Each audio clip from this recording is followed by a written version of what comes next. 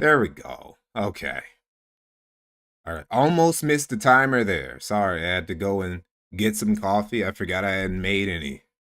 Dumbass. Anyway, I hope everyone's having a good morning, guys. What's up?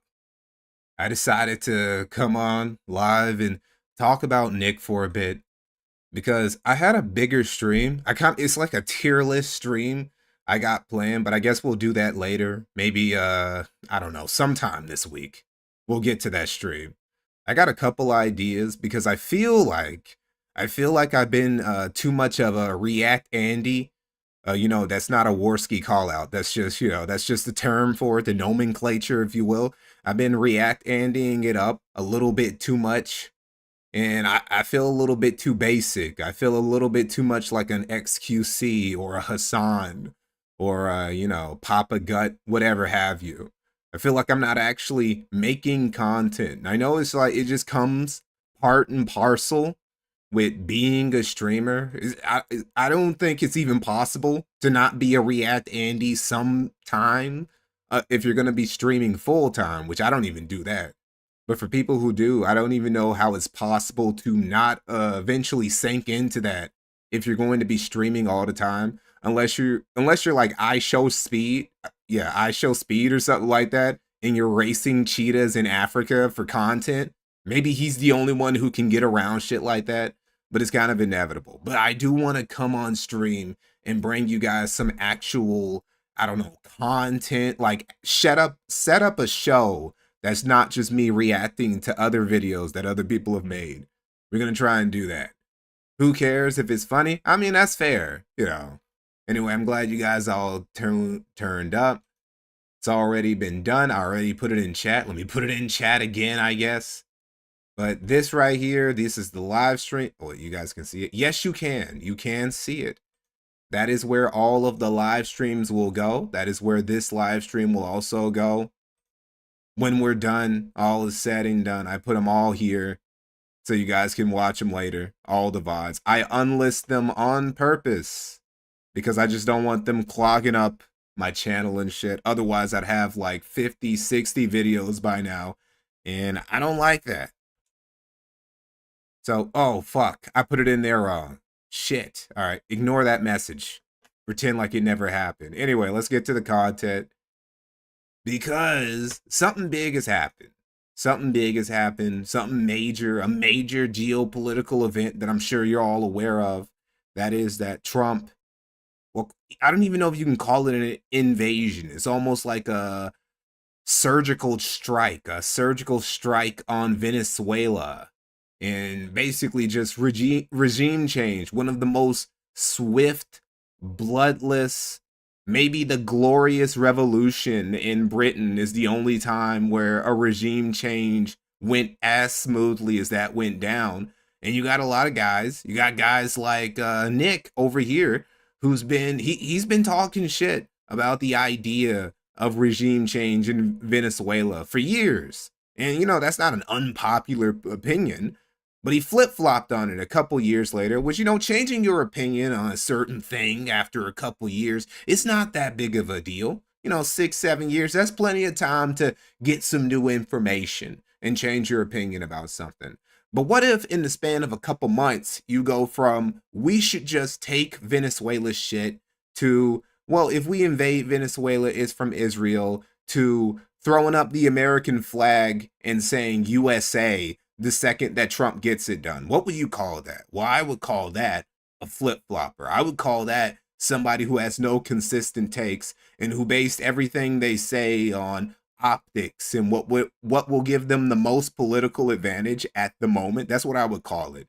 Groypers, they don't follow that logic. Groypers will say, you can literally show a Groyper evidence that Nick is just inconsistent, that he has no consistent takes, that he literally just switches up what he says based on whatever is most advantageous to him at the moment. They won't even believe you. They'll say whatever. So, bro, it's strategy. Bro, it's just big brain IQ shit. You don't even understand, dude. You don't understand what Nick is thinking about the big picture. That's what they say. They don't. I just see it as Nick doesn't really believe in anything. Nick doesn't even have any consistent thoughts about the geopolitical shit he obsesses about all the time. He just says shit to get donos and get his name put in Twitter algorithm to go viral. That's all he's doing. He's just fishing for viral clips all the times now. He's a clip farmer. You know, he's a clip monger. You know how like people say streaming is ruined? Streaming is ruined now because too many streamers are trying to farm clips, trying to get that viral moment that's going to go on live stream fails or get put on Twitter and get 1 million impressions or some shit like that. That's what Nick does. Nick does that all the time. And that's why you shouldn't take him seriously as a political actor. But a lot of people still do. A lot of people still take Nick seriously as a political actor. They think he's the future. They think he's going to change some shit, that he's going to be fundamental to the new world order of America in another decade or so. They're delusional. Just like this guy right here, Right Wing Coalition. I've watched no other content from this guy before we're about to watch this video. He just seems, I don't know, he just seems very basic right-leaning culture war guy, just saying the same shit that has been being said since the early 10s, hasn't switched it up, hasn't adapted. At least you can say about Nick, at least Nick brings his personality. At least Nick brings some charisma and shit like that. Dudes like this, I don't know, all they can do. That's why they simp for Fuentes so much. They really want to be him. Imagine wanting to be Nick Fuentes. Imagine wanting to be, well, I was about to say be Mexican. There's nothing wrong with being Mexican. Being Mexican and being in denial about it like Nick Fuentes, that's actually a problem. So we're going to watch this now. The truth about Nick Fuentes. This guy is about to give us the actual tea. Dudes like me, dudes like Jaden, dudes like Milo, all the anti-Fuentes guys, we won't tell you the truth. We're just lying. We're just slandering Nick's good name. But this simp-ass nigga right here, he's about to tell us what Nick is really about and why the establishment hates him. We want Nick! We want Nick! We want him! We want Nick! We want Nick! We want Nick! We want Nick! We want Nick! We want Nick! We want Nick! It's always these things that are supposed to be impressive, right? These little crowds that they always show as an angle. Hold on, did they show us like a front view? Okay, so you got a bunch of people here, or maybe you do. Do you? How many people there are specifically for Nick Fuentes? Do we even know if the noise is coming from this crowd? Because when it comes to Nick and crowds, he is the master of angle frauding. He's the master of angle frauding, period, when it comes to his height. You know, whenever Nick is standing next to a woman and he's in control of who's like pointing the camera, he always has them pointed up at a little angle so he can look a little bit taller than him. He did that with Marjorie Taylor Greene when we watched that other documentary, I noticed. He also wears platform shoes. We want Nick! We want Nick! We want Nick! We want Nick! We want Nick! Half of those are feds? Okay, well, it's like a KKK deal, where it's like half of the people who go there are actually federal agents.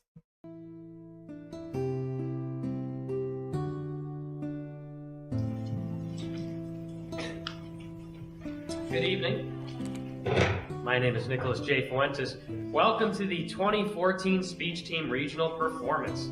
It's so funny how Nick used to be more professional. Nick used to be more professional and more mature when he was literally in high school. This was the peak of Nick Fuentes as an adult. This is when he actually tried to conduct himself as a human being rather than some internet political creature who just clout chases all the time. J. Fuentes. Red Worm 13, thanks for the $2. Would you make a video on Rev Says Desu or Nux Taku? That's a good question. I've considered it. I do want to make some videos about weeb-related figures, you know, like myself. I kind of want to get more into that sector. I've been looking for some. The only things, 2 things that are on the docket that'll get me there, that will get me into that, like that Reeb realm of A-logging, are going back over Kick Vic, which is something I do plan to do this year in a few months.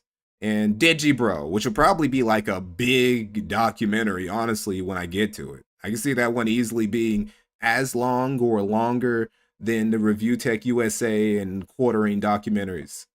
Welcome to the 2014 Speech Team Regional Performance.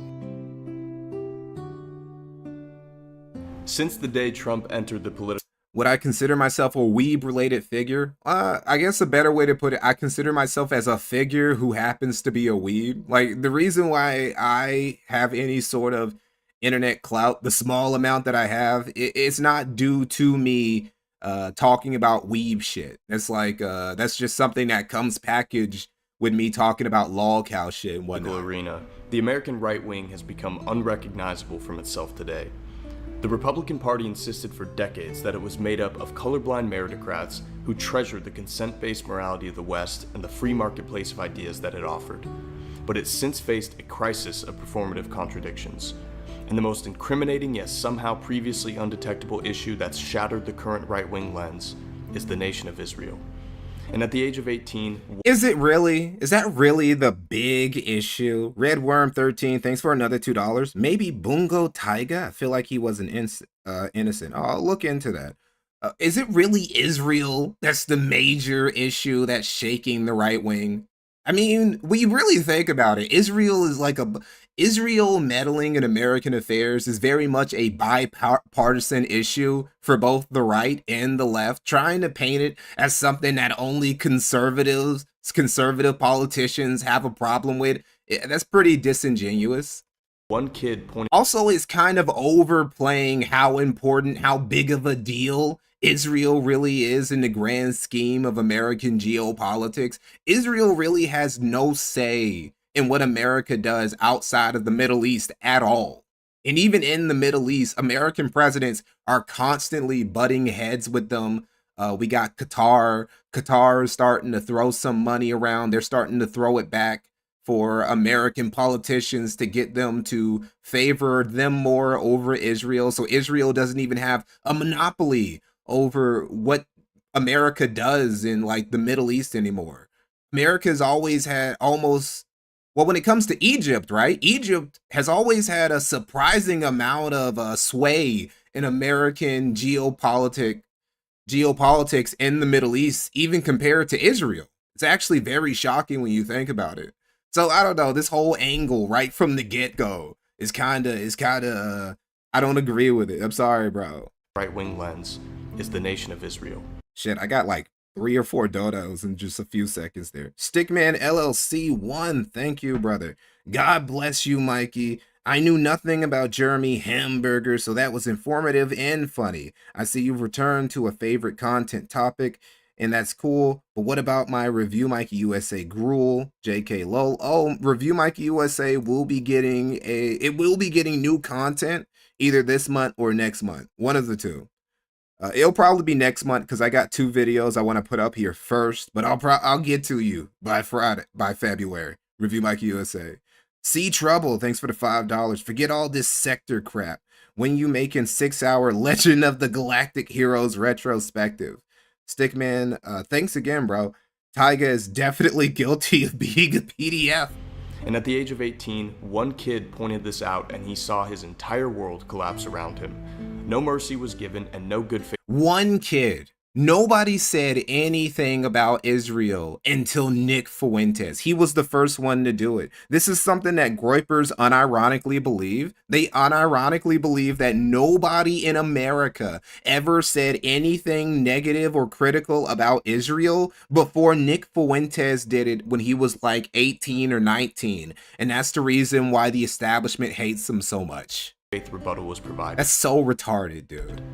People have been criticizing Israel since it was created, bro. Since the British made Israel, people have been complaining about Israel. Response to Jewish niggas in America have been complaining about Israel. There are Jewish dudes in America, and they're very staunchly Jewish, like Hasidic Jews, and they're like, Israel is an illegitimate state that shouldn't even exist. I don't even agree with that, but there are a lot of Jewish guys who actually say shit like that, dude. These mere questions was an orchestrated, malicious, controlled demolition of a child's life and reputation. And if anybody mentioned this extreme reaction, it would only confirm. Who destroyed Nick Fuentes' life? Nick Fuentes is like a semi-famous E-celeb who became a millionaire in his early 20s. How has this dude's life been ruined? What can he, like, what is bad about Nick Fuentes' life? Nothing happened to this guy. Nothing happened except he didn't get into politics like he wanted to, which was never going to happen because he's a cunt who can't play ball, who can't play nice with other people. He's an egomaniac. You know, politics is filled with egomaniacs, but if you can't kiss some ass at times or play nice with other people, you're not going to get anywhere. And Nick fundamentally cannot do that with anybody who's not named Kanye West. From there. M-Man, thanks for the $2. Would you do a vid on Maddox DM and the lawsuit? I'll probably end up putting Maddox in a video, but it'll be when I talk about Dick Masterson and probably when I talk about the Simpspiracy. There will be a Simpspiracy video I make this year. Make no doubt about personal involvement in the heresy. And so, as intended, nobody came to his defense. Oh yeah, he was debanked, but not really, because he admitted when he debated Medicare that he actually does have access to a bank. I mean, he only got a $250,000 donation in Bitcoin. You know, I guess, you know, and the feds took that for 5 minutes before giving it back to him. So I guess he has had his life ruined when you think about it. Just because you do not take an interest in politics doesn't mean politics won't take an interest in you. Oh my God, that's so deep, guys. He's quoting the ancient Greeks. That's how you know this guy really knows ball. Nicholas Joseph Fuentes. This was the sort of thing that niggas in the sector used to make fun of Sargon and the skeptics for doing. They would quote classical philosophers and political theory and shit and think that they were 4-digit IQ geniuses. And dudes in the sector and the internet blood sports community would make fun of them because you guys just think that you're way smarter than you are. Just because you quote smart people and you read like some books that are recommended to high school students doesn't make you geniuses who know more about politics than actual politicians. Was born on August 18th, 1998 to a middle-class Catholic family outside of Chicago. He's described himself as always having been interested in politics, and that he used to be outside of Chicago. Oh yeah, he was raised in the Chicago suburbs, not even inner city Chicago. Typical right-wing Republican with he can barely claim his home city. Neocon and libertarian sensibilities until the Trump era began. Another Republican joining the race, but this one like no other, Donald Trump. And so it began. Once he graduated. Stickman, thank you for the 2 SGD. SGD, yeah, I said that right. Why did I try to correct myself? Yes, let's use Play-Doh to justify my Applebee's. Graduated from Lyons Township High. Nick went on to Boston University, where he became known as a prominent Trump supporter during a time when open support for the soon-to-be president was basically social suicide. But Nick's entry into the political sphere really came when he debated the senior and president of the BU student government during his freshman year. I mean, not really. That's not really the start of when he entered the political scene. That didn't do anything. That didn't get him put in politics. The reason why he got a job was because Casey Dillon thought that he was impressive in the debate, sure, and she also thought he was kind of cute and probably wanted to smash. So she ended up talking to Ben Shapiro and getting him a job. This is also where America First, the first episode of America First, as it has that name, was made after Casey Dillon basically got Nick a job for nothing. Like, she gave Nick a job and he made America First after that. So America First was made partially because of the charity of a Jewish woman. Never forget that. After participating in a Nick Fuentes is a product of a Jewish woman thinking that Nick was cute, and I probably wanted to smash after he beat this dweeb right here in a debate when he was still in college. Video put on by Boston University called Who I'll Be Voting For, Nick stated his intention to vote for Trump, which then instigated the debate. The original video has since been taken down by the school. Even Nick was still under the spell of the neocons back then. As he told the crowd, it has nothing to do with race. Yes, this was Ben Shapiro's fault. We have to deal with Nick Fuentes because of Ben Shapiro and Casey Dillon. Literally, Jews did this. Nick Fuentes' entire career is unironically a product of Jews did this. Everything to do with culture. Asia has taken our culture and done well for themselves. The Middle East, not so much. Even though his performance wasn't publicized in any meaningful mainstream way, it grabbed the attention of some of the right-wing outlets that were desperate to recruit the Gen Z youth. The Daily Wire and other relevant figures had identified him as a soon-to-be star with enormous potential. So I did something on the campus. I debated the class president or whatever. It's a long story how it got going, and that's how I actually met Cassie Dillon. She live streamed it on Periscope, and she told me after the fact, she said, Ben Shapiro watched it, and I told him he needs to take you under his wing. Nick now seems... Bro is so ungrateful about it too. Like, Jews literally gave Nick his first lucky break, and he was never appreciative about it. He's never been appreciative about anything in his life ever. So many people have just given him shit, and he's never even given them a thank you or shown any sort of gratitude for it. He's such a cunt. Happy with the trajectory he was on. He started hosting a show on the Right Side Broadcasting Network, which he called America First. And even though it received little attention, he trudged along as he was inducted into the media world of the right wing. And as Trump continued to initiate the political revolution that was to come, Nick noticed an exception to the tenets of the new right-wing movement. It was an exception that was made without reason or even consistency. The unconditional support of Israel. And the show wasn't even big. I had like 100 live viewers. I would get 1,000 views per episode. But they were on top of this. And even Ben Shapiro, he quote tweeted one of my tweets and said, because I said something to the effect of, if you're Mexico first, live in Mexico. If you're China first, live in China. If you're Israel first, live in Israel. And he quote tweets me on Christmas Eve and says, well, that's the surest sign you're an anti-Semite, is to accuse a Jew of dual loyalty. And I'm sitting there like, it's true. you Mr. Gladiator, sir, thanks for the $6. EVS with Vito made $89 on Trashcast on Saturday. Big ups to EVS making less than fast food workers now. Oh yeah, the grift is over. I need to get that Comicsgate. The Comicsgate video will probably be, it's not going to be the next video I put out this month. I don't know. I might be able to get it out this month, or either that or early February.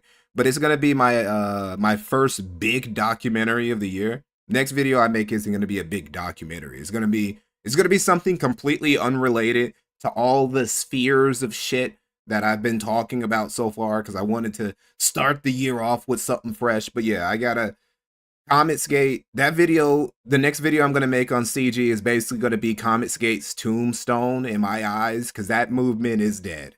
Dead as dirt. Do have dual loyalty. He then began to see the response to any criticism of Israel or any Jewish person more generally as being smeared as inherently anti-Semitic.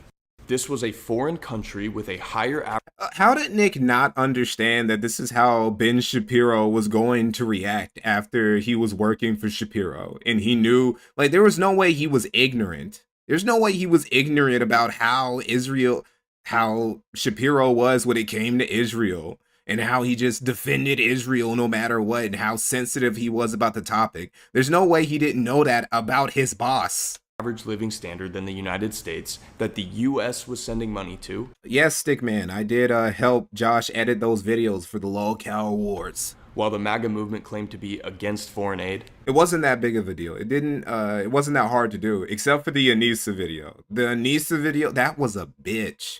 Because I had to go through so much of Anissa and Ian's content, and those are the most boring motherfuckers on the internet. I have no idea. I guess you have to be really invested in it all the way back from the Creator Clash and H3H3 Betrayal, and you have to be interested in them from there, because I just couldn't muster it in me.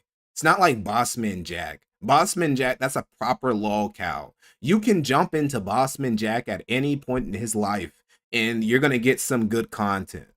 Americanism, not globalism, will be our credo. The American people will come first once again.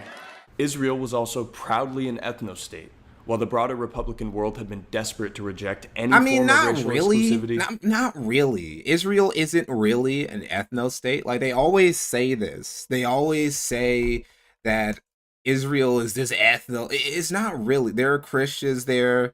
There are Muslims there. There are Arabs there. There are Turks there. For some reason, I don't know why there are Turks living in Israel, but there are, right? You know, you got multiple people there, and it used to be more of an ethno state. There used to be a policy there where you had to be. They basically had those laws that a lot of Muslim countries used to have, where you can be non-Muslim and live in the Ottoman Empire, but you got to pay more taxes. You know, you want to celebrate your holidays, you got to pay extra shit to do that. Israel used to have shit like that. They don't have those anymore, right? So they've gotten better in that regard, but it's not an ethno state anymore. There are a lot of things you could call Israel, but calling it just like a Jewish ethno state, that's not true. Because it has nothing to do with race and everything to do with culture. I don't believe that our unifying principle. Yeah, they got Ethiopians there too. And Ethiopians are the reason why Ben Shapiro tries to do this, where he tries to do the Jews. Well, I'm white, but not really. No, Ben, you are a white man, because there are Ethiopian Jews who are black Jews, and they can't stop being black. There are Arab Jews, they can't stop being Arab. For some reason, European descendant Jews are the only Jews who can stop being their race and just be their ethnicity. All the other race of Jews, they have to be both at the same time. I'm sorry, bro, you can't do that. You're a white Jewish man. You're gonna have to. You can't just slip and slide, switch from one side or the other whenever it's convenient, buddy. You can't do race, that. Skin color, ethnicity. Our unifying principle was See, that wasn't even a question back when most Jews in America were of were like what they call it, Sharip. You guys know what the fuck I'm saying. The Jews who come from like Spain and North Africa and shit like that. Those Jews. America was mostly those before it was mostly Ashkenazi. The Ashkenazi came after the American Civil War. I think it was maybe in the early 1900s or some shit like that. And they became the new population, main population of Jews in America. And that's when, we started getting all this weird Jews or like their own ethnicity type shit. Early Jews, like Jews who were here from the colonial days up until the Civil War, were basically just non-Christian Anglos. Essentially, and nobody really thought different of them. Essentially a doctrine. It was the doctrine of human rights. Nick asked the questions. What was going on? Like, Jews in the early days of American history did literally everything that Christian whites did. They owned slaves. A lot of them fought in the Revolution. A lot of their ancestors fought in the Revolution. There were Jewish officers in the Confederate fighting for the Confederacy. The Secretary of War, basically the second most important person in the Confederate States of America, was literally a Jewish dude named not Benjamin Disraeli. It was, what was his name? It was literally the most Jewish name ever. Hold on, let me look it up real quick. Jewish Secretary of War, Confederacy. How did I forget his name?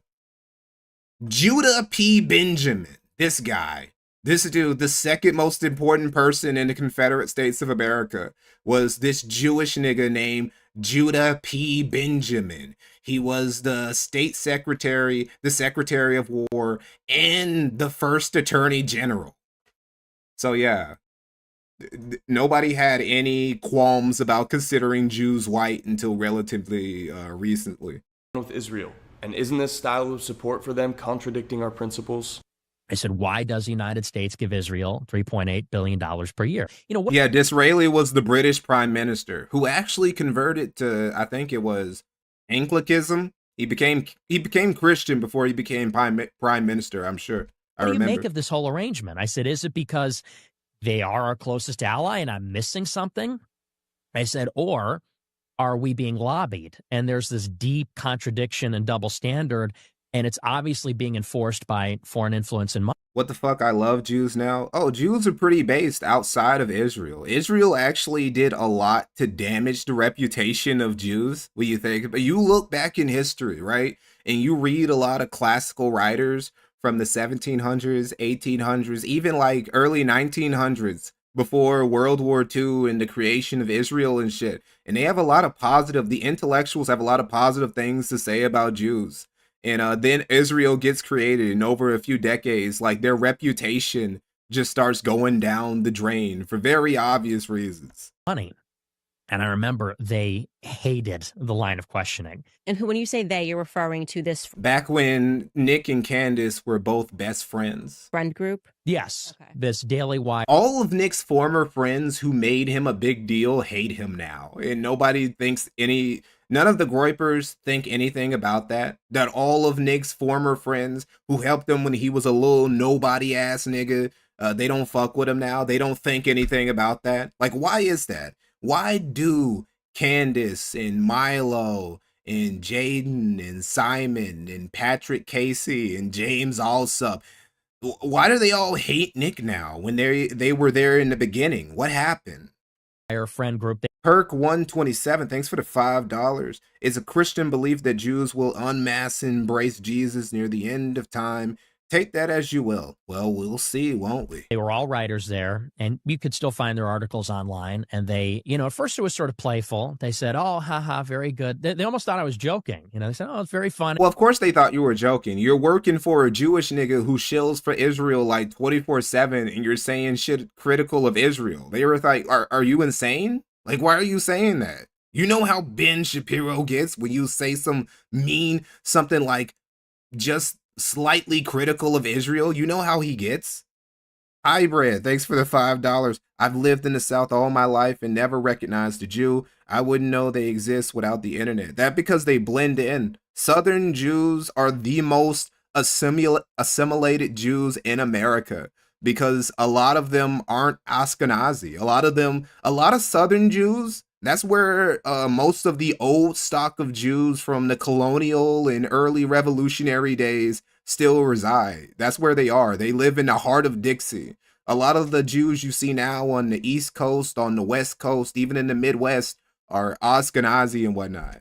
But you really shouldn't ask that, they would say. They'd say, there's a good answer for all those questions. They'd say, but the way you're asking it is anti-Semitic, they said. And we're happy to talk with you one-on-one in person, like they're going to teach me how to ask the question. They said, because the way you're saying it, it sounds hateful and it's wrong. 6 years ago to the day, I did a debate on Twitch. They banned me on Twitch because I did so well, and they changed the terms of service to do it. No, that wasn't the reason you got banned. You got banned for breaking TOS. On YouTube, banned on Twitch. Banned on YouTube for breaking TOS. Banned on PayPal. Banned on Stripe. All right, that was fuckery. PayPal and Stripe. PayPal and Stripe, that was payment processor fuckery. We've talked about this before. And, that's some shit that when I was making the Laura Loomer video and I brought that up, I said that a lot of her bans were very much deserved because she was deliberately just breaking terms of service wherever she went. When it came to the payment processor shit, that's when I actually took her side because that is some bullshit. Because it's not even just a dissident right thing. It can be for the most arbitrary bullshit. These payment processors decide to stop fucking with you and just, I don't know, they control too much. It's like an oligopoly. Is that how you pronounce it? Oligopoly between all these merchants, all these merchant kings, and they just run shit and they can just cancel you, basically unperson you financially from the world financial system, and there's nothing you can do about it, and that's bullshit. So that is one thing where I'll give Nick Fuentes and the Laura Loomer types a pass.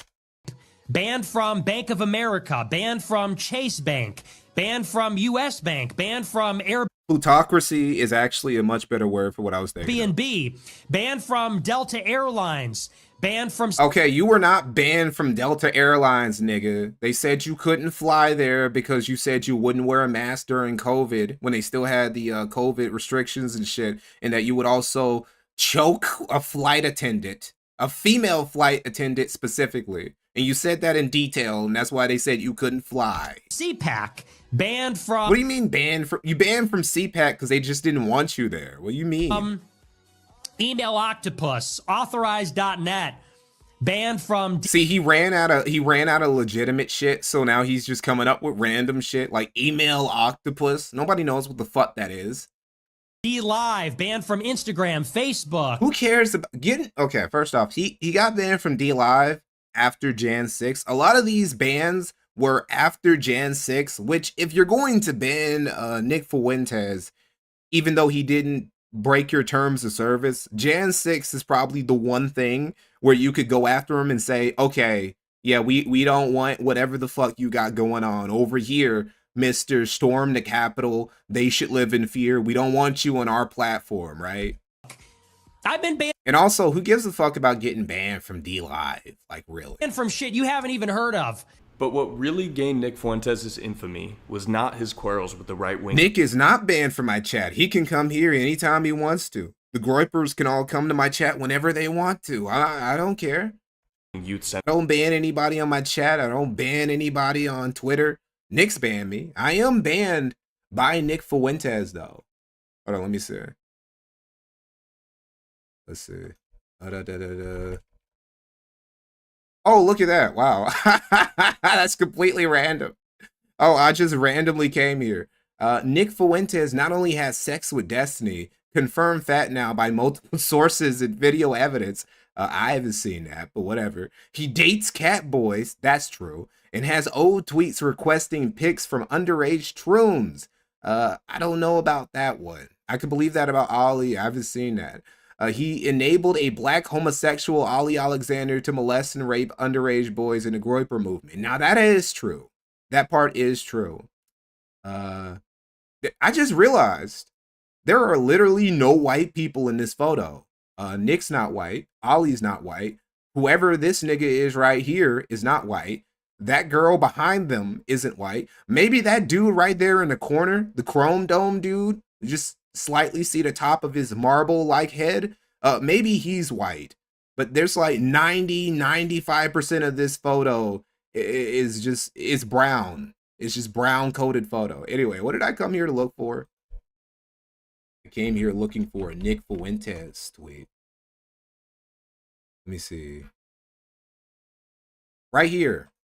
I go here and oh, Nicholas J. Fuentes is blocked, you guys. I can still view his post, but I can't like him. I can't even like his post anymore. I can't even bookmark him anymore. I can't even reply anymore, guys. It's so fucked up. Now that Venezuela has been liberated, we must send every single Venezuelan illegal refugee and criminal back home. Take the oil, remigrate the foreigners. Look at Nick with the big geopolitical take only he can give. Definitely not basic as fuck. Outlets. It was his involvement in what was eventually portrayed as the true yet hidden underbelly of the Trump movement. When did you get to 100%? When did you know this is something that I have to do for yourself? Charlottesville. The Unite the Right rally in Charlottesville happened in August. Was one of the greatest glowy operations ever. And that's the best case scenario. Best case scenario is that this is a glowy op that just went perfectly and just destroyed the alt-right in just an instant. Just after this, the alt-right, Richard Spencer, all those dudes, they were gone. That's the best case scenario. Worst case scenario, glowies, the feds had literally nothing to do with this, and Richard Spencer was 100% sincere, and all of these alt-righters, they came there thinking that they were actually going to do some shit, and that the media wasn't going to tear their bussies apart, right? And Richard Spencer, he's just a retard who just destroyed his movement in a single event. Of 2017, and it gave the media a great opportunity to skewer the growing support for Donald Trump as the very thing Nick Fuentes, see, this is another way that Nick is blessed because he went here, he recorded himself going here, he recorded himself leaving, and he still managed to remain a thing for like another decade. He didn't get destroyed immediately, unlike almost everyone else who went here. Wanted it to be all along. A Nazi-like fervor. He's cool with Spencer again, by the way. Richard Spencer and Nick Fuentes, they're cool again. They were on a stream together not too long ago. We might look at that in the future. It was also a wonderful photo op. Nick was publicly... Just another tally to the Nick Fuentes and Richard Spencer are both feds theory. Scrutinized for the participation and damned as the worst thing you could possibly be. A white racist man. Having now been stripped from the mainstream track he had previously been on, Nick started Bro kind of just completely skipping over that woman who died there. Uploading his show. I'm not one of those people who think that that dude intentionally ran over that chick too. I really do think that was completely an accident that happened. But there was that woman dying was definitely the death knell for the alt-right, because it just gave them the perfect people who were against the far right. They just had the perfect ammunition. A white woman died at the event? You telling me that one of those white supremacist evil Nazis killed a white woman at an event? Oh my God. Well, we're going to bring this up like 24/7, and you literally can't go anywhere. You literally can't go anywhere and like talk about Charlottesville without somebody bringing that up. To YouTube in 2017. His viewership was not Richard Spencer is so fucking stupid. Spectacular, but his following slowly grew over the next few years. He would soon garner what has been described as a cult-like following, and these followers are now widely known as Groypers. Nick left Boston University once his freshman year ended, and he remained in the underground of the right wing as he was harassed and publicly smeared as a Holocaust denier. What? Nigga, nobody was harassing it. First off, this dude is fucking up the timeline super hard. And he remained in the underground of the right wing as he was harassed and publicly smeared as a... Nobody was harassing it. Who was harassing Nick Fuentes? Majority of people didn't even know who this dude was. In this clip you're talking about, this is when Nick was hanging out with Sneeko while they were both working with Kanye. This is years ago. Bro, like skip forward 4 or 5 years into the future. Holocaust denier and anti-Semite. But the questions being asked were legitimate, and the dismissal was not an answer. And that is what has become so obvious, that still, no one seems to want to give him... This clip is from that stream where he jokes about going into a gay bar, right? And that is what has become so obvious, that still one of Nick Fuentes' fruitiest streams ever, and that's saying a lot. No one seems to want to give him an answer. And you know, this is something that maybe is helpful to explain my mindset. I'm waiting for someone to prove me wrong. I'm pushing on all these narratives, the foreign aid, the Iraq war, all of it. And I'm waiting for someone to tell me, here's all the evidence, the obvious evidence that it isn't all just a big thing. Mm-hmm. It's not just a big conspiracy. And I'm asking in good faith. It's not even a conspiracy. What do you mean? What you say is a big conspiracy? This is something that is publicly discussed, like on the regular now. It's been regularly discussed for a few years. And Nick and his fans will give Nick credit for this. They keep saying Nick is he's pushing the Overton window. He's the reason why everyone's talking about Israel openly. No, I'm pretty sure that was the Gaza war. I'm pretty sure it was Israel bombing Palestinian orphanages for like 2 years. I'm pretty sure that's actually, people were like, wait, what the fuck? Why is Israel doing that?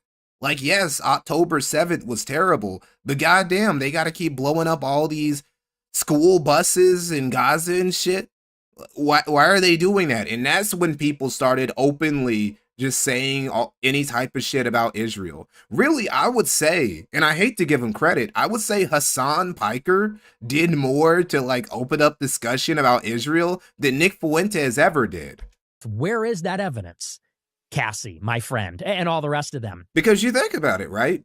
When Hasan is saying some shit about Israel, right? You can say, when Hasan or any of those bread tuber niggas are saying some shit about Israel, they're coming at it from the perspective of the classic oppressor class.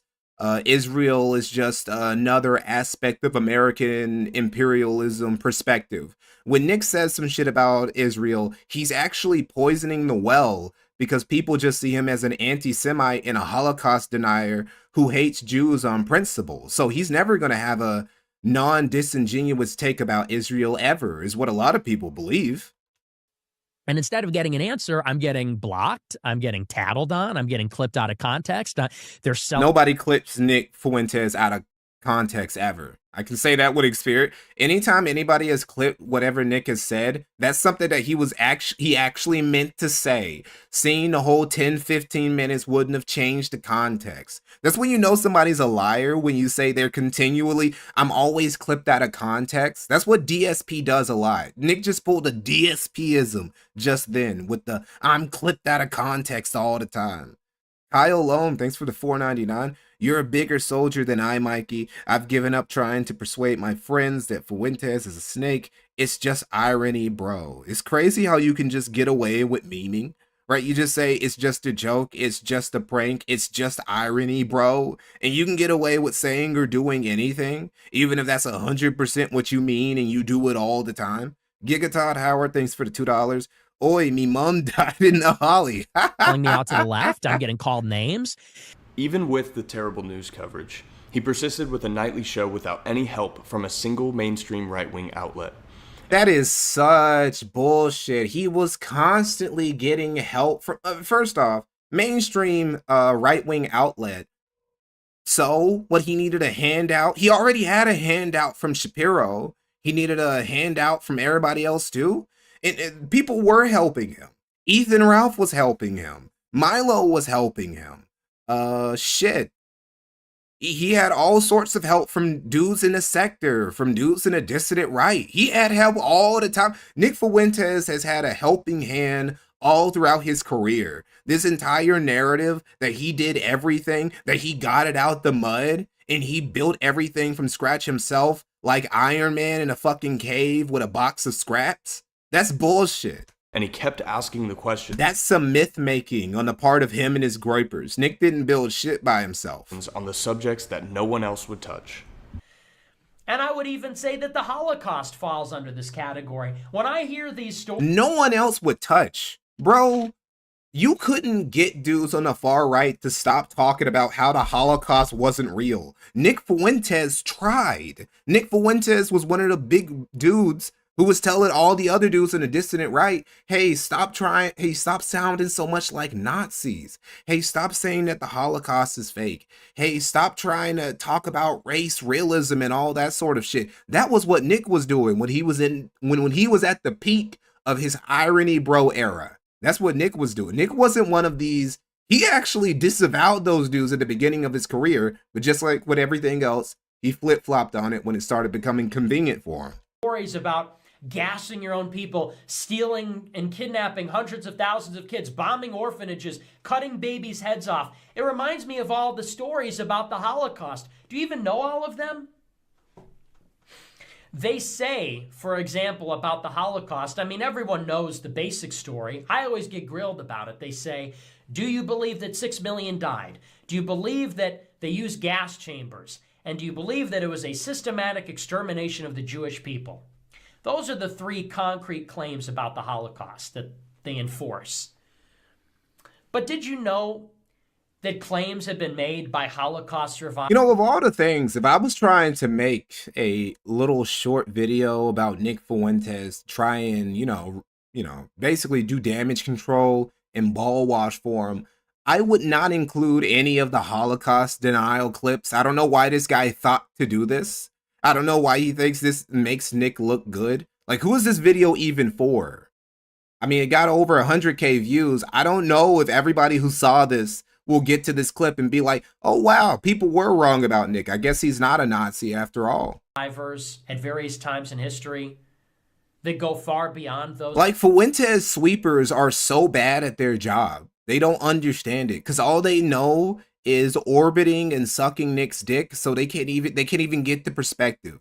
They don't understand the perspective of somebody like me who hates Nick for reasons that don't even connect to his politics for real. Those three things. Nick's politics aren't even like top 10 of the reasons why I hate this nigga. Some have said, for example, that Jews in concentration camps were masturbated to death. That Nazi scientists were experimenting on them. Oh, is that a mainstream? Is that one of the mainstream narratives of the Holocaust, Nick?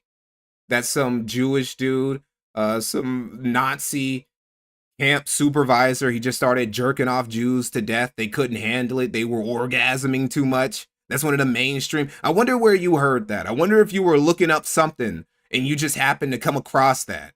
Were you reading some Nazi fan fiction? Some Nazi gay erotic fan fiction and you just happened to pick that up and you thought it was a real thing, Nick? Because this is the first time I'm hearing it. I'm hearing it for the first time from you. Masturbation machines, and they were masturbating them to death. Do I have to believe that? Since he was now essentially blacklisted from mainstream... Oh, look, there goes Jake Shields, one of the top Nick Fuentes Glazers, top 10. ...conservatism. He began building what has now become a parallel right-wing... When the Venezuela shit was popping off, Jake Shields, obviously, he went in there. He gave one of the laziest anti-Israel tweets ever, where he's like, I don't know what's going on here, but I know it has something to do with Israel. He couldn't even come up with a good theory. He couldn't even come up with a good schizo theory. He just said, Israel bad. Movement. It rejects the pluralistic, classically liberal modern right and cultivates both a nationalist and racialist ethic that's predicated on Christian priors rather than the libertarian and market-centered presuppositions of the more palatable new right. He even started his own annual event called AFPAC, this being a response to his banning from CPAC and Turning Point USA events.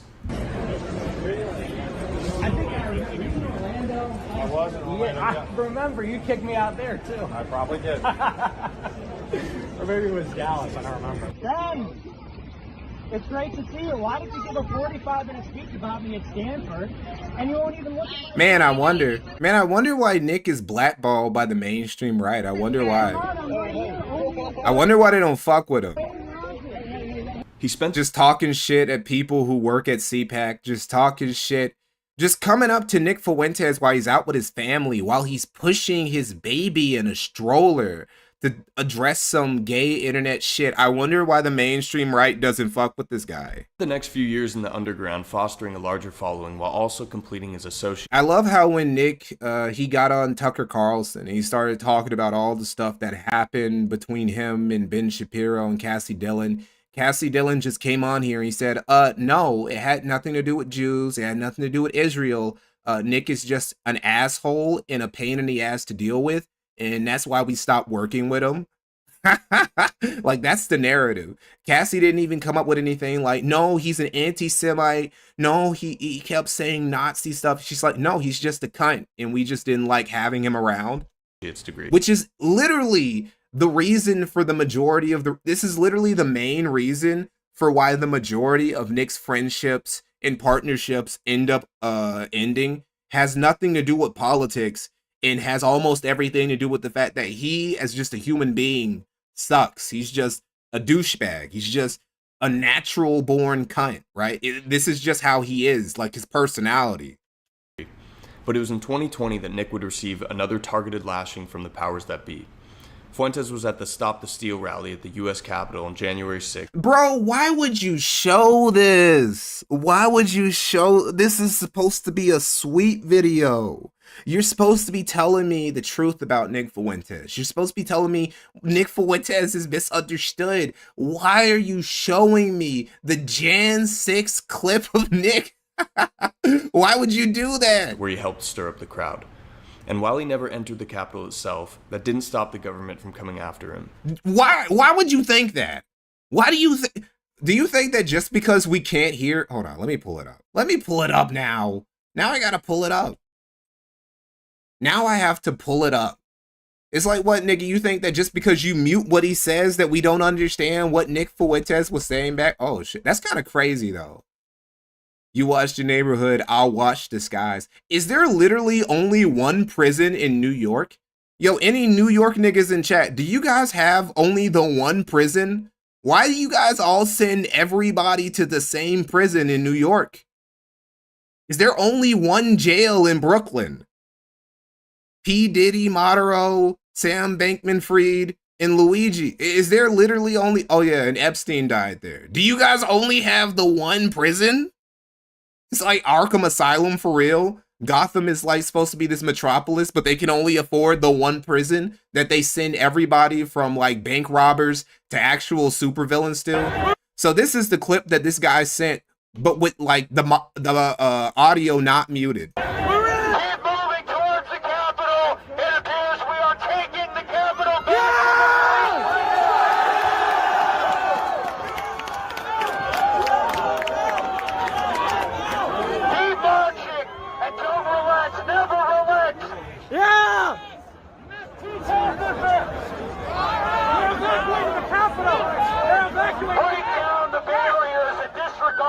believes this capital belongs to us.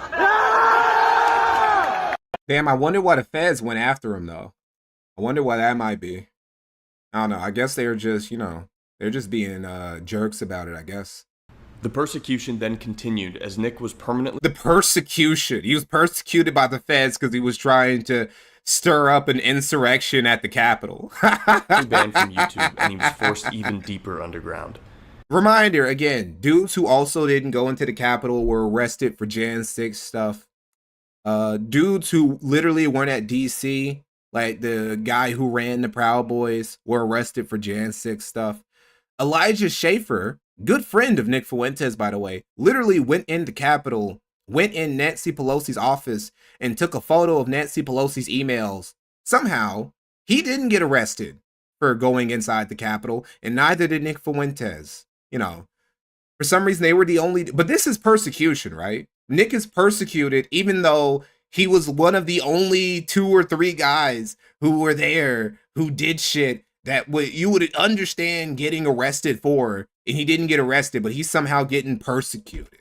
Nick was able to find some autonomy through the online platform called Cozy TV, where he aired his show following the ban. Elijah Schaffer is 100% a Fed. Either that or you just cut a deal. There are tiers to Fedhood. You have like actual Feds. You have dudes like Myron Gaines, he's an actual Fed. He literally used to work for a 3-letter glowy agency. That's what he did. So he's an actual Fed. And then below that, you got the dudes who, they aren't Feds, but they're federal assets. And then below that, you got dudes who aren't federal assets, but they have to cut a deal so they don't end up in fucking Guantanamo Bay for the rest of their lives. Once the free speech website Rumble increased in relevancy, Nick started uploading his America First episodes there. He hates it too. Nick hates the fact that he had to go back to Rumble instead of being able to stream from Cozy, because that means he has to give Peter Thiel and JD Vance money. Began to snowball, and as JD Vance and Peter Thiel could do the funniest thing ever and just ban Nick from Rumble, just deplatform that nigga. They could do the funniest thing ever, but they don't do it because they aren't as petty as he is. Prominence grew, we saw one of the most surprising collaborations of all time. Ye, the artist formerly known as Kanye West. Wait, we saw the what? Giga Todd Howard, thank you for $2. We love our glowies, don't we, folks? Of course we do. First episodes there. His following began to snowball, and as his prominence grew, we saw one of the most surprising collaborations of all time. The libs of TikTok Jew said it was teens who built the tunnels. I was outside of the building on the hour when the riot broke out and watched at least 40 grown men being escorted out. Dumb bitch. Yay. Wait, hold up. Was that Tenrio? Oh, that's from Tenrio. Tenrio sent $3. Hey, bro, isn't that like half of the check he gets from the government? Shit, he probably couldn't pay his rent that month, giving that $3 to Nick. And as his prominence grew, we saw one of the most surprising collaborations of all time. Ye, the artist formerly known as Kanye West, posted that he was in communication with Nick. The artist formerly known as Kanye West. Okay.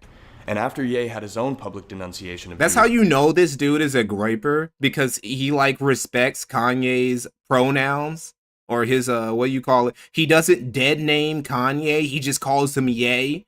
Says the artist formerly known as Kanye West. Nobody else does that. Everybody else just keeps calling Kanye Kanye. But Nick and his gripers, they're like, no, you can't dead name Ye. You have to call him by his real name, his new name. And you got to refer to him as his proper pronouns too.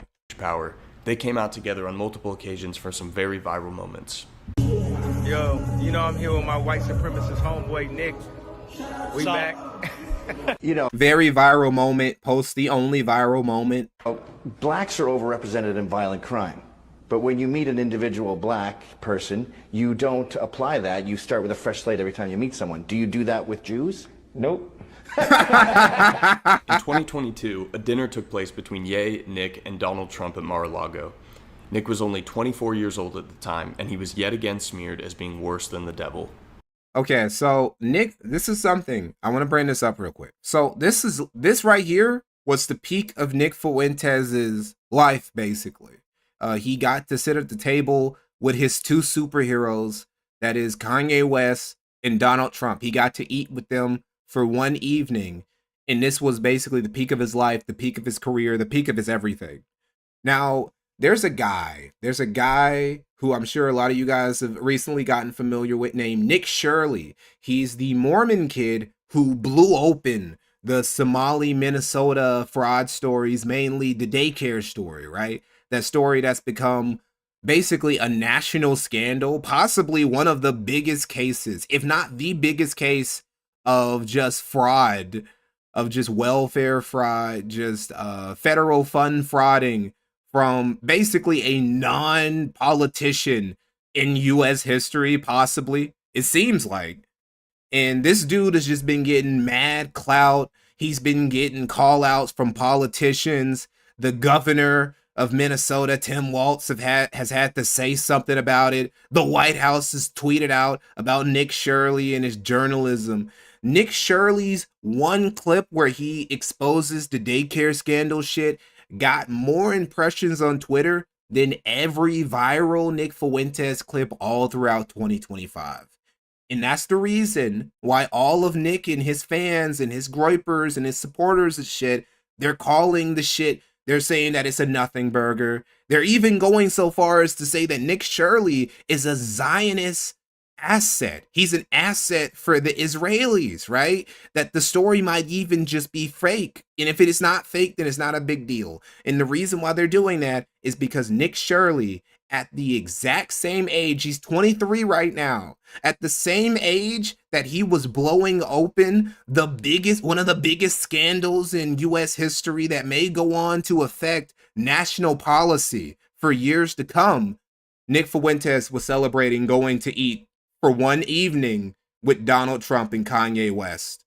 That was what Nick was doing when he was 23. He was sitting next to Kanye and Donald Trump, and that was the peak of his life. And also he was trying to clout chase from other streamers like Destiny, like Aiden Ross, like Sneeko, who he's friends again. They're both friends together. I don't know, grifters stay together, I guess. And this is the actual reason why the groypers don't fuck with Nick Shirley, because they see him as replacing Nick Fuentes, which is ridiculous. Nick Fuentes will never be replaced by Nick Shirley, because Nick Fuentes is just a political commentator who doesn't do shit but talk shit online. Nick Shirley is an actual investigative journalist who goes out and does shit. Like, fundamentally, they're like different entities.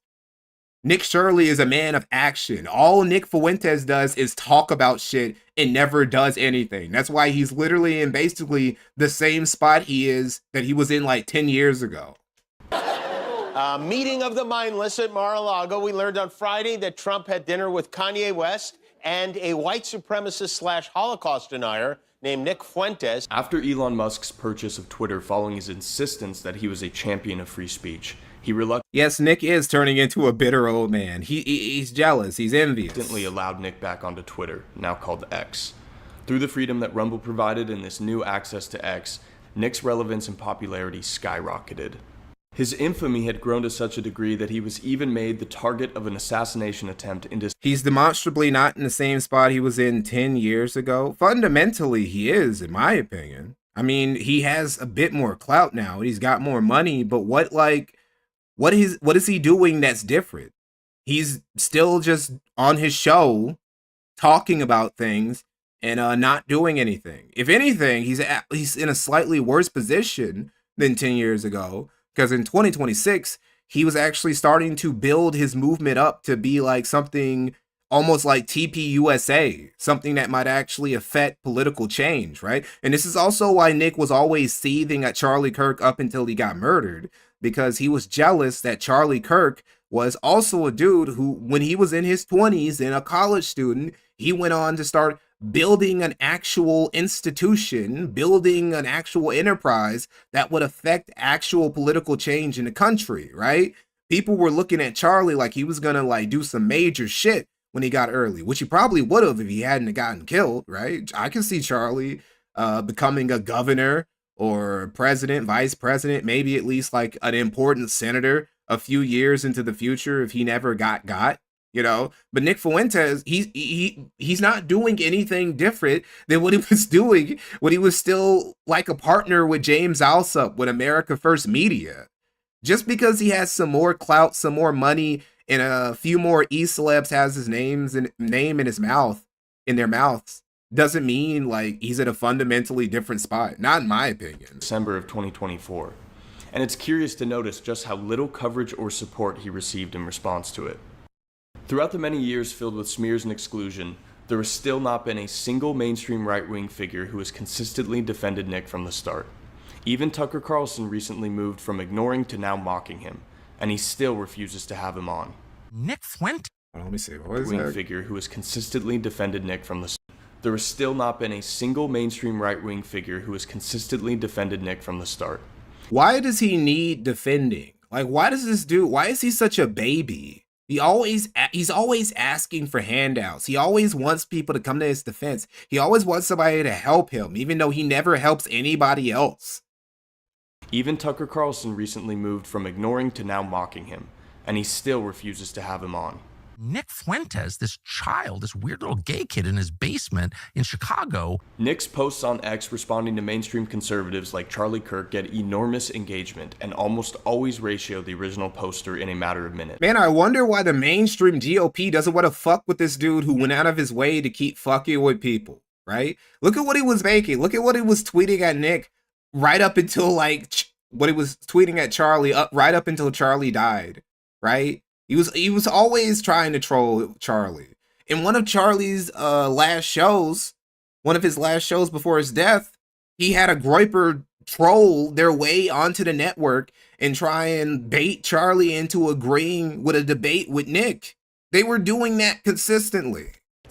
But he was always clout chasing. That's all he knows. That's all he can do. Figures still go through whatever lengths they can to pretend he doesn't exist. While they Yes, he is male Keffels. Nick Fuentes is literally just fucking male conservative Keffels.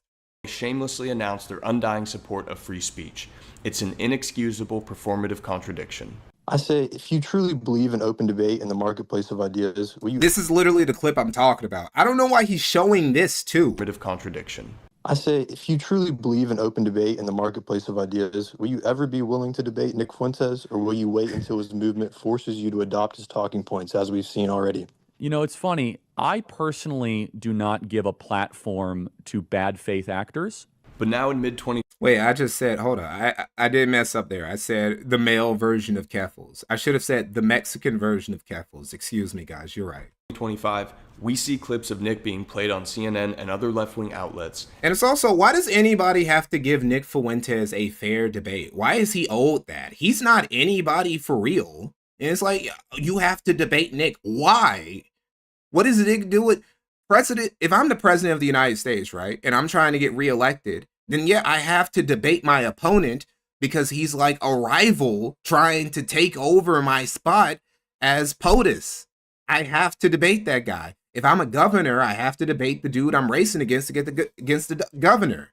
Even if I'm like just some college student, I'm an intellectual, I have to debate my peers who are also at the same university as me to like show off my ideas and shit. But it's like, why would anybody who actually has any sort of motion in American politics feel the need to debate some edgy, dissident right E-celeb? It makes no fucking sense. There's nothing to be gained from debating Nick Fuentes. Because even if you beat him, even if you beat Nick's ass, his fans won't like give you the W ever. They'll make up some excuse about how he won the whole time. And he's treated as a legitimate spokesman on the right. Now, this may be for the utility of bashing Trump's base or showing Nick's humor as being indicative of extremism.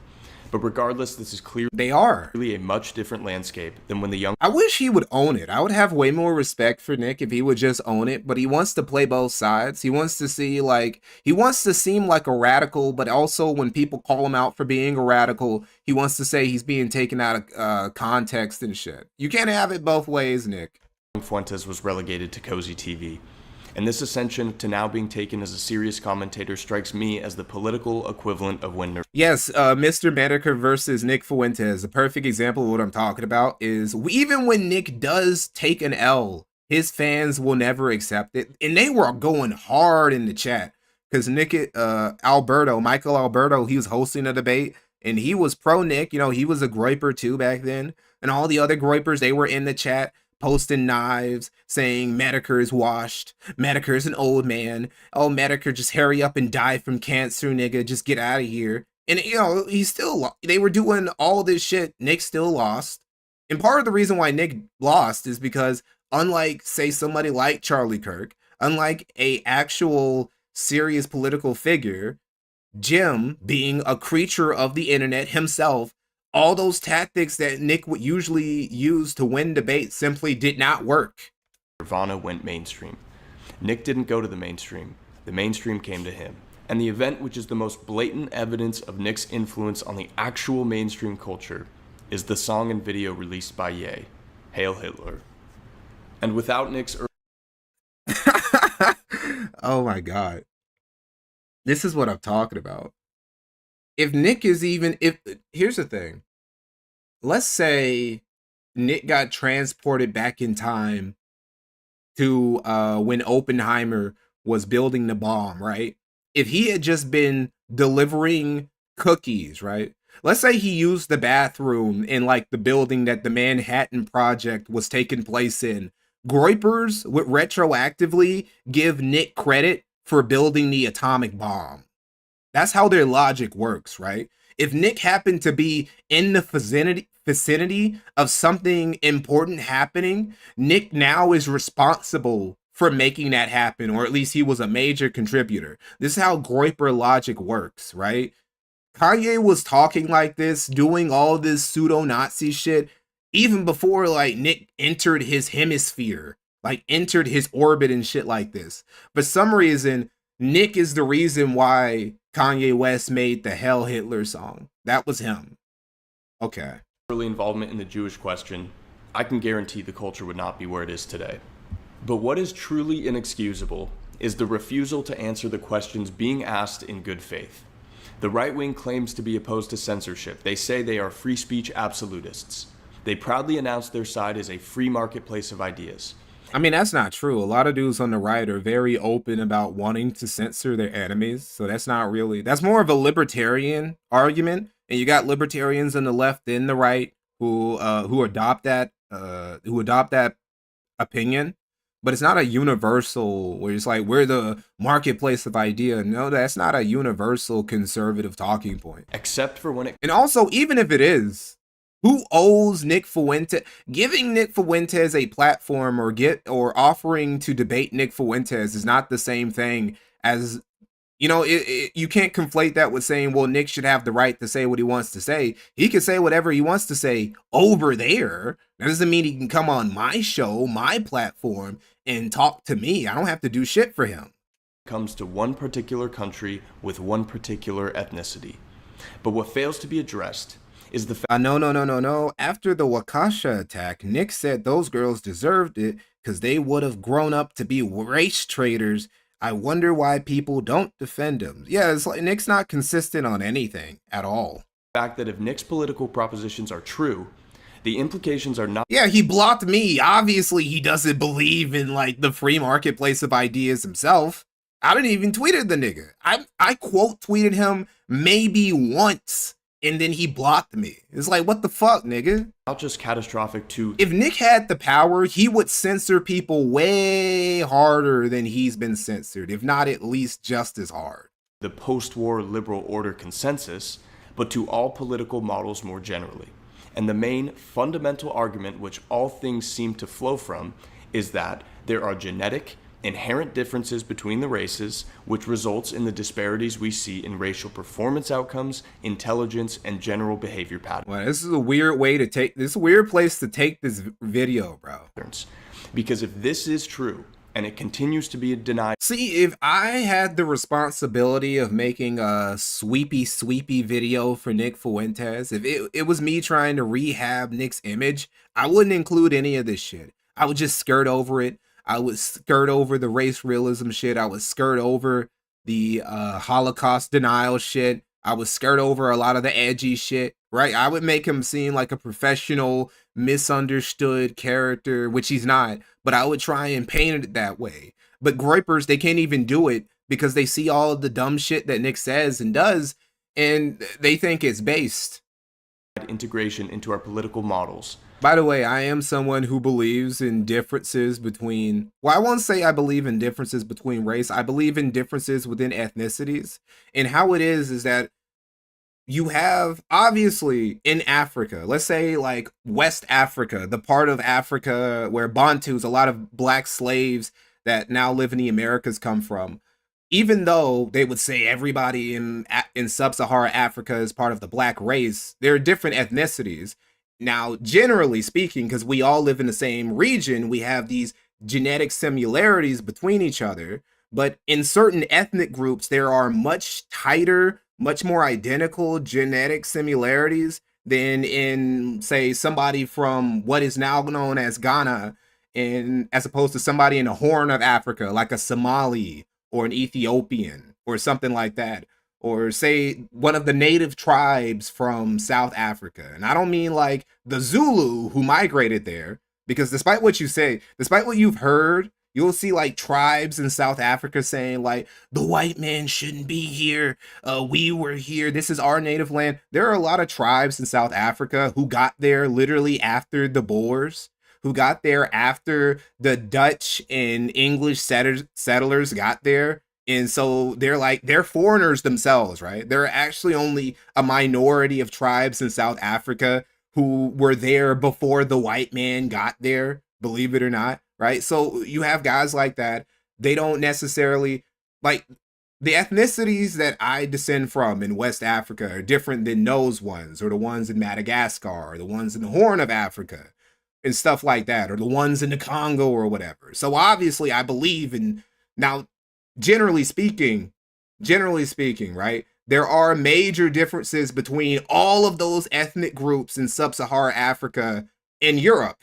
Of course there are, but it's like, it's more complicated than that. It's more nuanced than that. And just saying there's a difference between white people and black people. Well, of course, but there are also difference between, say, a Sicilian and a dude from Denmark, you know.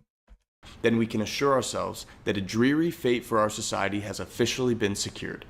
Because if the original diagnosis is not correct, then the prescription by definition can never be correct.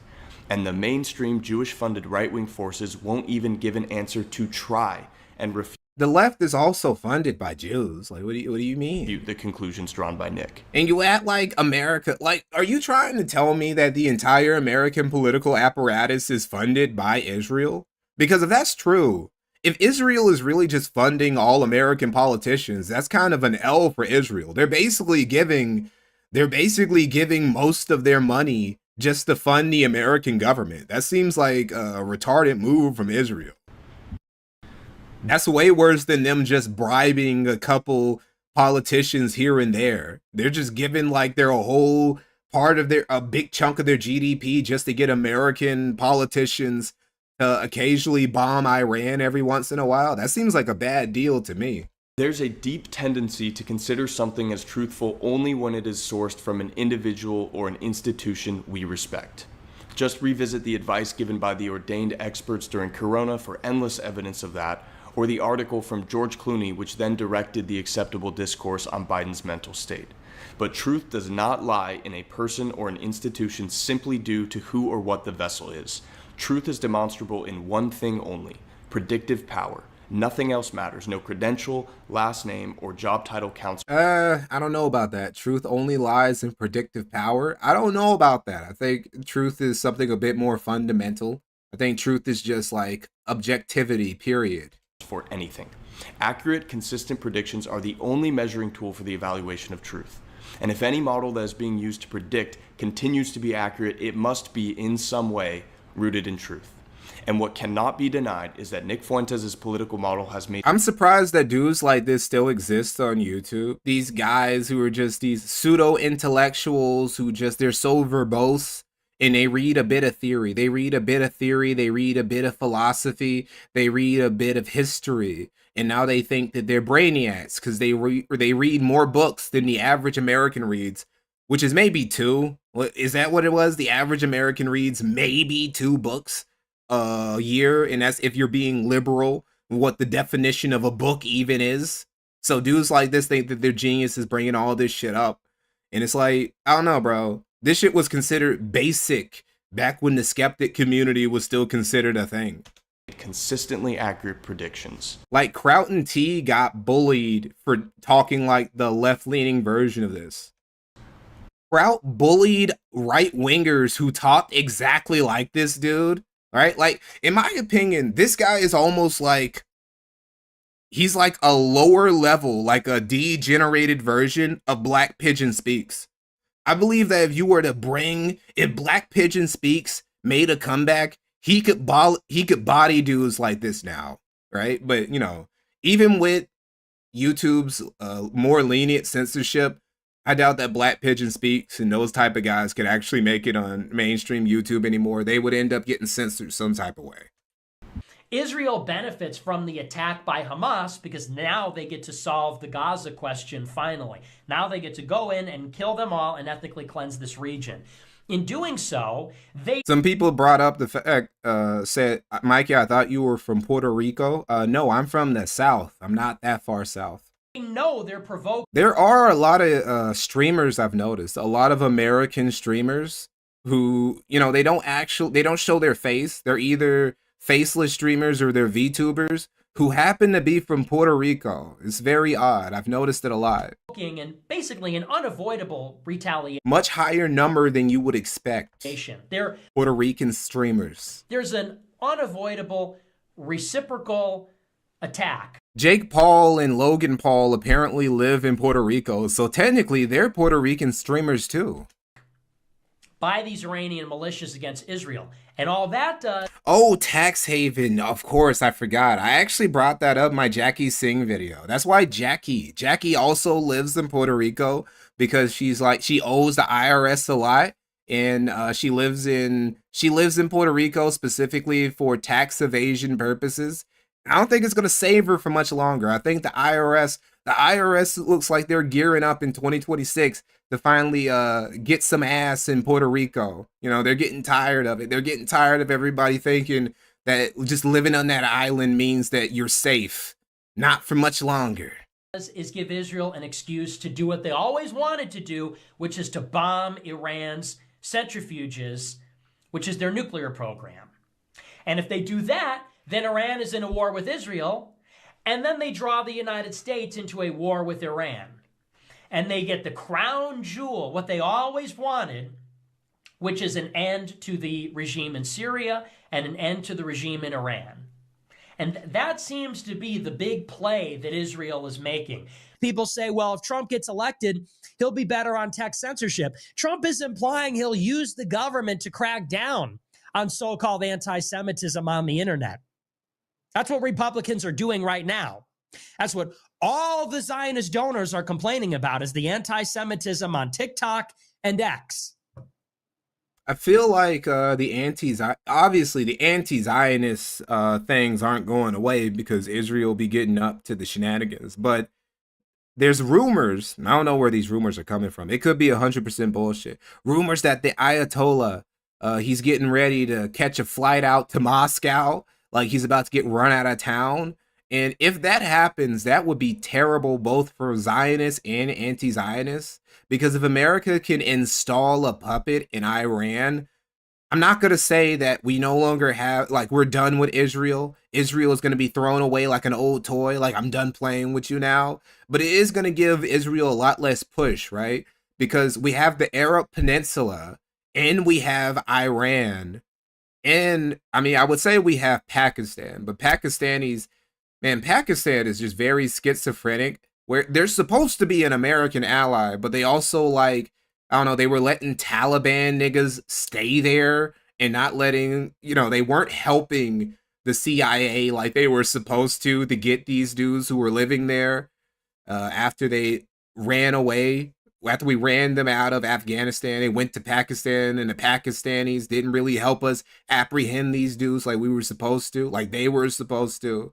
So I don't know, it's complicated. But anyway, if we do manage to install a puppet in Iran, a lot of the Zionist talk is going to go away, mostly because Israel will no longer have the sway that they used to, because Israel's biggest asset has been almost being a sort of pseudo forward base for America against Iran. And if we can just like get Iran to be friendly towards the United States, like we did with Iraq and like we did with the Arab Peninsula, except for Yemen, you know, and all that, I don't know, it might be just curtains. It might just be curtains for basically the era of Zionists just running American politics like they have been for the last few decades.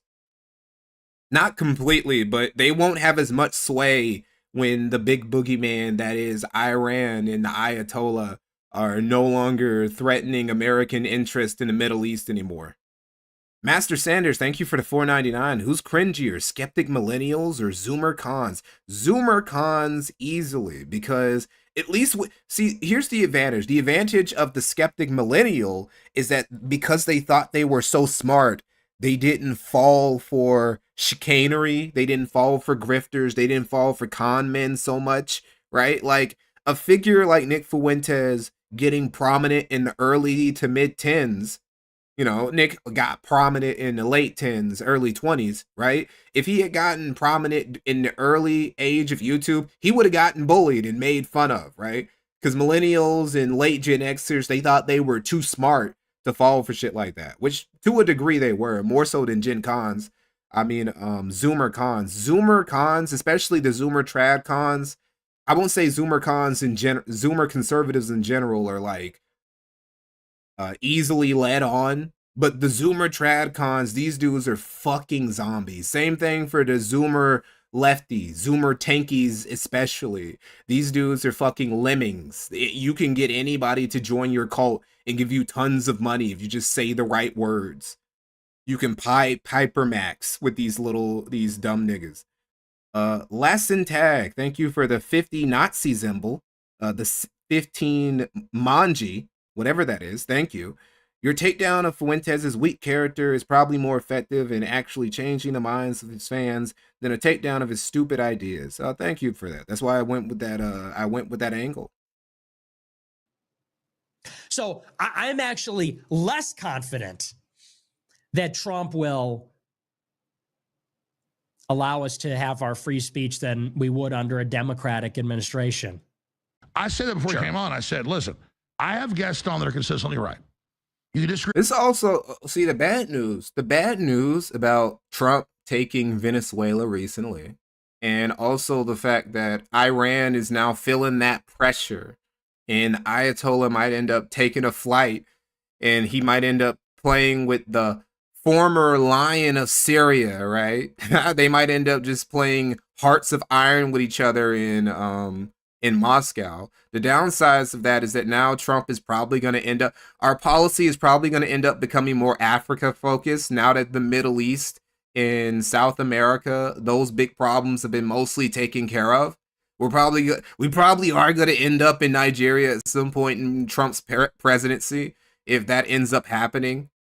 Because I don't know, that's how it is with America. We can never just, the thing about being the superpower of the world, the thing about being the top hegemon is that you can't just leave the rest of the world alone, right? When one theater ends, another one must close. Overall, your views or whatever, but you've been dead. Like, if America wasn't the superpower, if we weren't the hegemon of the world, then after we left Afghanistan, that would have been it for a while, and we would have had like a couple decades, a couple years of not doing anything abroad. You know, kind of like Russia after the Soviet Union ran out of Afghanistan and they collapsed, and Russia had to take a minute before they went back to fucking with foreign countries. But when you're the superpower, you just bounce back. You're like, all right, fuck it. We're out of Afghanistan. Fuck it. We're in South America now. We're in Africa now. We're about to get all up in Iran now. Head on.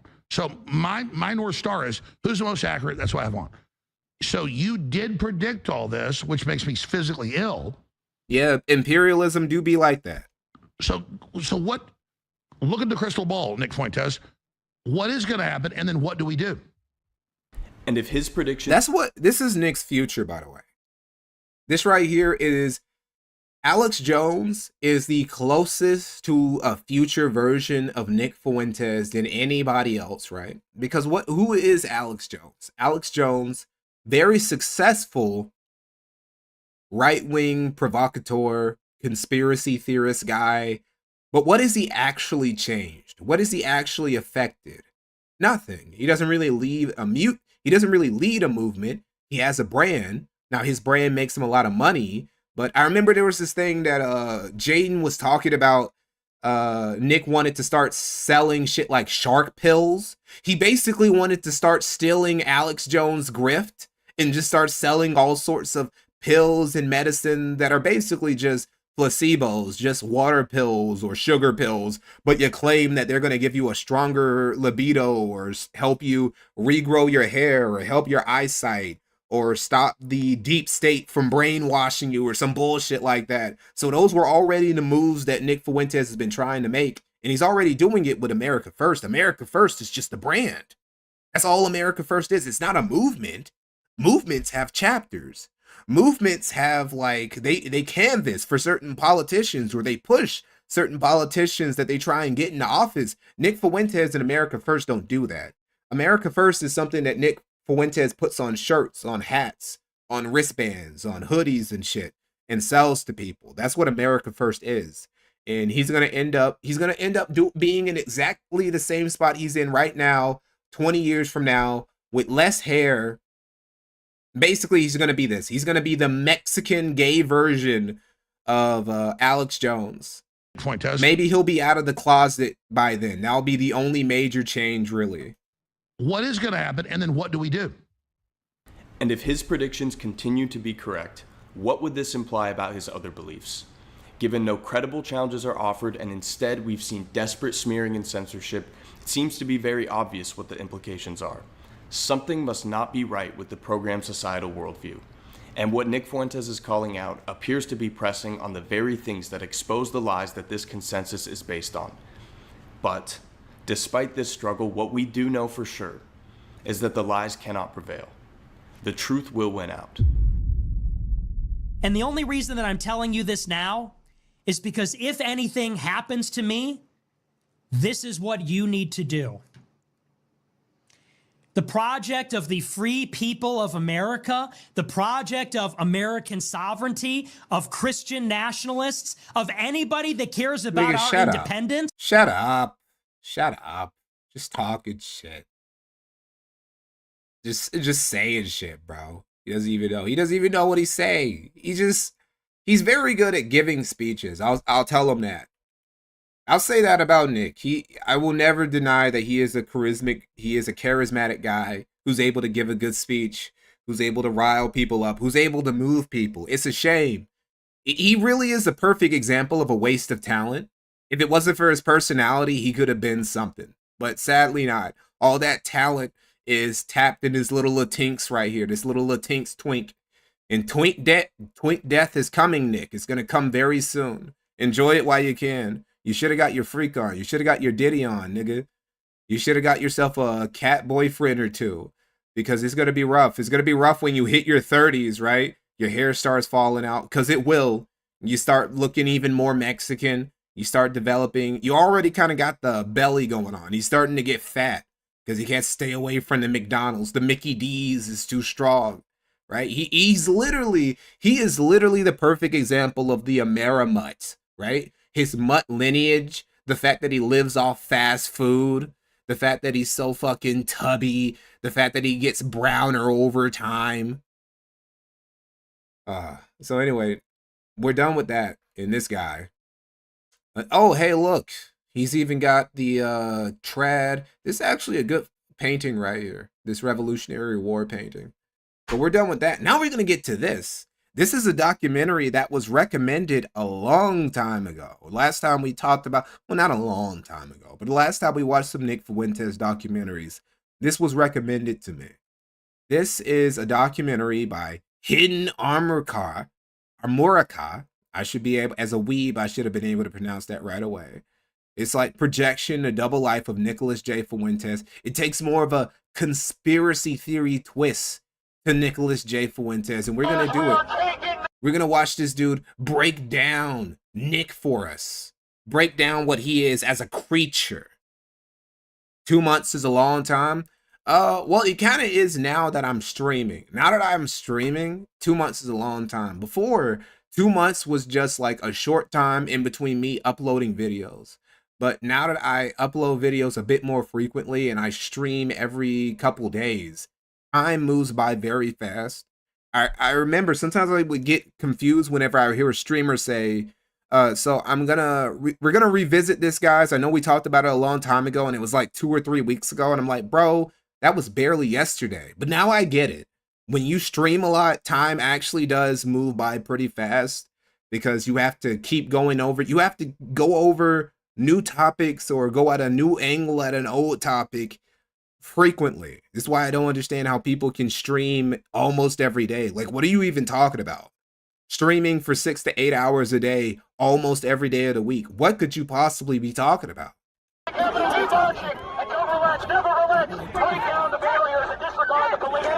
Already, he's starting with a banger. This is how you know this is going to be good. He's starting with a banger of a clip right from the start. In the age of information. Hold on, I got it too fast.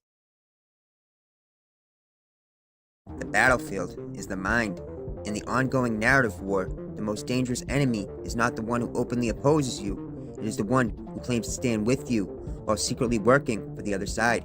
They are called controlled opposition. In the distant right, no figure fits this description more perfectly than Nicholas J. Fuentes. Fuentes can't be understood through a single lens.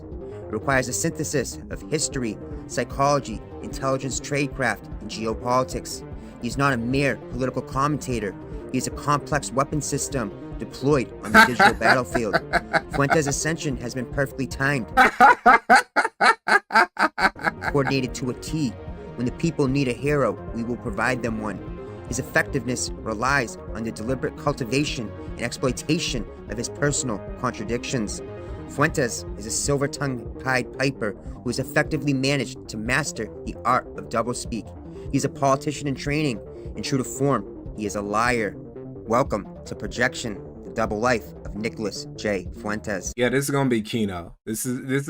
We just stumble upon a masterpiece right here, I feel. Act 1, The Bloodline, Betrayal. I also appreciate open schizos. This is why I'm almost kind of cautious whenever I find somebody like this, because I don't want to discourage a schizo by possibly covering them in a stream or making a video about them.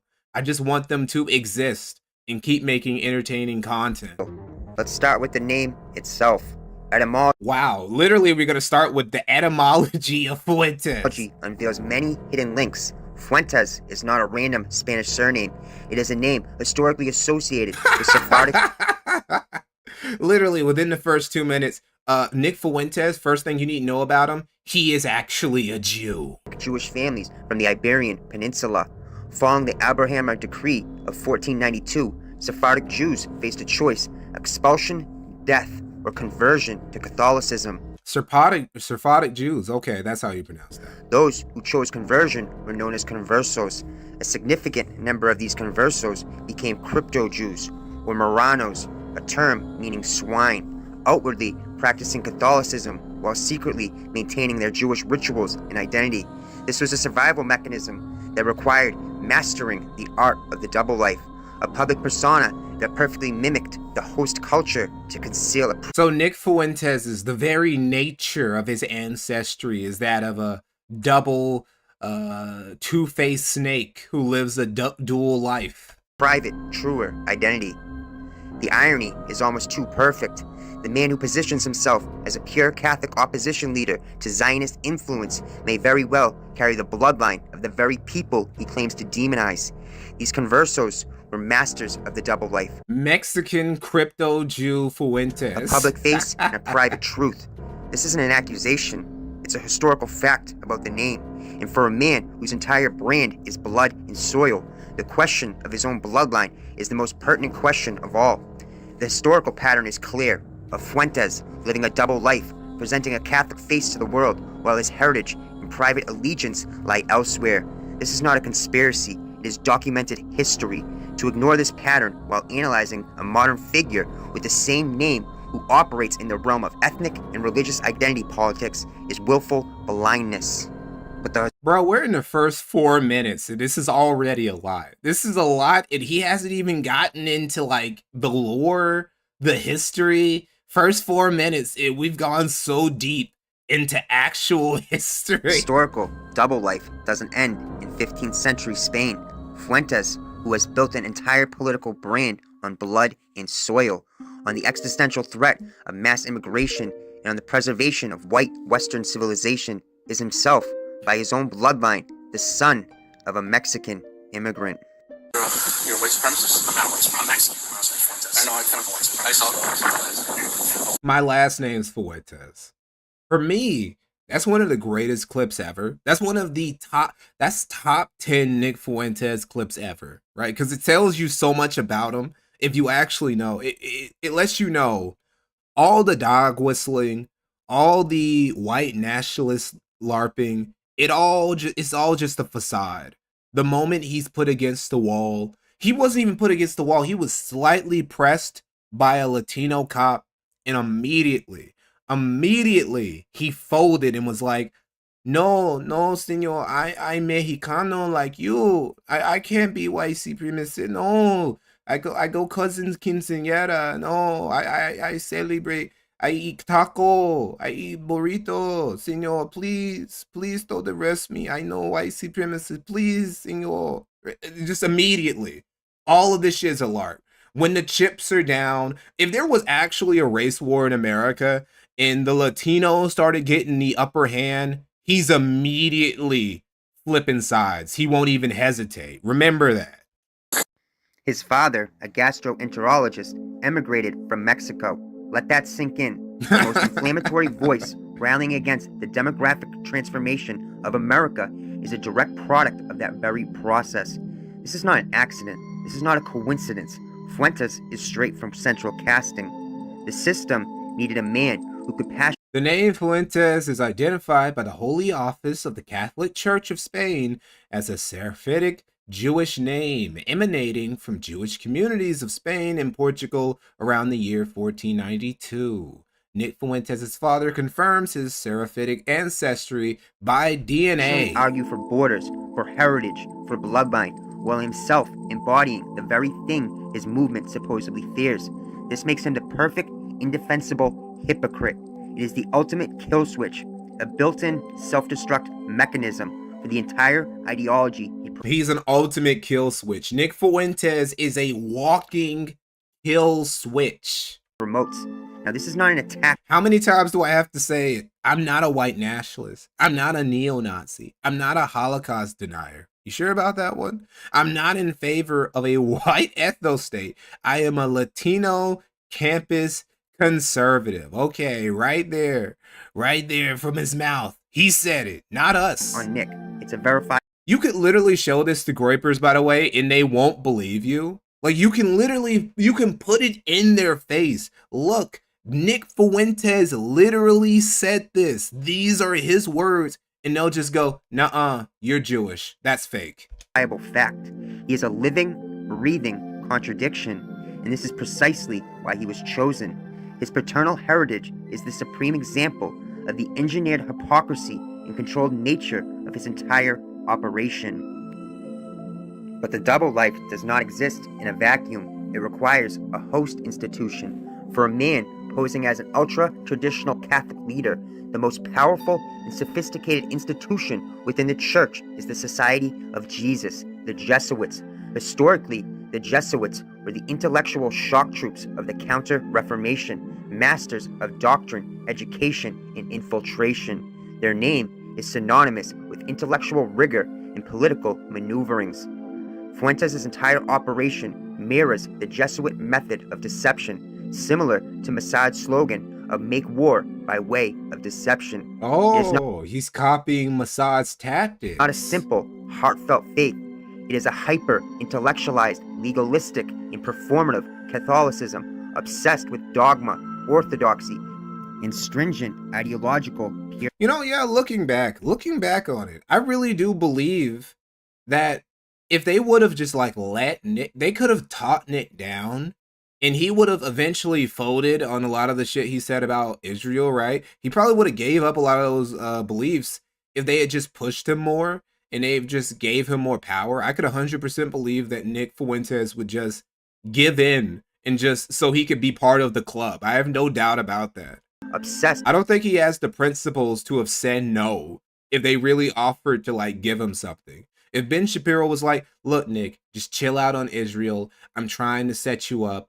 You'll be on the Capitol in a couple years, bro. Just play ball. If they had just gotten him to play ball, he would have done it. He would have been part of the game.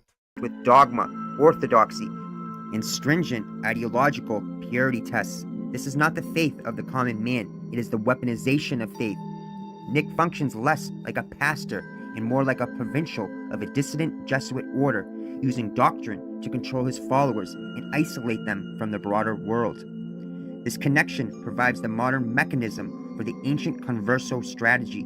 If his potential crypto-Jewish heritage is the what, this Jesuit framework could be the how, the sophisticated intellectual engine that directs and contains his movement, ensuring its energy is spent on internal doctrinal disputes rather than external political threats. Kings of Europe used to hire the Jews to torture their own people. Maybe the Jews will hire me to torture all of you. Wouldn't that be something? It's still an option. Wow, dude. See, this is why schizos are scary.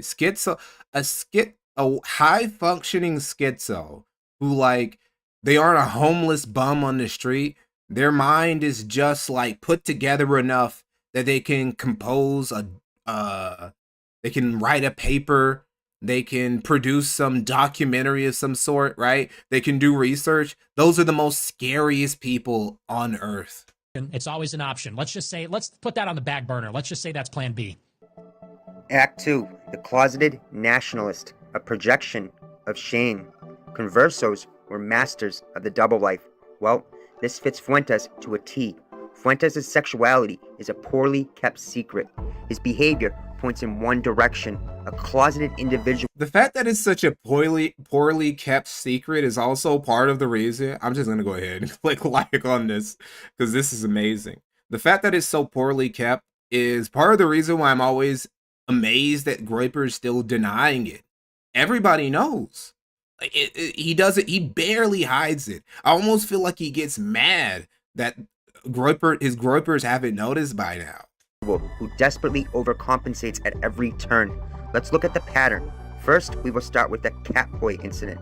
His date with the well-known homosexual Catboy streamer named Catboy Cammy is a specific, bizarre event that aligns with certain subcultural patterns within the homosexual community, not with traditional Catholic courtship. He seems to have a fixation with these Catboys. That was his earliest gay moment. It should have been on the tier list, but it was a minor thing. It's okay to like traps in January 2018. That was the OG Nick Fuentes gay moment. These are not jokes, and most of his community embraces it. A Catboy Butler. And of course he liked it from a transfer. Of course he did. Embraces it. A Catboy. Yo, Mikey, what did I miss? We are watching some schizo kino about how Nick Fuentes is a crypto Jewish walking kill switch who's actually created, weaponized by Jews and Mossad and the church all at the same time to destroy the right and possibly America. Butler. 100%. That's the plan. The America First plan is we're going to, like, you know how TWP has their like place? We're going to build a compound out in the western United States. A kennel. That's right. So the compound and the kennel will be next door. And we'll have cat boys everywhere. They'll be serving steaks and ice cream and warm cookies and Burger King, and we'll be playing Fortnite, and nobody will grow old. And that's this idea that's been brought into the zeitgeist, right? The nobody will go old because when people see this clip, which is an amazing clip, when people see this clip, they focus so much on the kennel and the Catboy Ranch shit and the maid shit and whatnot, but they don't focus enough on the nobody will grow old. Nick Fuentes has a really, really bad case of Peter Pan syndrome, And that's part of the reason why he gets bitter whenever he sees younger dudes who are doing what he wishes he could do, what people in his movement wishes he could do, like Nick Shirley, why he gets mad at dudes like that. Because he sees a young guy living the dream and living out the ambition that he has, but he was never able to achieve at that dream, at that goal. And that's why he's going to get more bitter with age. Nobody will grow He is not going to handle getting old well. old, and That's this idea that's been brought into the zeitgeist, right? It's to stop men from making relationships because we're dangerous when we're together. Yeah. So it's like, oh, you give your friend a hug, oh, gay. Yeah, Oh, you kiss go your out. friend on the lip. Oh, you have a shower with your friend, gay. What? What? Oh, you have a shower with your friend, gay. I mean, kinda? I mean, if you're at a gym, right? If you're at a gym and you're using one of the public showers, maybe. Yeah, no problem. But if you're like, I don't know, you're in a 1-bedroom apartment and you're taking a shower and your other friend is like, hey, dude, I gotta make it to work real quick, scoot over. Then yeah, that's a little sus. He's like, he pushes you over, he gets underneath the shower head. He's like, hey man, can I borrow the soap? You know, and it's like, okay, well, no, just, actually, hold up. Can you just like rub me with the soap yourself? I mean, that is a little sus, buddy. Even if the shower was huge, even if you live in a fucking mansion, right? And the shower is like the size of a small bedroom in a studio apartment or some shit like that. Still, that's kind of crazy. I'm charged up. I'm ready to go. Ready to rock. Then there was the time he was accidentally caught watching gay during a stream, but claimed he was hacked. He literally claimed... Oh, he was caught. Of course. We covered that during the gay tier list stream. I was accidentally watching gay porn. I really wasn't. It was because it was Mossad. It was the IDF. The IDF, they put porn on my computer, on my stream. And I was incriminated. They're trying to take me down with a gay hardcore gay pornography. That Mossad's cyber unit 8. Wait, here's the thing, right? It's like this moment right here where he's trying to blame the Jews for putting porn on his stream. We literally covered the Mr. Krabs incident where he was actually caught watching gay trans femboy porn. So we know you watch gay porn, Nick.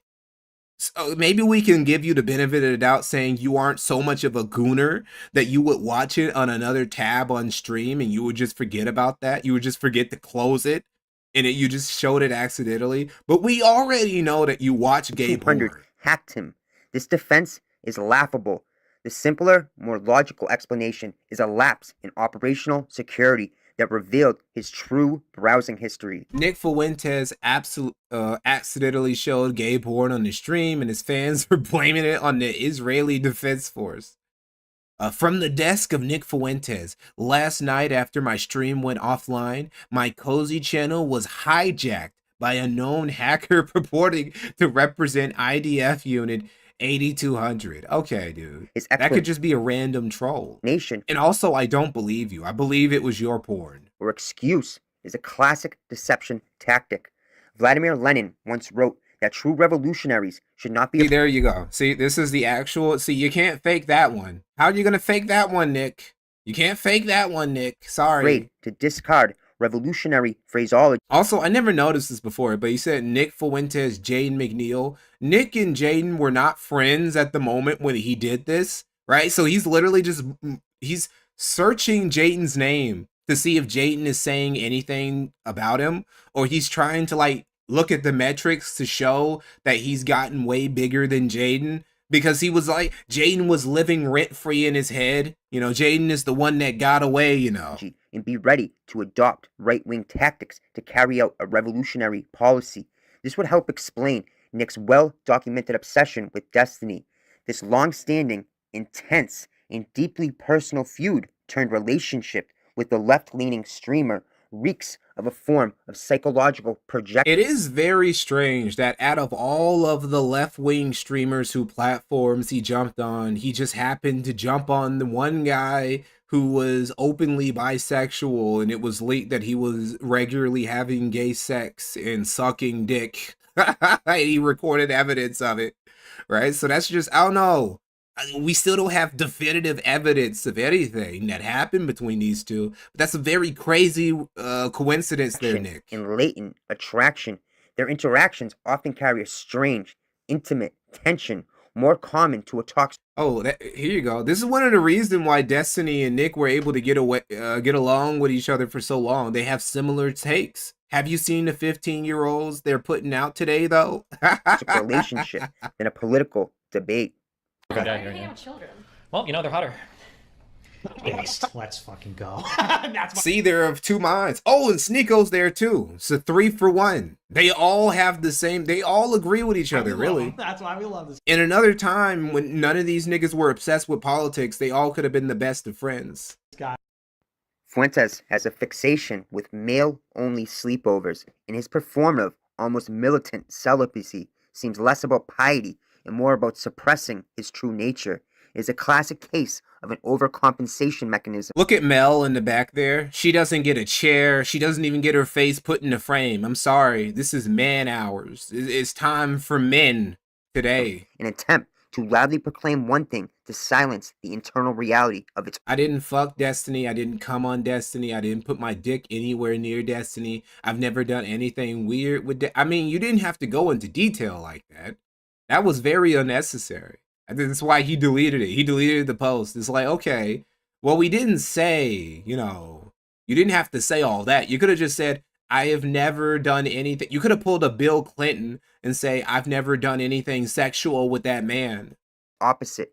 It is a I didn't come on Destiny. You didn't have to add that classic part. Symptom of a deeply closeted individual within a community that Oh yeah, this is crazy. This was insane, dude. Why would you take these photos? Reject his true nature. His followers have become so hopelessly lost that he had them take an oath to kill and die. Nick is the reason. Not to be mean, but Nick is the reason why they always say, look, I don't care how cool you are with your gay best friend, never fall asleep around him, right? He's the reason why that stereotype exists. For Nick Fuentes. This creates the foundation for psychological projection. Because we just assume he stopped at photos. We don't know what else could have happened. On a mass scale.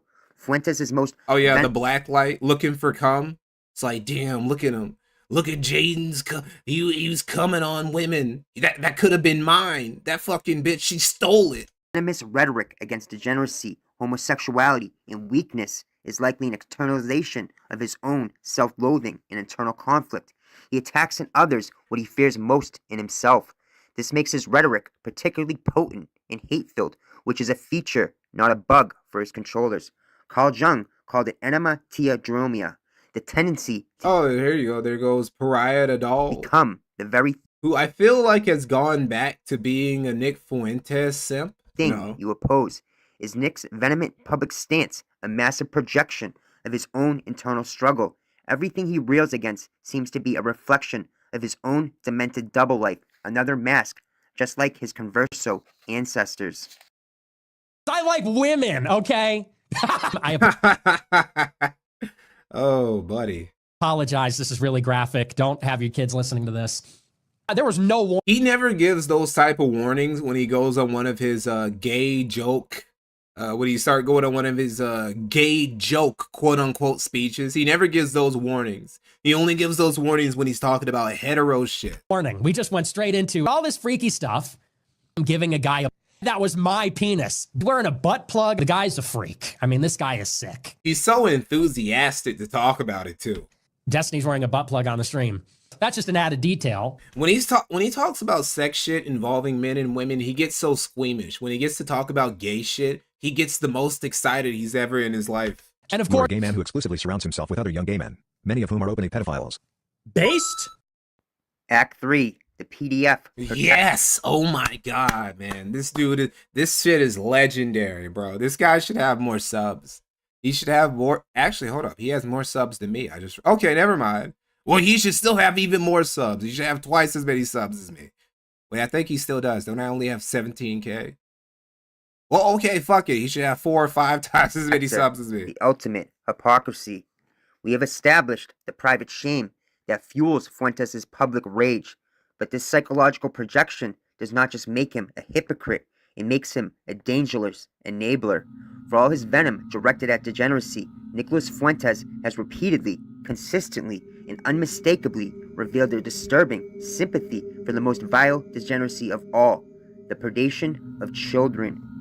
The evidence is not a single slip-up. It is a pattern. This is literally, but whoso shall offend one of these little ones which believe in me, it were better for him that a millstone were hanged around his neck, and that he were drowned in the depth of the sea. That is straight from the Bible. The pedals, they get the wheel, they get the millstone, and they get a trip. It's basically like, you know, give them iron galoshes. No, give them stone galoshes. Give them some stone shoes and send them sleeping with the fishes like the mafia used to say. Pattern of behavior. Ali Alexander, the most mafia shit that came out of the Bible, possibly, was about like pedophiles need to die, essentially. Was a high up in the America First movement. Ali was arrested for grooming a. Fuentes knew about it. When he finally did distance himself from it, he still defended Ali, acting like flirting with a child is no big deal. This isn't a joke. It's sick. Parents detest Nick Fuentes because they have an innate emotion to protect their children, and Nick is a threat to them. And this is something that literally never has been brought up in any of the interviews that Nick has gone on all throughout 2025. For some reason, they never bring this up. Shit, fuck the Jan 6 shit, really. Why don't you ever bring up any of the stuff that had to do with Ali Alexander, dude? Fuentes has openly joked about and downplayed the crimes of maps, the manipulative term of PDFs used to rebrand themselves. He laughs at the ages of consent and constantly is dog whistling to other PDF files. He treats the horrific of Jesus in the Bible, he only got violent twice. Well, he only, like, you know, was the millstone, the one who harms the little one should have a millstone tied around their neck. Right? That wasn't him being violent. That was him speaking of violent. But it's that, and it's the time he had to, he took a whip, right? He took a whip and he drove all those money lenders out of the fucking church who were, out of the temple, who were selling their wares and shit. He cleansed the temple. And those were the only two times where he ever got violent in the Bible. Well, no, I guess there was also the fig tree. But, you know, a nigga was just hungry then, so that was understandable. Elite-enabled trafficking operation of Jeffrey Epstein as a laughing matter, a joke for his stream, rather than the grotesque crime against humanity that it is. The moral of the story here is that Jesus literally never had a non-valid crash out. All of Jesus's crash outs were 100% valid. Listen, he doesn't care if his followers are PDFs, as long as they help him advance his mission. The Holy Spirit go and say, I need to... How old was the Virgin Mary? I think she was like, well, she wasn't 18. I'll say that much. Certainly wasn't 18. You know what I... Wow, that's a very, that's something kind of crazy for a Catholic to say. I'm not Catholic myself, but I do know that Catholics, they be feeling a certain type of way about the Virgin Mary. I don't know how other members of the church would feel about that joke. I expect a fertile womb. A fertile womb and a sort of innocent, childlike spirit. All these people in the chat, dude, just stop. Shut up. Shut up. If you're I'm banning people. If you're telling me to stop. I'm banning people from talking, from making jokes, making minor jokes about the Virgin Mary. You're gone. You should be the one banning people for making those jokes, Mr. Trad Catholic. Bye. I don't care how gay they are. As long as they're my loyal cult members that give me money and dox hillbillies when I give the command. Now let's do some mental gymnastics. Analyze this moral calculus. This is a man who claims to be a God-fearing Catholic, but will crack jokes about of children. He has drawn a moral line in the sand that is utterly inverted. He will attack the superficial sin, but defend the profound evil. And herein lies the function. This is why he is tolerated, promoted, and protected, because his activism is not a threat to the real predators. He focuses his followers' rage on the approved, often imaginary, cultural enemies, the woke mob, the cultural Marxists, even the Jays, while providing implicit cover for the very real, well-connected PDF networks that operate with impunity. See, this guy, he's obviously a schizo, right? This is a very schizo take to go against Nick, but this is better. This is one of the best Nick Fuentes takedown videos I have ever watched. because he's going, it's like I'm saying, if you're going to make an anti-Nick Fuentes video, you don't even get, politics shouldn't even be a factor, really. Like, they're like, you can involve the politics, but they should be a minor issue. You go after Nick's character. You go after Nick's principles or lack thereof, how he betrays them, how the only consistent things about him are vile things that he believes and says, and how he treats people, how he treats his followers, how he treats his supporters, how he's just like a malignant piece of shit Frankenstein test tube baby. That's what you do to go against Nick Fuentes. But all these motherfuckers who make these videos, these Nick bad videos, they always go after like, oh, he said something racist, he said something anti-Semitic, he said something bad about women. Nigga, who gives a fuck about that? Talk about the pedo shit. Talk about the fact that he just like uses and abuses his groypers. Talk about after he told everybody to go storm the Capitol and some of his groypers ended up getting locked up, having their lives ruined. He went on Telegram and fucking made fun of him and says he doesn't want to be associated with losers. These losers who are willing to ride and die for him and were waving the America First flag in the Senate chamber. He just threw those niggas to the wolves. Talk about that, but they never do. He is the perfect opposition. He gets to play the moral crusader for his audience, all while ensuring the most serious moral crusade of all. It's crazy how this schizo manages to actually have the right take, right? He has the right focus. He's not even all over the place like you would think. One against the actual powerful PDF elite never truly begins. He is a moral smoke bomb, creating a cloud of outrage that... Again, every time you see Nick Fuentes, this is who Nick Fuentes is going...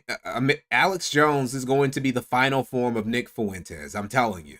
Truly begins. And there, of course, there goes Ali Alexander right there. He is a moral smoke bomb, creating a cloud of outrage that obscures the Baked Alaska. Hey, look who showed up. Villains and protects the most vile secrets of the ruling class. Yoba also doesn't fuck with Nick anymore. He doesn't. And there goes Tenryo. You know what's amazing is that Yoba didn't go back to Nick Fuentes, but Ethan Ralph is trying to. And Ethan Ralph has been trying to get back on Nick's good side because he's been seeing all the clout that Nick's been getting over the past half a year, basically. And Baked Alaska is like, he's like, no, fuck Nick, fuck him. And I respect that. I respect that about Yoba. PDF. His rhetoric actively diverts energy away from it. It's a constant dog whistle. Mikey, I'm on break. Why don't you ever stream after 6 p.m.? I don't like doing evening streams. I might in the future just do a late stream. I might just do what the casino does, and I might just stream from the evening into the early morning. Like, fuck it. Part of the reason I don't do it is usually I'm busy in the afternoons and evenings. And also, you have to compete with a lot of people, right? And I know you guys have other streamers you like besides me. So I don't just want to take up time. Like, it always pains me whenever I go live and I see like a dude that I like is streaming. Because I'm like, well, shit. I kind of want to watch that guy too right now. So letting others know he is okay with it. This makes him an invaluable asset to the very system he claims to oppose. Act 4. The geopolitical puppet. Now you may be wondering, why does this matter? Why? Because Nick Fuentes occupies a critical geopolitical space. When Andrew Tate was taken off the board, he left a vacuum, a massive audience of young, disillusioned men. Oh, look at this. Let's see. We got Richard Spencer. We got... I remember this guy. I don't exactly know who he is. I remember the icon. I remember his content. But I can't remember him.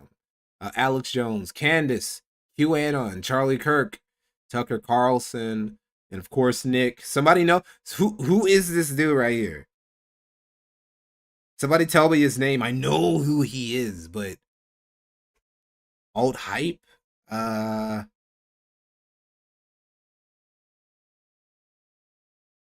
Okay, filled with masculine rage and a desire to rebel against the system. Hold up, he has a website? This nigga has a website? Hidden America. What's his website like? I had no idea. Oh shit, he does have a website. Oh, it's an Etsy page. Okay, that's kind of disappointing. Let's see. Oh my god.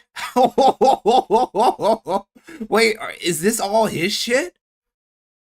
Wow. Okay. Okay. Wow. All right, so it's not just a LARP. It's not a LARP. This dude is like, actually, he's one of those. Okay, he's one of those hermetic society, deep knowledge type niggas for real. It's not a LARP. He's actually about that life. Okay. Well, you know what? Hey, good for him. Good for him for actually being a true. It's good to see someone who's not playing a character. And this is actually just his personality. His psychological and historical profile makes It's refreshing to see a true schizo after seeing all the phonies like Alex Jones. Alex Jones is perfectly, his mind is perfectly lucid. He pretends schizo. This is what a real schizo looks like. The perfect asset. Controlled opposition is not about silencing a movement. It's about leading it into a dead end. First, dissent needs to be corralled. Fuentes was amplified to capture that audience and ensure their energy was contained within a controlled narrative. Laura Loomer also makes an appearance. All the main characters, all the characters showing up in this video. Next, dude. Fuentes has been used to poison the well. He takes legitimate, factual critiques of Zionist influence over U.S. foreign policy, of globalist banking structures, of demographic replacement, and bundles them with his own extreme rhetoric, personal baggage, and psychological pathologies. See, this is what I was saying. This is why I'm saying that Nick Fuentes is actually he's a way worse agent to be going against Zionism than even somebody like Hasan. Because at least with Hasan, right, you can just say, well, he's coming at it from a tanky point of view, from a breadtuber point of view, from a far leftist, pro-Gaza point of view.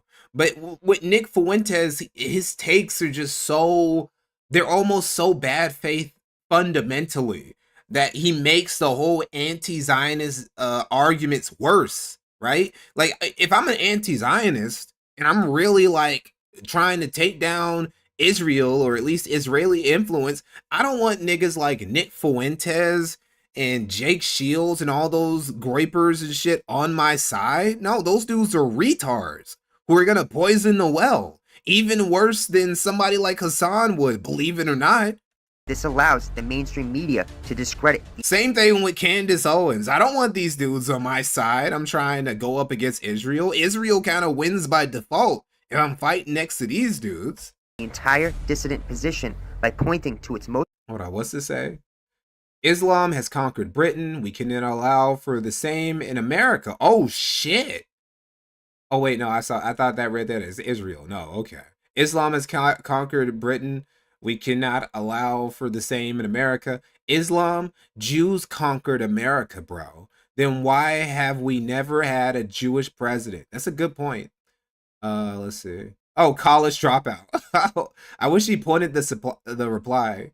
And the funny thing is, I'm actually aligned with Nick on Israel over Charlie. He wasn't exactly ecstatic, and it did take a little lobbying, but we got there, and then Nick refused. Flawed and easy. I already know all easily caricatured leader. He makes. You know, that actually was a good point from Laura Loomer. Why haven't we had a Jewish president if Jews run everything? Truth seems. We had a Catholic president. Insane. This is all done by design.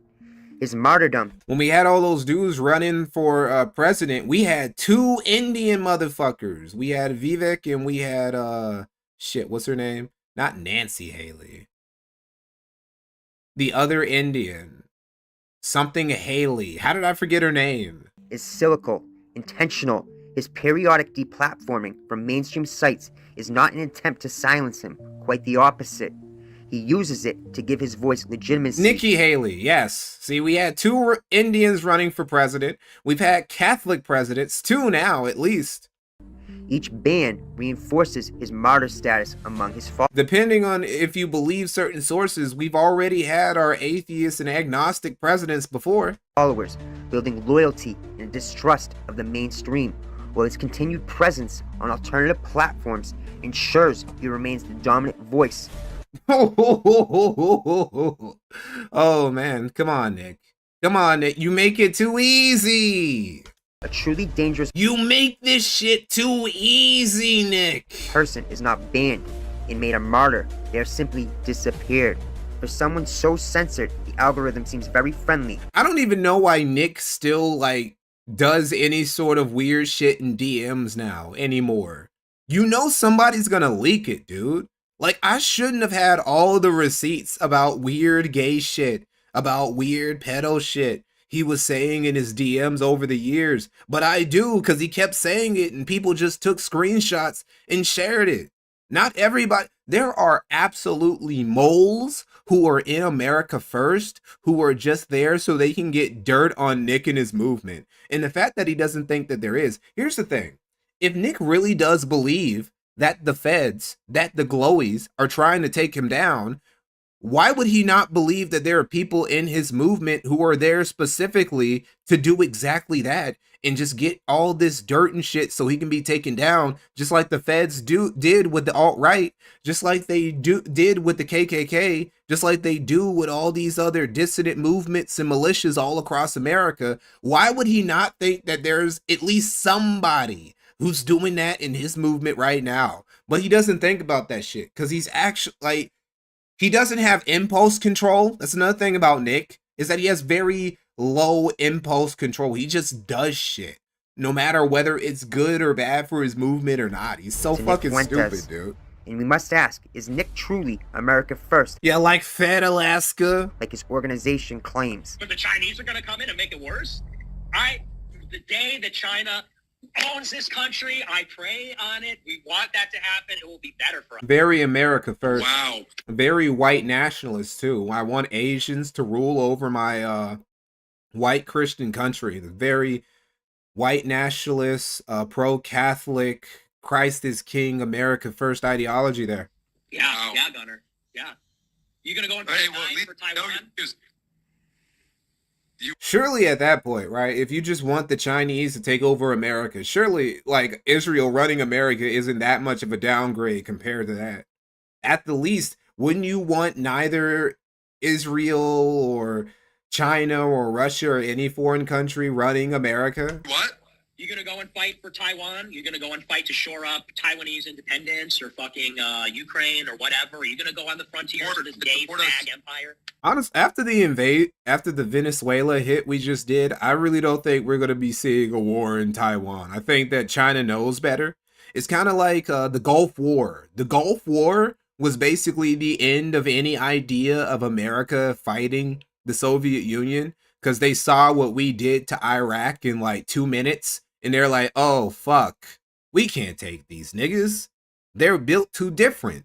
America is built too different. They took down Iraq in like 20 minutes. We can't beat them. I support. Because America, did we lose in Afghanistan? From the definition of what losing a war is, which is we didn't achieve our ultimate strategic aim, then yes, we did lose to the Taliban. But KD ratio wise, tactics wise, we were beating the Taliban's ass the entire time we were there. It's like the difference in KD ratio was like 50-1 or something insane like that. You compare that to the Soviet Union's operations in Afghanistan, bro, they were getting their ass beat. They were legit getting their cheeks clapped.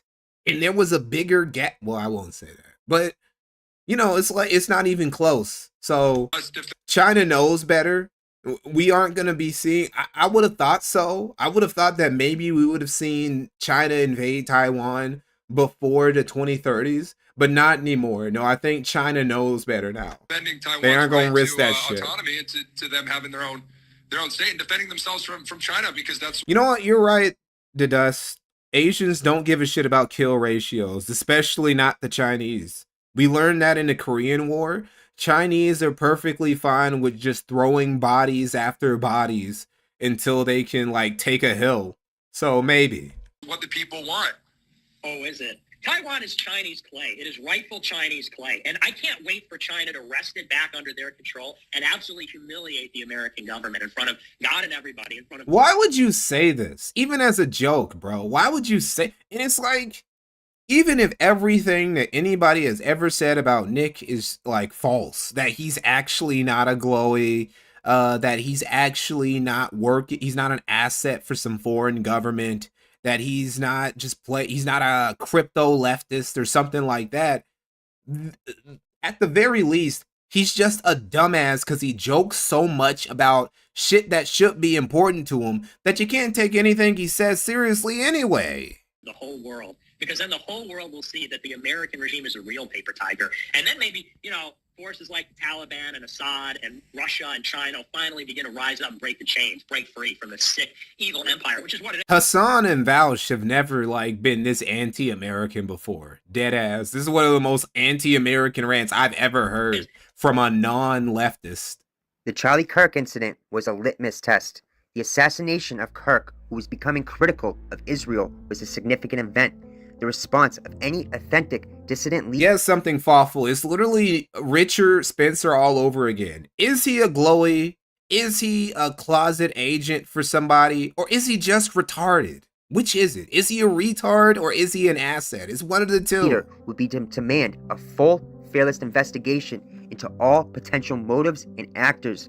Fuentes' immediate, vehement denial of any possible Israeli involvement is the single most revealing action of his entire career. They would. If Charlie turned heel on Israel, they would have someone shoot him at an open-air event, and they have some idiot groiper with a genetically anomalous issue there to be the patsy/fall guy. Part of why you never make the deal with the devil in the first place. See, I don't believe that Israel are the ones who killed Charlie Kirk, but at the same time, if I was Nick Fuentes or I was one of his groipers, I would 100% believe that Israel did it, that Mossad gave the call, that Netanyahu just said he's done. He gave that thumbs down. Charlie had outlived his usefulness. I would 100% believe that. But for the first time ever in life, Nick Fuentes was like, actually, guys, the Jews didn't do this. This is the first time Nick Fuentes was ever like, the Jews didn't do this. You guys are wrong to blame Israel for this one. And it was all the other schizos were like, no, it has to be Israel. It makes too much sense for this not to be Israeli involved somewhere. And Nick was like, nope, Jews' hands are clean this time. Sorry. Where his true loyalties lie. He is not allowed to tread on that third rail. His function is to attack the culture. Oh, wait, I've never seen that. Hold up. He's not allowed to tread on that third rail. See, this is only... I can't make a video like this, guys. This is beyond me. I don't have the trait. I'm not schizo enough to make this sort of comparison right here. Right. I can't do this. This is beyond... I'm not at this level. His function is to attack the culture of the left, never the true power of the Zionist establishment. Fuentes didn't get the call. He is the call. His Jesuit methodology also explains his geopolitical role with chilling precision. The modern Jesuit order is not known for nationalist sentiment. It is a globalist... Hold on, let me see that again. Not all green amphibians are the same. Let's see, we got Apu. He originated as a redrawing of Pepe on the Finnish image board. Iliata. Any Finnish dudes in the chat, I'm sorry about that. He is a general depicted as innocent and childlike. Pepe the Frog, the OG, based on the character of the same name from the comic Boys Club, and was popularized by 4chan and Tumblr in 2008. Oh wow, we really don't give Tumblr its flowers back in the early aughts before it was poisoned by SJWs and the like. And Groiper is a toad who is friends with Pepe. He originated on 4chan's R9K board. Of course it would be the R9K board where Groiper is from. Generally depicted as smug more so than Pepe. Of course, I didn't know that. I didn't know that Groiper was specifically from the R9K board. That actually explains a lot about why he was adopted by the Groipers. Modern Jesuit order is not known for nationalist sentiment. It is a globalist, universalist institution, often at odds with traditionalist, ethnic-based identity politics. So why would such an institution or individuals within it foster a figure like Fuentes? The answer is containment and controlled demolition. They allow him to attack the modernists in the church, which aligns with their internal political struggles, but they ensure that he attacks from a position that is so extreme, so fringe, and so tied to racialism that it is ultimately incapable of actually reforming the church. He makes authentic traditionalism look insane. See, this is evidence. This video is evidence that just being a schizo, just being one of these dudes who are, this is proof that the dudes who actually read all these esoteric wisdom texts, right? The dudes who get into all the hermetic society shit, they really are on another level. Because I see all these dudes who do nothing but read political theory and they watch the news all the time and they're always having debates. But somehow it's this guy, this dude who's making books like The Apocalypse of Hidden Amaraka, The God of Reflection, The Cup of Hermes. This guy is the one who's making one of the best videos about Nick Fuentes I've ever seen. By association, his hyper-Catholic branding serves as the perfect foil. It creates a useful dichotomy, the globalist, universalist left versus the hyper-traditionalist, racist right. This dichotomy completely erases the viable middle ground of organic mainstream. Hank Sawyer, there is definitely a dearth of quality Nick takedown videos. I know that there are streamers. There are definitely streamers who they give better takes about why Nick Fuentes is a piece of shit and a grifter and all that shit, like Jaden and what have you. But it's hard to find videos like this who deal with it. Now, he could do it more concisely, but you got to remember, this guy is kind of crazy, so... America First nationalists. He has to go in like 50 different directions before he finally gets to the point. But he gets there. He and helps that's ensure enough the for debate me. is between two unacceptable extremes, both of which serve the globalist end goal of destroying the nation state. He may not be a Jesuit in the literal sense, but his operation is Jesuitism in its design. It is a masterpiece of controlled opposition, using a rigid ideological structure to create a movement that is pre-programmed for failure, all while masquerading as its... Those gropers are looking kind of sassy. Ultimate champion. Act 5, the unexplained finances, the black budget. Let's talk about one thing that never lies. Oh, is he gonna bring up the $250,000 Bitcoin donation? Please. For a man perpetually deplatformed. Large Bitcoin payment made to far-right individuals before a U.S. Capitol attack. Censored. Nick Fuentes operates with a budgetary flexibility that would make a congressman blush. This is not... You know, that's actually an amazing point. We talk so much about congressmen getting all these donor funds from Israel and Qatar and all these companies that lobby on Capitol Hill. This motherfucker became his entire net worth basically jumped up by 100 in like a single night. And he will dare, right? Nobody thinks anything of it. This is another thing that nobody ever brings up. Nobody ever brings up, hey, Nick, why did some random French guy donate $250,000 to you right before the Jan 6 thing happened? What was up with that, dude? Like, why did that happen? And why did he apparently commit suicide right after that? What's up with that, dude? Nobody ever brings that up either. This is a black budget. He is banned from every major platform, yet his production quality is studio level. That's also a great point. Constantly and maintains banned from everything. Everybody's trying to destroy me. All these institutions won't let me back in. But hey, guys, I got a new studio. I got a new set. Got a new mic. You know, I got a new whip. I just bought myself a new property. Bought a new house. Well, Nick, I thought you were struggling. It seems like, I don't know, it seems like the deep state is doing a really bad job at keeping you down. It seems like you're kind of balling out of control, dude. It's a permanent studio setup. This requires a steady, significant, and resilient flow of capital. Grassroots donations from disaffected young men are volatile and easily disrupted. His funding stream is not.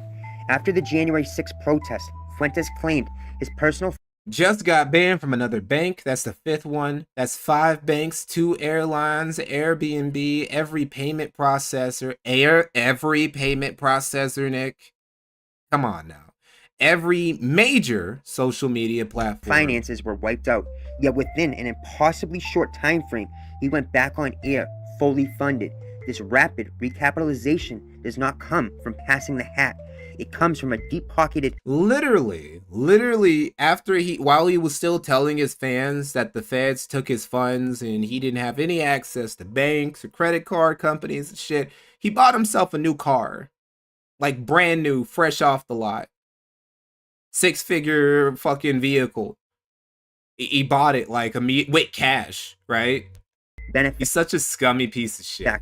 A benefactor who requires a return. Happy January 6th, Patriots Day. Pardon all J6 prisoners, except for my fans who got caught up in Jan 6. Fuck them. You know, they're losers I don't want to associate with. They can rot. On their investment. His funding has a specific purpose. It is not to build a parallel society. It is to stimulate opposition. The money pays for the high production streams, the cross-country tours. Okay, let me look at this real quick. So we got Ethan Ralph. Ethan Ralph got some of the funds, some of the $500,000 anonymous funds that were sent to people. He got the lowest amount, easily, obviously. But he still got some. Who else do we know here? Oh, he got a second donation that was slightly higher. So okay, he got a little bit more. He got like 0.6 something Bitcoin. How much is that? That's a decent chunk of change. Let's see, Gab. He donated some to just Gab, the network. He donated to the Daily Stormer, twice as much he gave to Ethan Ralph. Oh, he gave some to Patrick Casey and BitChute. And then look at all this shit, more than everybody else combined. Nick Fuentes. Wow. Dramatic staging, all designed to create the theater of a movement, to absorb energy and attention, and to ensure... You think Rosie Ralph saw a penny? Probably not. I doubt that any of Ralph's kids saw any of that money. No vibe. Kind of makes me wonder why he struggled so much with those child support payments to Xander. He was like just getting donos like that from random people. I know that he's definitely made... Ralph has definitely, over the past decade of this streamer shit, has definitely made upper 6 figures. Upper 6 figures worth of money have crossed through his fingers. So I don't understand why he's in the financial straits he's in. Even with all the legal battles and whatnot and having to live it. I don't understand, bro. He should be in a way better place in life. Authentic alternative can gain financial traction. He drank it all? Money sink, and he helps to move toward... That money disappeared down Ralph's gullet. It all went to booze and drugs. The normalization of degeneracy. And let's be 100% clear. January 6th wasn't about leading a heroic movement. Fuentes laid a trap for his own followers. Once arrests were being made, he distanced himself, calling his followers useful idiots when he clearly led the charge. Yes, he did. 100%. Because again, I've said this before. Being a glowy is the best case scenario, because that means that he did what he did with a purpose. If he's not a glowy, if he's not an asset, if he just did this because he's actually this fucking retarded and he wasn't trying to set anybody up, that means that he's just a real piece of shit who really just encouraged his followers to do some crazy life ruining shit. And after they did it and they ended up ruining his life, he ended up calling them useful idiots. He ended up calling them fools. He ended up calling them losers. And he threw them aside, never thought about them again, laughed at them even. And he's just a piece of... If that's the case, he's just an absolute piece of shit. And he deserves way worse. Nick Fuentes genuinely deserves so much bad shit to happen to him. But instead of anything happening to him, he's just blessed. He's one of the most blessed people on earth. Few people have ever experienced as many undeserved blessings as Nick Fuentes.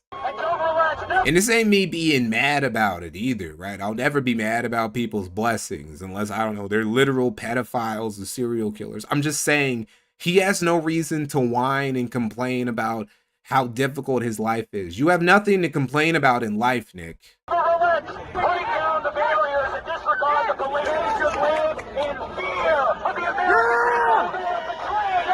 lot of the leaders didn't go down, but a lot of the useful idiots that went in, they did go down. Why are they useful idiots, but the leaders also aren't stupid? And some people may say, well, what about you? Nobody that was with me went in the building because I had the good sense to say, whoa. What about your groypers? Oh, that's a bad idea. Wait, if it was a bad idea, why'd you tell other people to do it? If it was a bad idea, why were you encouraging other people to do it? So just like I said on January 6th to the people, and everybody says, well, you told them to go in. That's rhetoric. I said, oh, we're in the we're on the Capitol lawn, like we took control of the city, blah blah blah. That is not what you said, nigga. Like, why are you lying about things we have audio visual evidence of? You know, but the people that were with, nobody that was with me went in. Everybody says you told them to go in. Really?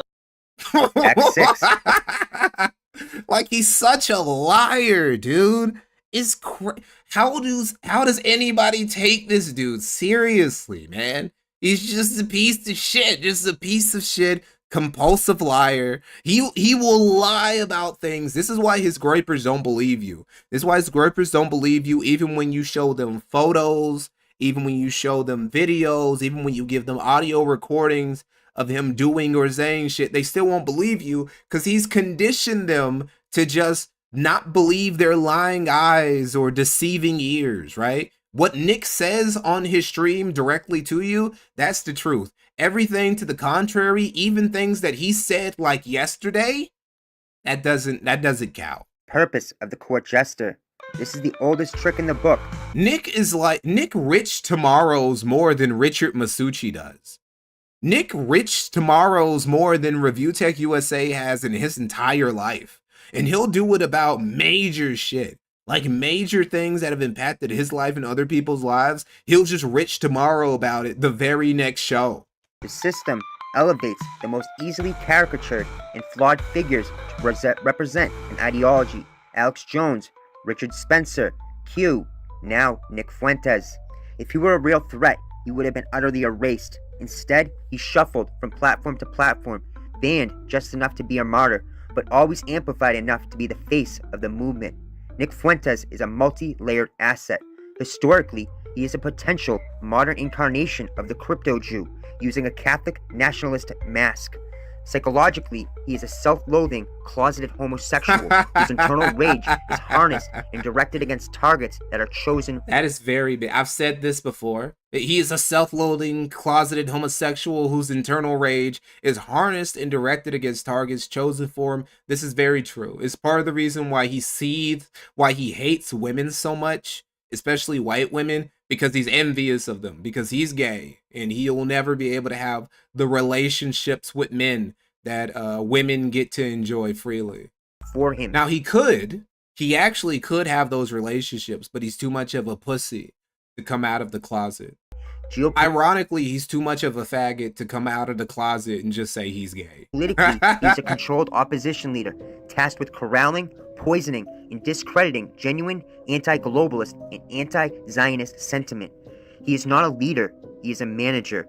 His job is to manage your dissent, to ensure it is never effective. He is the product of a sophisticated psychological operation, and his personal life is the key to understanding his public function. Recognizing this is the first step towards developing a truly independent and effective opposition. This is why you kind of have to. I won't lie. I have read some esoteric, hermetic type shit. I don't get deep into the occult shit because that just seems too crazy for me. But I do read some stuff like this every once in a while. I just treat it as a companion to philosophy, because it does put you on to some interesting ways of thinking.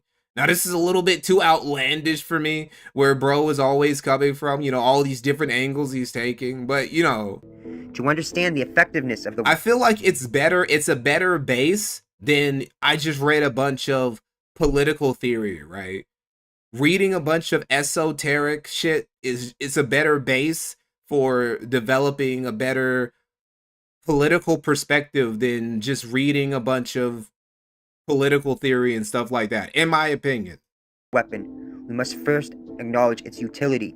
There is no question that Nicholas Fuentes, with his sharp intellect and silver tongue, has played a role in red-pilling a generation of young men. For many, he was the first voice to ever articulate the uncomfortable truths of the JQ, the reality of Zionist influence over foreign policy, the media, and our financial... That is a very sad truth. The sad truth is that Nick really is responsible for helping a lot of people come to a certain political awakening, and it's sad because you really don't want Nick Fuentes as your shepherd. It's better to just get it from some fucking 4chan or 8chan when it was still a thing, poll post, than to get it from Nick Fuentes. Because after he awakens that thing in you, he's going to start guiding you to places you really don't need to go. Either that or he's just going to start grifting and taking money from you. Nick helped to demystify the taboo. He took discussions once confined to the darkest corners of the internet and presented them in a packaged, live-streamed format, making them accessible to normies. He helped to provide a framework. He gave a generation a lens through which to view the world's dysfunction that wasn't provided by the mainstream media. Wait, hold on, let me see this. Council of 13, Council of 33, the 300, Benai Brith. What is that? I think I know what that is. Hold on, let me see something. Let me see something. Benai, what is that? Benai Brith, Hebrew for Children of the Covenant, is a global Jewish service organization founded in 1843 to promote Jewish unity, security, continuity, and humanitarian aid, advocating for human rights, fighting anti-Semitism, supporting Israel, of course, and assisting communities in need worldwide. Okay. For this, he gained a dedicated following. But this is the bait and the trap. This useful service is negated 1,000 times over by the catastrophic destruction it has caused. Fuentes wasn't designed to build a movement. He was designed to ensure it would never succeed. Fuentes poisoned the well. He took legitimate, factual critiques and bundled them with his own pathological bag. Whoa, what is this? I've seen every photo he's used except for this. This is a new one right here. God damn. He doesn't do it on purpose either. He does it by accident, right? Like the fruitiness, it just comes naturally. The sauciness, it comes naturally. And whenever you can tell that these sorts of photos are taken without him being conscious of it, without him knowing that someone's taking a photo of him. So he can't put on. He can't get into character. So this is Nick in his natural state. When Nick is in his natural state, he does shit like this. Hold on, I'm saving that. Fuck yeah, I'm saving that. I don't know what I'm gonna use that for in future content, but I'm using it for something. Extreme rhetoric and personal hypocrisy. This allows the media to discredit the entire dissident position by pointing to its most flawed and easily caricatured leader. He makes truth sound insane. He became the caricature. He is the living, breathing straw man. The system needs a Nick Fuentes. He is the perfect villain for them to point and say, see, this is what the criticism of Israel looks like. This is what nationalism looks like.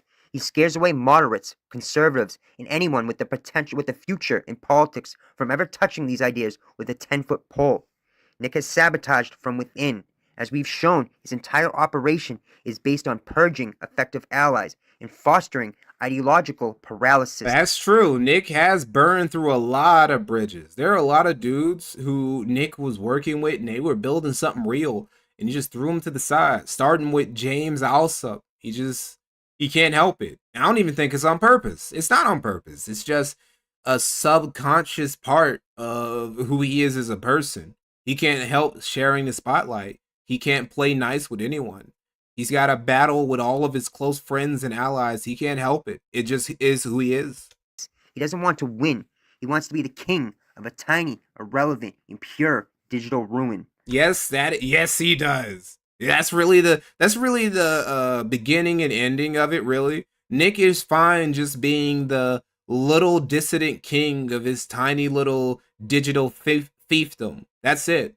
He doesn't care about anything else. As long as he can milk his groypers for money and he can have a bit of clout to get on other popular streamers' shows, and he can every once in a while flirt with cute boys. That's all Nick cares about. I don't even think he's ambitious, but he doesn't have the will. He doesn't have the will of character to carry his ambitions to a state where he can impact any actual change. So he is where he is, and he's never going to go anywhere further than that. And that's enough for him. So, did he expose the JQ? Yes. But he did it in the most damaging way imaginable. I wouldn't even give him credit for that. He didn't expose the JQ. A lot of the dudes in the dissident right who were actually working to expose the JQ, he was shutting those dudes down in his early days. He stole that, just like he stole everything else from people. He didn't arm a movement. He infected it.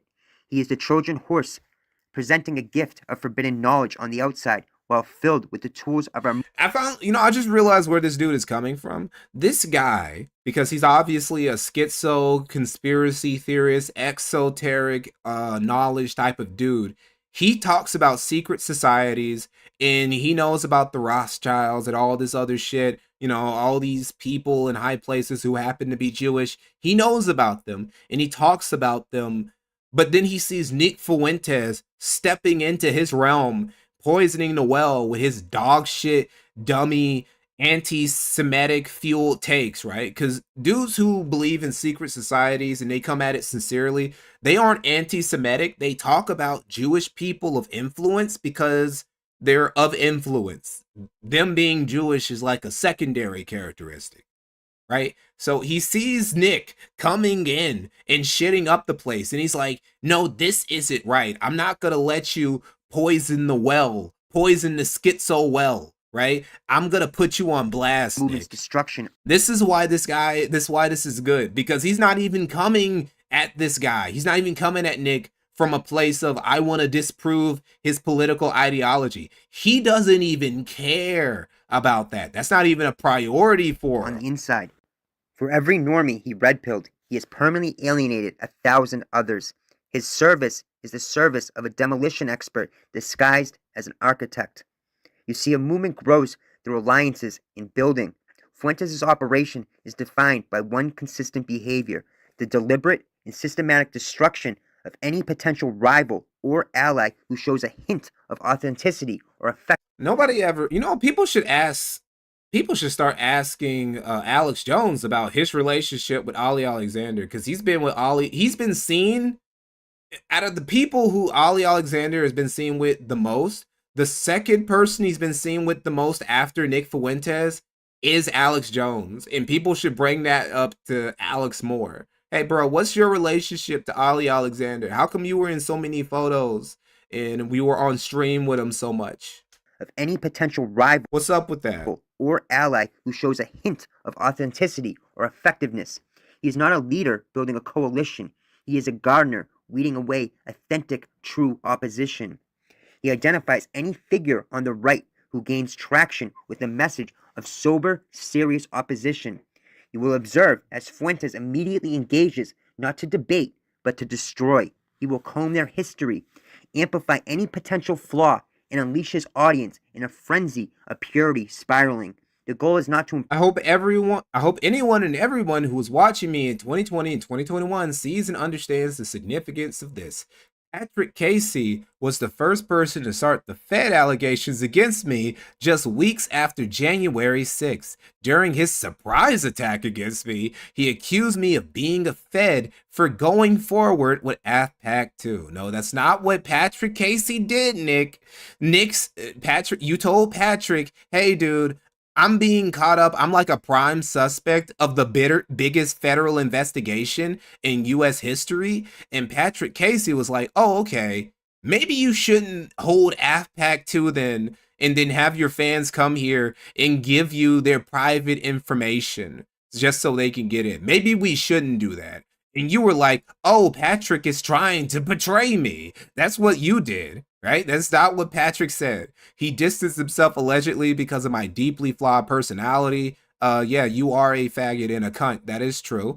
Now, it's clear that there are obviously another strategy here, which was to flame out on the Groypers to gain favor with the fringes of the mainstream right and to totally drop the Jewish Israel subject entirely. And he makes this whole conspiracy theory about how he's the actual victim when it was really just Patrick Casey. Like, look, guys, Nick is caught up in the biggest federal investigation in U.S. history. You probably shouldn't go to AFPAC 2 while that's going on. That's probably a bad idea for you. And he was right, because niggas who did go, like, fuck, how do I keep forgetting Feezer's name? People who did go, like Teddy Feezer, ended up getting doxxed by the Groypers as soon as he said something slightly critical about Nick and ended up getting fucked over by him.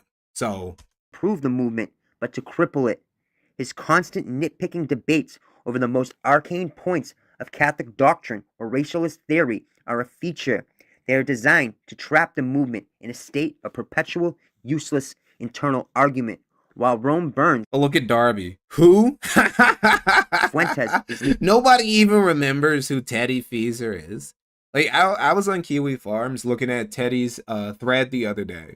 Right, because I have an idea. I have an idea to do a little show, little stream segments. For future streams, I want to do streams about specific Groypers. I thought about making a video series about them, but then I'm like, nah, I got too many other videos I got to make for Groypers to be taking up my schedule like that.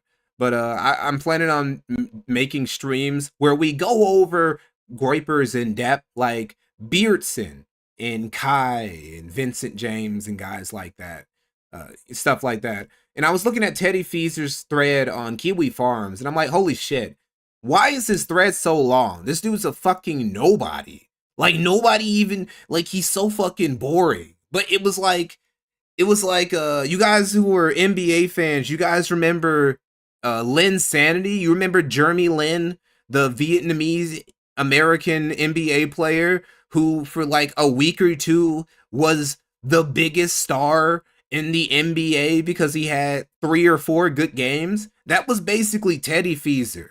Teddy Feezer for like a month or two was considered the biggest lolcow on the internet, or at least in the sector and shit. And he just had endless memes. He got a theme song. There's still like a theme song on the Kino Casino played about Teddy Feezer. And you go back and you look and it's like, this nigga is nothing. This is a nothing ass individual. He never should have been as big a deal as he was. But you know, we got caught up in the Feezer sanity. So I don't know. Yeah. Leading a seminar on the correct type. But nobody even remembers him now. So that just goes to show you. Of incense to use. This is a deliberate strategy to prevent the formation of a practical, actionable political strategy. Contrary to what has been reported, those 5 who were arrested in connection with J6 are not Groypers. That is a giant lie, dude. Like, how can you disavow your own followers like that? Like, these dudes fuck with Nick for real. These dudes were buying his merch, wearing it out in public, defending him to their own detriment and shit. Fucking threw their futures away just to help Nick, just to do what Nick told them to do and take the Capitol like he wanted them to. And he just throws them to the wolves, just throws them in a fucking trash. What a piece of shit. To prevent the formation. This is why he's never going to be anything important. This guy can't lead flies to shit, man. He can't do anything. Well, he can lead flies to shit, but that's the most he can do. Anything outside of his little internet cult, he'll never go further than that, ever. Of a practical, actionable political program. By setting himself up as the ultimate arbiter of ideological purity, he makes the movement hostile to new members and incapable of coalition building. Anyone who joins is immediately subject to... Oh, Alex Jones again. Pythagoras and Chaldean. Look, dude. All right. See, this is the shit. This is why I told you I can't make a video like this. Because this is just a little bit too... This is a bit too schizo for even me. And incapable of coalition building. Anyone who joins is immediately subject to a litmus test. They are destined to fail. This ensures the movement remains a small, contained, and ineffective countercultural club, not a political threat. Act 7, the Israel test, the ultimate red line, the invisible leash. We come to the litmus test, the ultimate reveal of any dissident voice, their position on Israel and its influence. For all Fuentes' bombastic rhetoric against every institution, Fuentes' immediate reaction after the Charlie Kirk assassination. Watch Free to Captives video for better Bill Hicks info. Was the single most revealing moment of his entire career. If you're talking about Erica Kirk, that I believe. People say Israel killed Charlie Kirk. Yeah, I don't know about that one. How could you possibly believe the Erica Kirk killed Charlie conspiracy theory, but then you don't believe the Israel killed Charlie conspiracy theory? Surely you would believe both, or you would believe neither. How can you believe one but not the other? Charlie Kirk was evolving. He was beginning to criticize Israel, to question the unconditional aid, to threaten the bipartisan consensus. His assassination served as a warning to every other potential dissenter. An authentic nationalist would have seen the motive obvious to any intelligence analyst and demand a full investigation into all he's gay and hates women. Of course, how could I forget? Possibility. That's the actual reason he doesn't believe. He believes that Erica did it because she's a woman. Including foreign state sponsorship. Fuentes' immediate panicked dismissal of this angle was a direct order followed to the letter. It proved conclusively who his master is. With my audience, they wanted to rush and blame Israel. That was the first gut reaction of my audience. And in this case, I said, I'm certainly not reluctant to blame Israel for one thing or another if there's evidence. I mean, based on who I am. I said, but, you know, he was a pro-Israel guy. So, I mean, that would be like saying if Ben Shapiro got taken out, God forbid, and people said Israel did it. That would be pretty far-fetched. Fuentes will allow his followers to criticize Zionism in the abstract, just as a safety pressure release valve, but he never talks about the Jesuit order, the Federal Reserve System, free masonry, or the global PDF networks. You know, that's actually a good point. It's a good point that whenever he loves to bring up Israel and Jews and everything, but he never wants to bring up like the actual deep conspiracy type shit, right? He always just wants to stop at Israel and like, I don't know, AFPAC, no, not AFPAC, IPAC, right?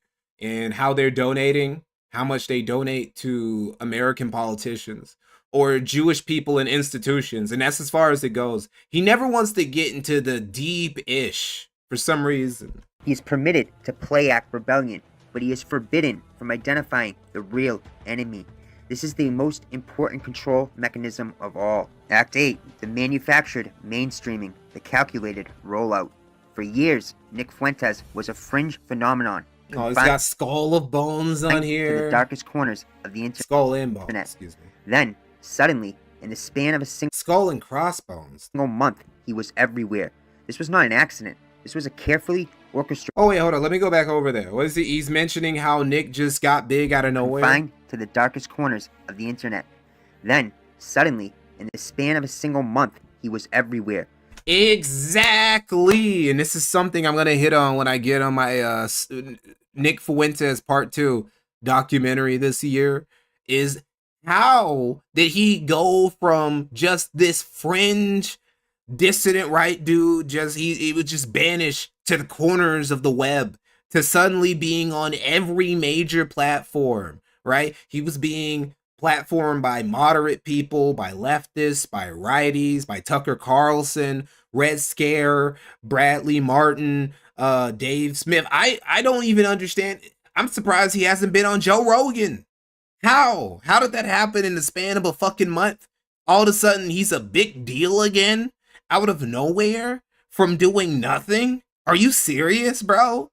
And we're just supposed to, nobody questions it. None of his followers question why Nick, out of nowhere, just depersoned by the mainstream, suddenly became the mainstream's darling.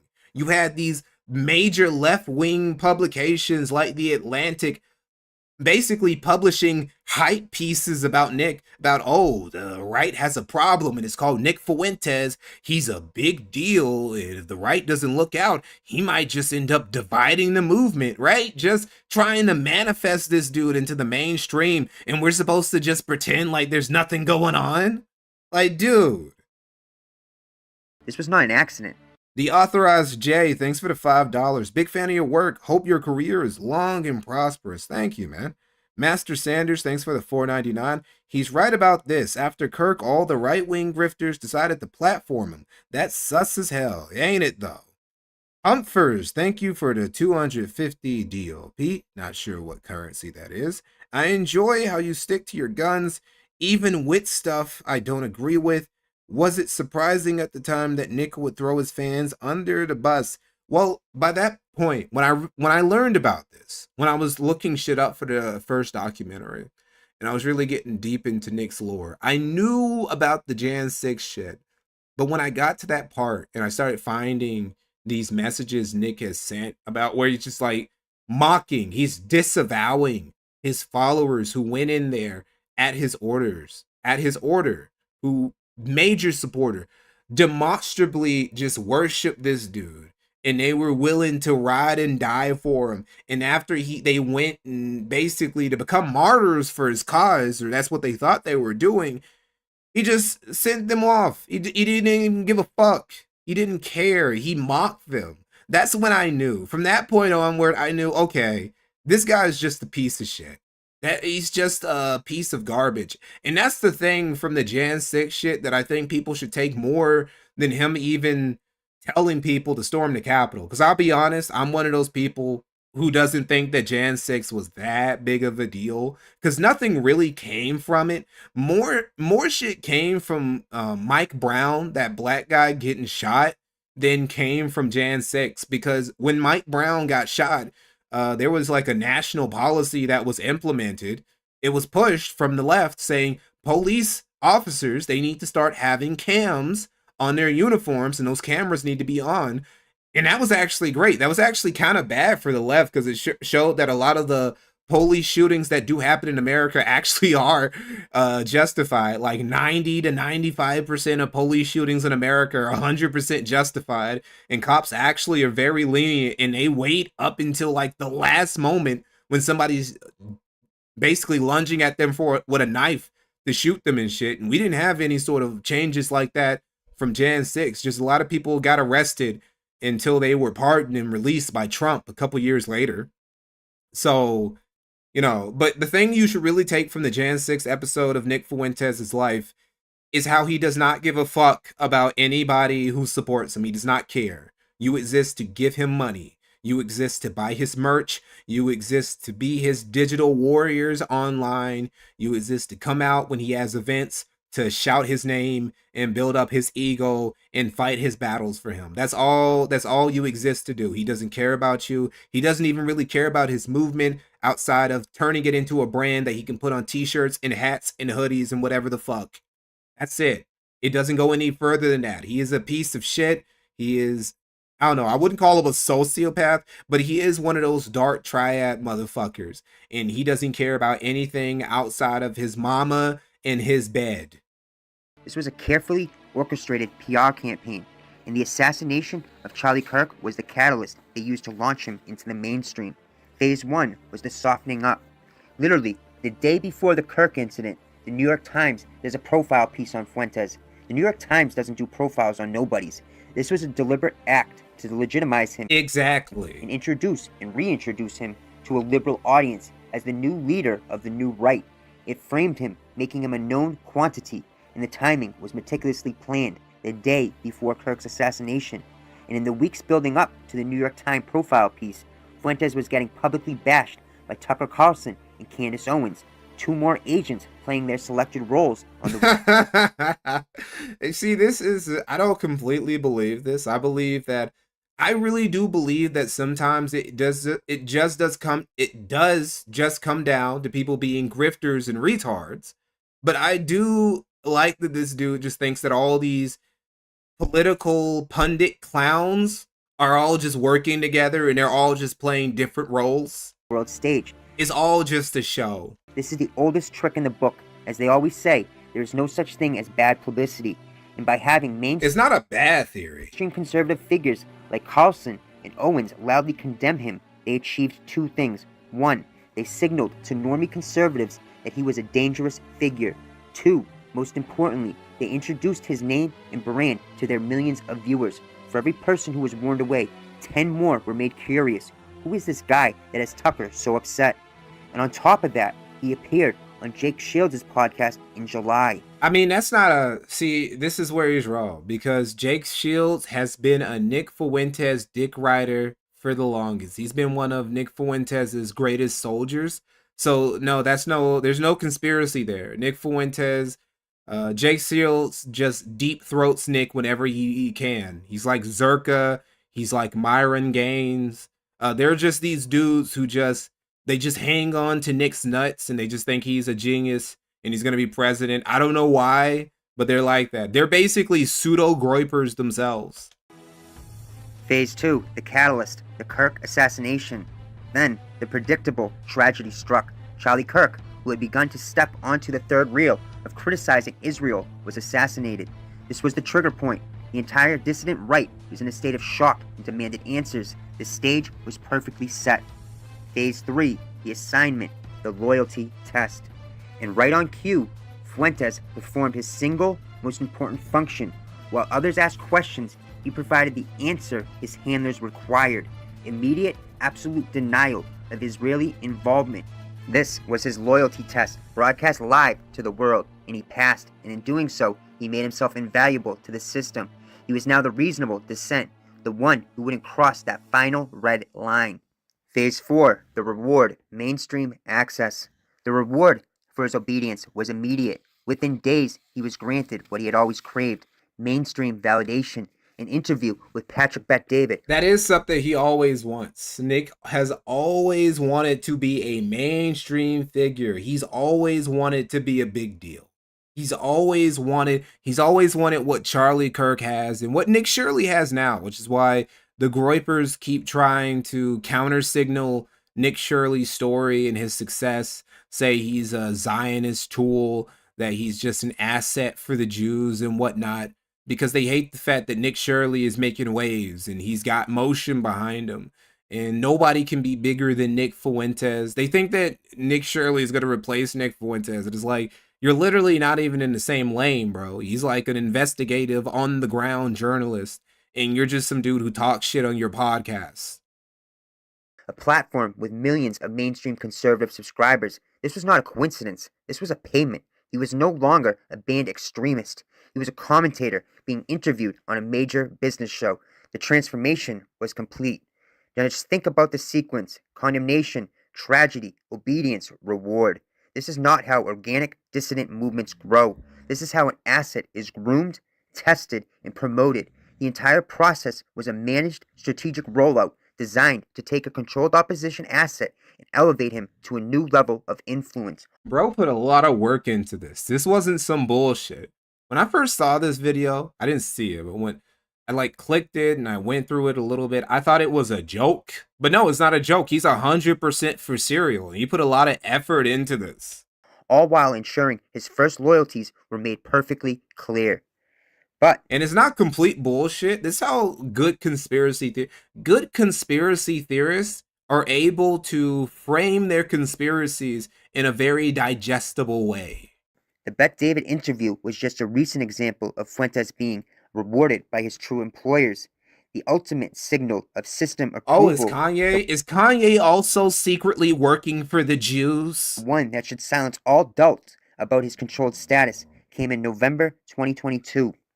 Nicholas Fuentes, the man who was banned from every corporate platform, the alleged extremist too dangerous for the public. Is he making this video while somebody's snoring next to him? What does that sound? Public to hear, was not raided by the FBI. He was not thrown into a dark site. He was invited to a dinner.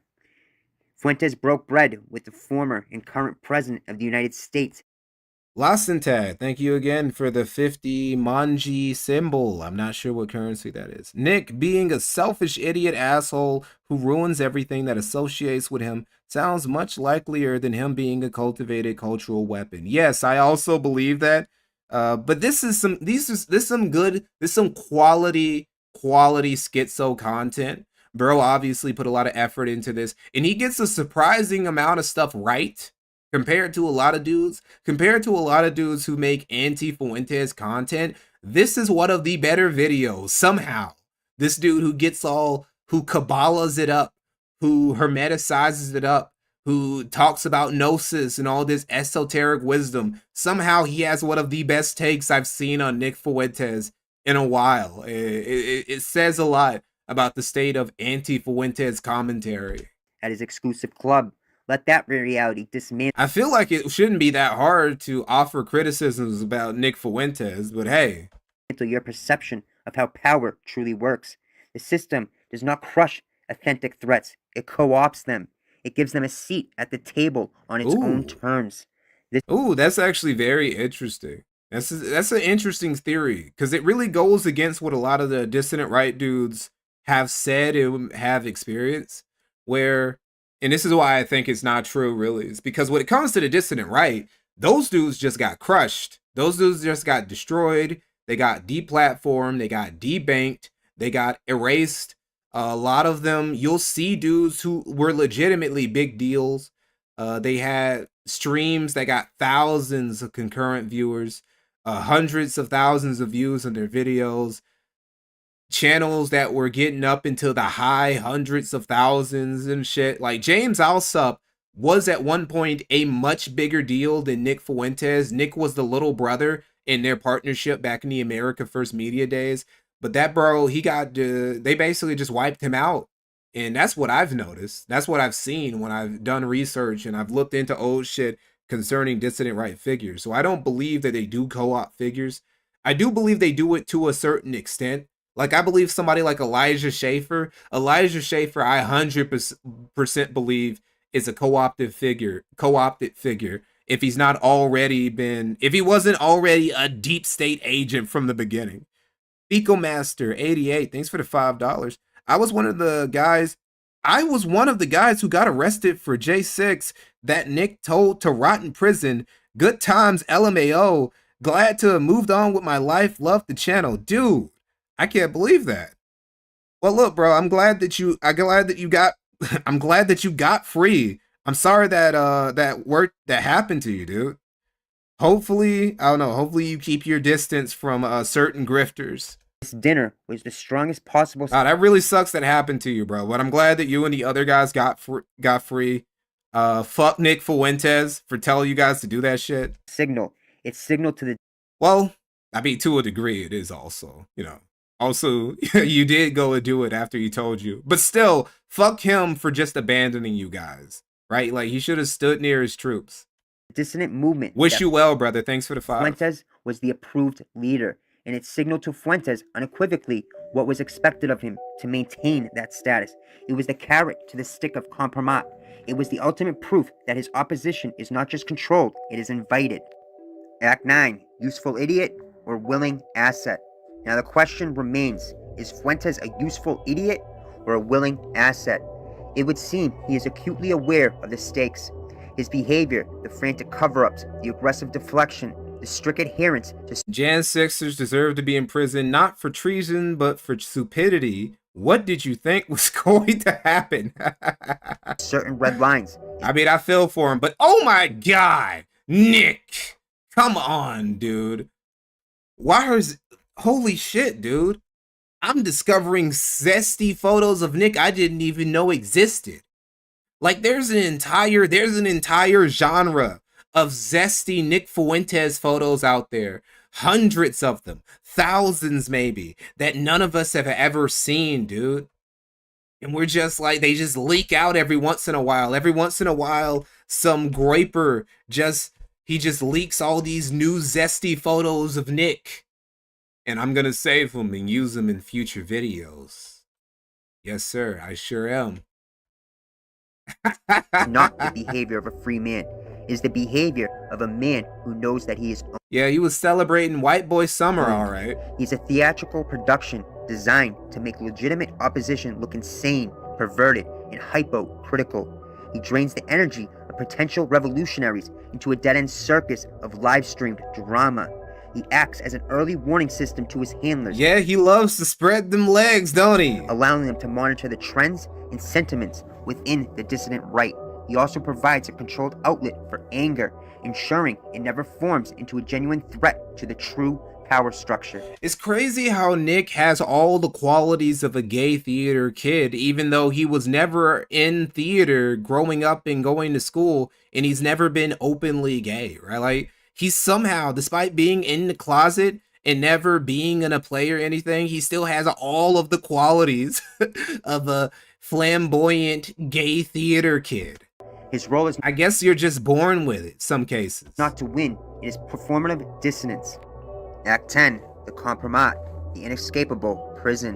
To truly understand the importance of Fuentes' vulnerability, we must understand the art of compromat, aka compromising material or blackmail. Fuentes' vulnerability. He's done that. Why does he keep doing it? Why does he do these? Why does he do these? Why does he make these poses, bro? Like, why? Ideal candidate. You do it multiple times in different streams, so obviously you're doing it on purpose. This isn't just some random screenshot somebody caught. This is like a subconscious movement of yours. For recruitment, control, and blackmail, his hidden proclivities become leverage points. This is the most powerful and classic form of blackmail, is the closeted individual, especially... He's never done anything. Nick Fuentes has literally never done anything weird or creepy with a woman before. And that's how I know he has to be gay. Because he does weird, creepy shit all the time. He's a weird, creepy person, but only with other men. When it comes to women, he either hates them or he's a perfect gentleman who doesn't cross boundaries. And the reason why he doesn't cross boundaries is because he doesn't want to. It's icky to him. The idea, he treats girls like they have cooties. Like, his skin is probably crawling the fact that Cassie Dillon is this close to him. Her shoulder is brushing his chest. He probably had to take a shower after The most powerful... I bet he never wore this sweater again after this. The classic form of blackmail is the closeted individual, especially one who has a proclivity towards younger targets. This is the primary lever of control. Is that cheese pizza, Nick? You're shirtless in the pool with cheese pizza? Control. And for Fuentes, that's how a schizo would think, right? A schizo would actually see some shit like this. Wait, Nick, he has a giant slice of cheese pizza. What does that mean? Does that mean he's a pedophile? Is he running a pedophile cabal? He's got all this cheese pizza and there's a dog on top. What does that mean? This is key for a man who has built his entire brand on hyper-traditional. 9path, thanks for the $5. You saving all those zesty Fuentes photos sounding suspicious. Look, I'm not doing anything untoward with these Fuentes zesty pics I'm gathering. Purity and mass. I mean, I am going to do something untoward with those things, but it's not going to be anything gay. Masculine posturing being revealed as a closeted homosexual would be utterly catastrophic. It would destroy his credibility, his movement, and his personal identity in one stroke. His followers, who are drawn to his image of ideological and personal purity, would... Oh yeah, we watched that before. That Nick Fuentes doc that was actually just a sweepy Glazer documentary. We watched that one before. Portrayed. The humiliation would be total, so the impending threat of exposure is always there. His handlers don't need to be shadowy figures in a trench coat or chabanics. The blackmail can be as simple as a quiet... Now, I remember when this happened, right? When this collab happened, and Nick Fuentes' fans were like, "Man, Nick is such a Chad. I bet he fucked Dasha. I bet he fucked her co-host too. I bet he fucked both of them at the same time." And I'm like, "Are you out of your mind? Do you actually think Nick Fuentes even like kissed them? Like even held their hands for more than 10 seconds? Even hugged them? You out of your mind? Nick Fuentes having sex with a woman? And see, if he wanted to, he probably could have, because Dasha is a giant hoe. Incredible. One of the craziest hoes, one of the wildest hoes in Hollywood. That's why it's amazing why she got canceled from that show, right? Because Hollywood loves a hoe, and I guess it's not enough. The blackmail can be as Harvey Weinstein is locked up, so he couldn't save Dasha. Simple as a quiet, off-the-record understanding. He knows what they know. He knows that one phone call to the right dissident journalist could end his career. Therefore, he must continually prove his usefulness to maintain the protection of silence. His vehement, over-the-top public denials of the rumors are in themselves performances of compliance. Is he really? Like, who the fuck is this? Who is this calling Jeffrey Epstein an alpha? He's proving to his handlers that he's actively maintaining the cover they require him to keep. Not to mention, we know how blackmail works and what it entails. Children are often the honeypots, and Nick has given all the signs that he would will. After failing to name Israel, Nick Fuentes was excluded from an ADL report on anti-Semitic conspiracy theories regarding Israeli involvement in the assassination of Charlie Kirk. Names in the report included Jackson Hinkle, Ian Carroll, Paul Miller, and Syrian Girl. Okay, so Jackson Hinkle is now, according to the ADL, more of an anti-Semite than Nick Fuentes is. We're living in a new world. Indulge. And let's suppose he does come from a crypto-Jew heritage, as his last name reveals. ADL is also one of those things that has ironically done way more damage to Jewish people's public image than regular anti-Semitism has. Here's the thing. If the ADL just vanished, if the ADL was just disbanded as an entity, anti-Semitism rates would probably just start drastically going down in America. These dudes create so much extra anti-Semitism. It's crazy. With deep Jesuit ties. This would then be the ideological lever. This is a much more subtle but equally powerful form of control. Yeah, Laura Loomer is another former friend of Nick Fuentes who doesn't fuck with her anymore. Especially if the handlers are connected to the same network. Fuentes and Laura Loomer are kind of two sides of the same coin, where Fuentes is an anti-Semitic dude who nobody fucks with him, not necessarily because of his views, but because he's just a giant, egotistical, crazy piece of shit. And Laura Loomer is a pro, like, basically Israel, a Zionist nationalist, a super hyper Zionist who loves Jews and being Jewish and is overprotective of Jewish interests. And nobody fucks with her either, not necessarily because of her views, but because she's just a crazy, egotistical bitch, right? They're two sides of the same coin. His ancestry is tied through.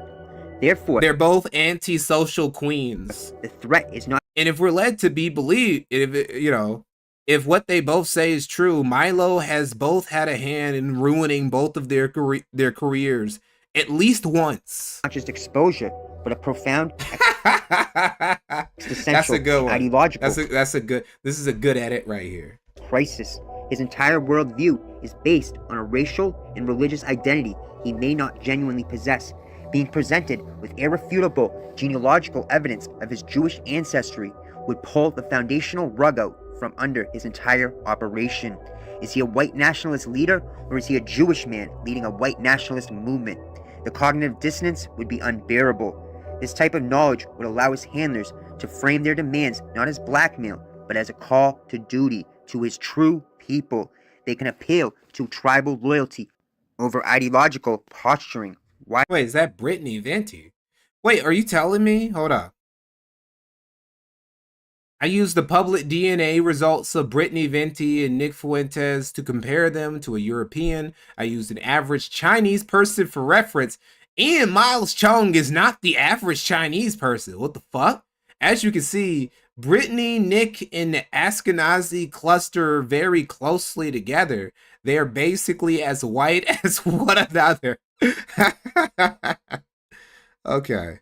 Xander Vorkov, thanks for the $2. Twink Death, the Fuentes final boss. Mr. Ritwash, thanks for the $5. You think Loomer gave Truck the suck? Honestly, no. Because I think that if Laura Loomer was capable of sucking and fucking her way to a position of power, she would have done that way earlier. And also, Trump has access to higher quality ass than that. Higher quality Jewish ass. He has better access than that than Laura Loomer. Why are you attacking us? I think he just likes the fact that Laura Loomer is just a dick rider of the highest magnitude in the figurative in a figurative sense. That's what he appreciates about Laura Loomer. When you are one of us, this is a devastatingly effective psychological tool. It refrains. Yeah, these are mutts. It's crazy how even though Nick and Brittany are both like super Amerimuticized, they both seem like less creaturous, lesser abominations than Ian Miles Chong, who just looks like he was some cursed mistake of science made in a lab. Nick Fuentes was literally made in a lab. He looks like less of a freak than Ian does. Compliance as returning to his roots, making him a willing participant rather than a coerced victim. But you are one of us.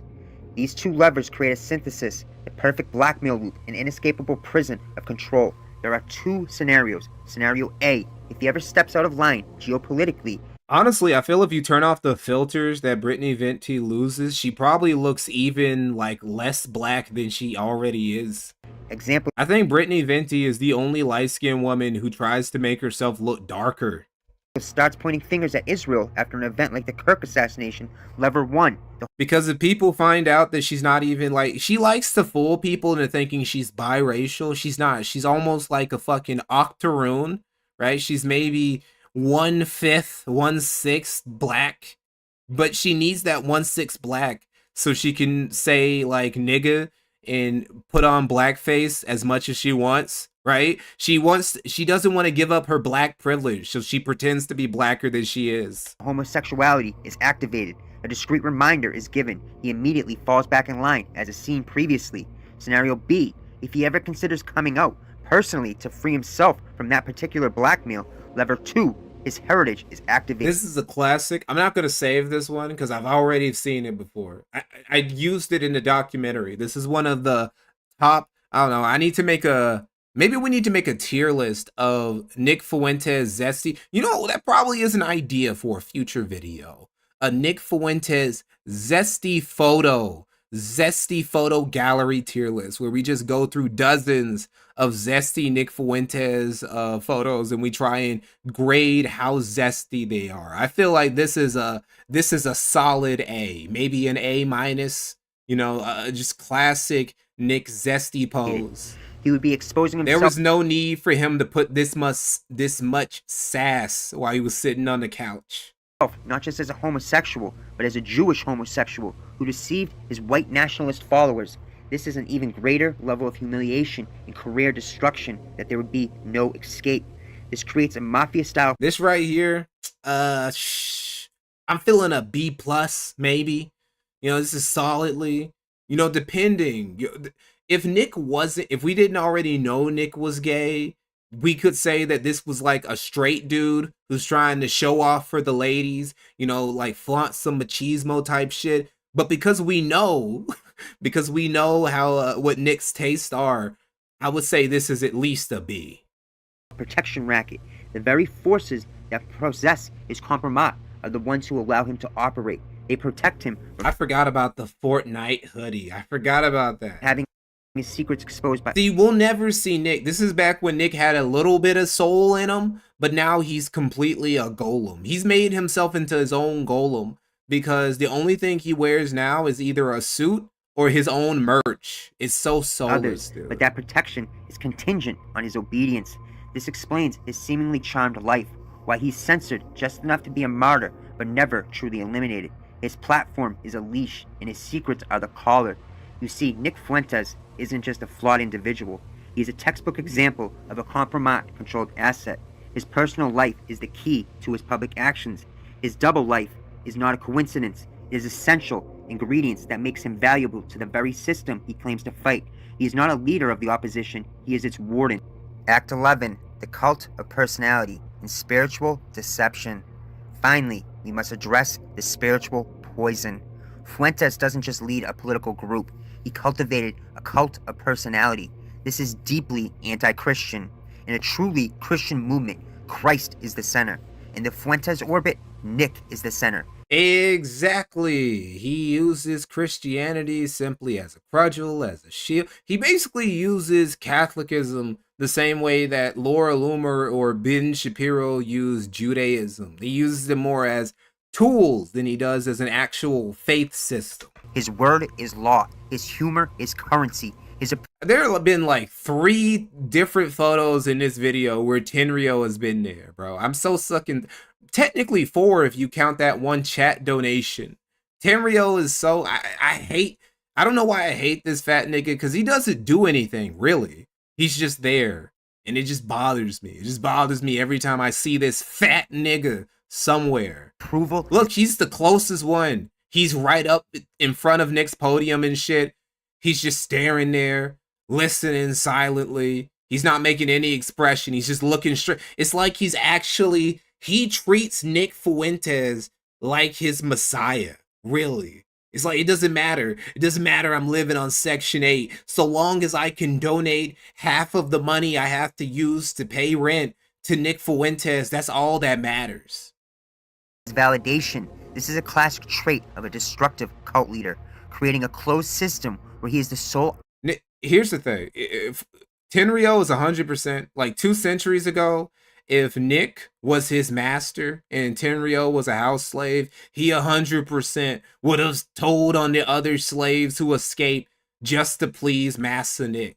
The classic trait of a destructive. He would voluntarily offer up his back to be whipped, just because like being whipped by Master Nicholas would be a privilege. Humor is currency. His approval is validation. This is a classic trait of a destructive cult leader, creating a closed system where he is the sole arbiter of truth and salvation. He doesn't point his followers to God. He demands they point their devotion to him. He is the church that you need to pay your tithes to. Catholicism is not about piety. It's about aesthetics and control. It provides a traditional veneer to mask a thoroughly modern narcissism. He uses the language of faith to elevate himself, not to humble himself before God. This is spiritual deception of the highest order, making a mockery of the very tradition he claims to defend. The conclusion. So, who is Nicholas J. Fuentes? He is not a leader.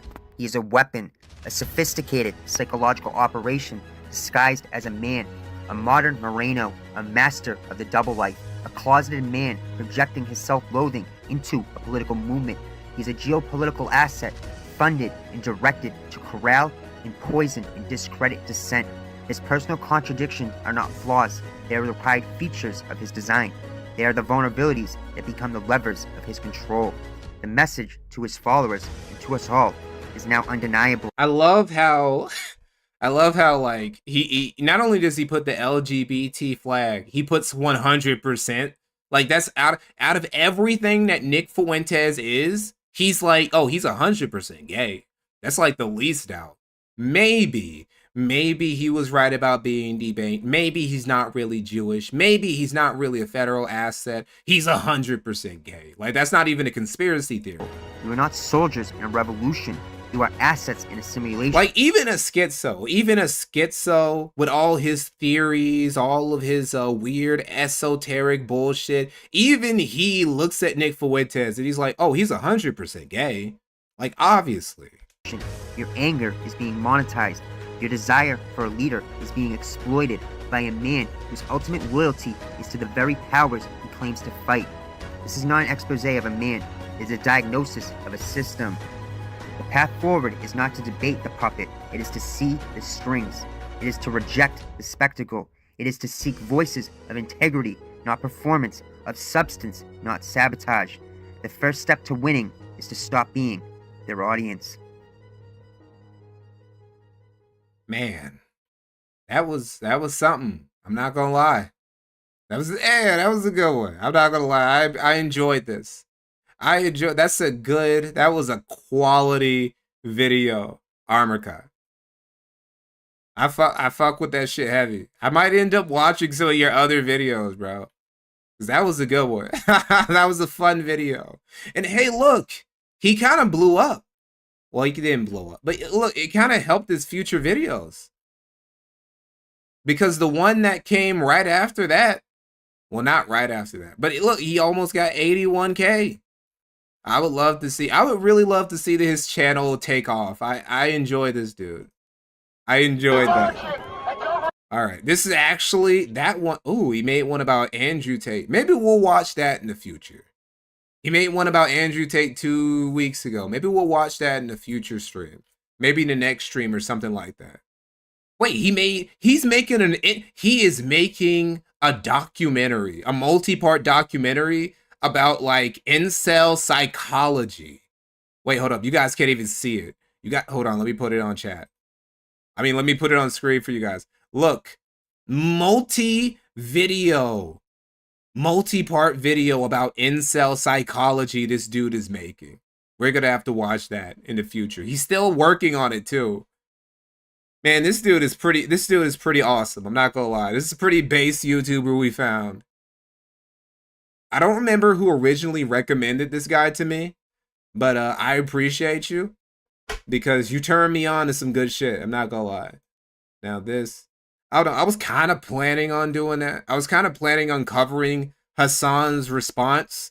Hasan seething at Trump for successfully taking Venezuela, basically taking out Maduro and basically Trump said that we run Venezuela now. So basically just doing a successful regime change in Venezuela. I was planning on reacting to that before we went out, but we've already been going for like 3.5 hours. So, oh, okay. You guys really want to? Well, okay. Give me a moment. Give me a moment to piss and I'll get back. We can watch this. Sure. The regime change isn't happening. Is that what they said? Yeah, that's what they told you, huh? That there's no regime change happening? Okay, if you think so, buddy. All right, we're going to react to Hasan seething about Trump in a minute. Let me go piss real quick.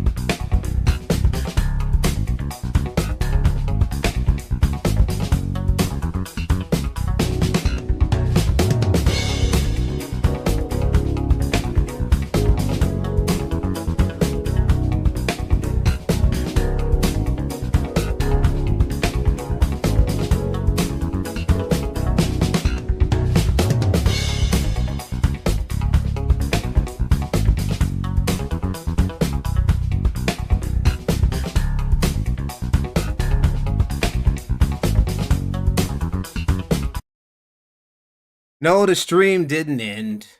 The stream didn't end. I should have known better. I should have known better than to play the outro music before I went. I should have just left the stream. I just get weird. I get weirded out about leaving the stream, on without nothing there. A lot of people do that. I can't just play content when I leave either.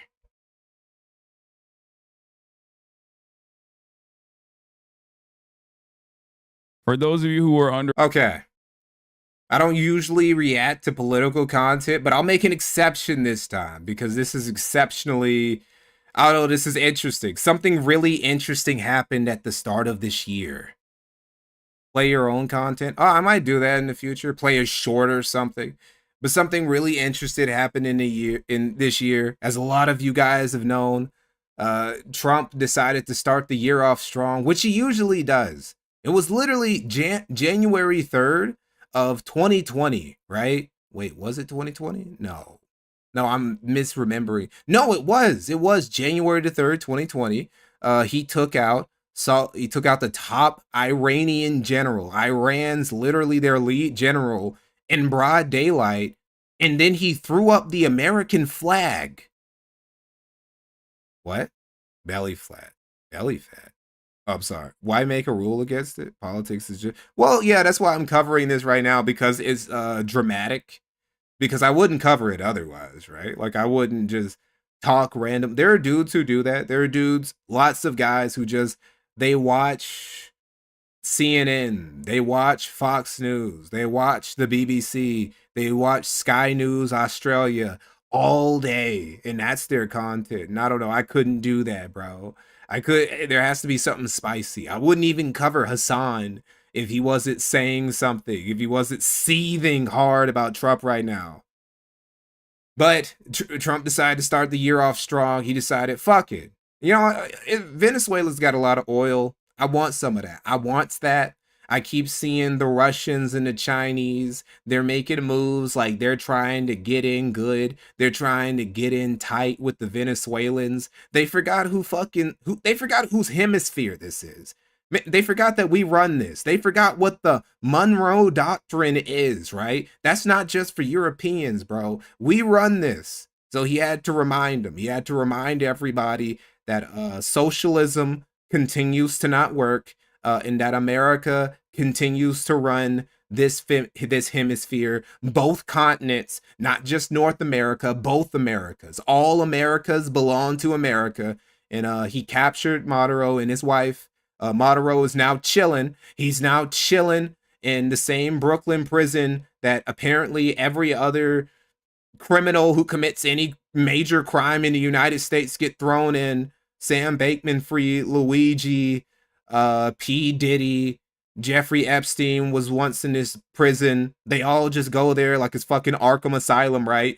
And a lot of the lefties, they're seething. They're really mad. They're really pissed off that Trump pulled off this flawless operation in like 30 minutes, captured the president of Venezuela, right? And somebody said, a lot of dudes in chat said, there's no regime change. We don't run it yet.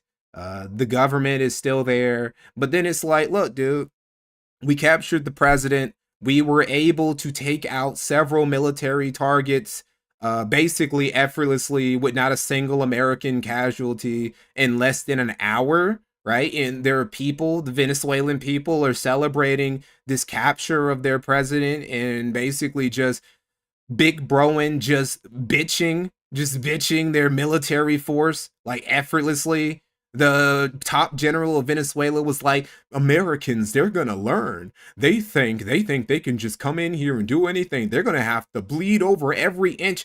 Wasn't even sweating, nigga. We swept through the war. There are dudes who went to protest Trump's actions in Venezuela. They weren't even aware that the war ended. They're like, Trump's doing what in Venezuela? We have to go and stop this. And then they're getting the street, and then the war's already over. The war ended like 2 hours before they got there, right? So it's like, okay, maybe the regime change hasn't officially happened, but what could they really do? If the Americans say, if Washington says, hey, look, we have your president, we basically, we run things now. We can literally target any vessel, any aircraft, any sea vessel that comes out of Venezuela. None of your military can stand against us. The populace is pro us regime changing you violently because they see how swiftly and painlessly it will be. So it's basically a case of you can either become a puppet willingly, or it can be like Iraq style. We send in dudes, boots on the ground to kick doors in and just start, making examples out of people, which would be terrible. It would also be very quick. It'd be like Grenada level shit. We went into Grenada and we were in and out of that bitch. It would be Just Cause 2, like in Panama, basically. So, yeah, the CNN is on some other type of shit at the beginning of 2026, bro. They've been biding their time. Biding their time. But yeah, 2025 was basically, the CNN was just, they were basically in the gym. CNN was in the gym. They were working out. They were, getting everything ready to go so they can come out 2026 strong. There are rumors going out now. The Ayatollah is about to get ran out of Iran, about to take a flight to Moscow. CNN is the CIA is moving crazy at the start of 2026. It's all gas, no brakes over there at Washington. So anyway, this has made a lot of leftists mad because Venezuelans now will be able to eat. They don't just have to pick and choose their meals every other week. They get to eat a full plate. They get to have 2 sausages and some carrots instead of just some outdated bean sprouts and shit like that. There's going to be actual tomato cans filling the shelves You know, they don't have to boil leather. They don't have to live like it's the fucking Weimar Republic in pre-World War II Germany and shit like that. Things are gonna actually get better for Venezuelans a little bit. Lefties are very ass blasted about this, and Hasan is one of them. So we're gonna watch him seethe a lot about how powerless socialism is to the power of American capitalism.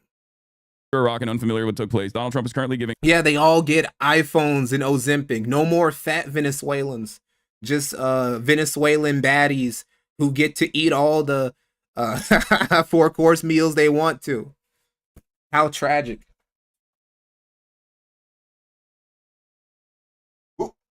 A speech about, you know, why we had to bomb Caracas and Caracas, capital of Venezuela.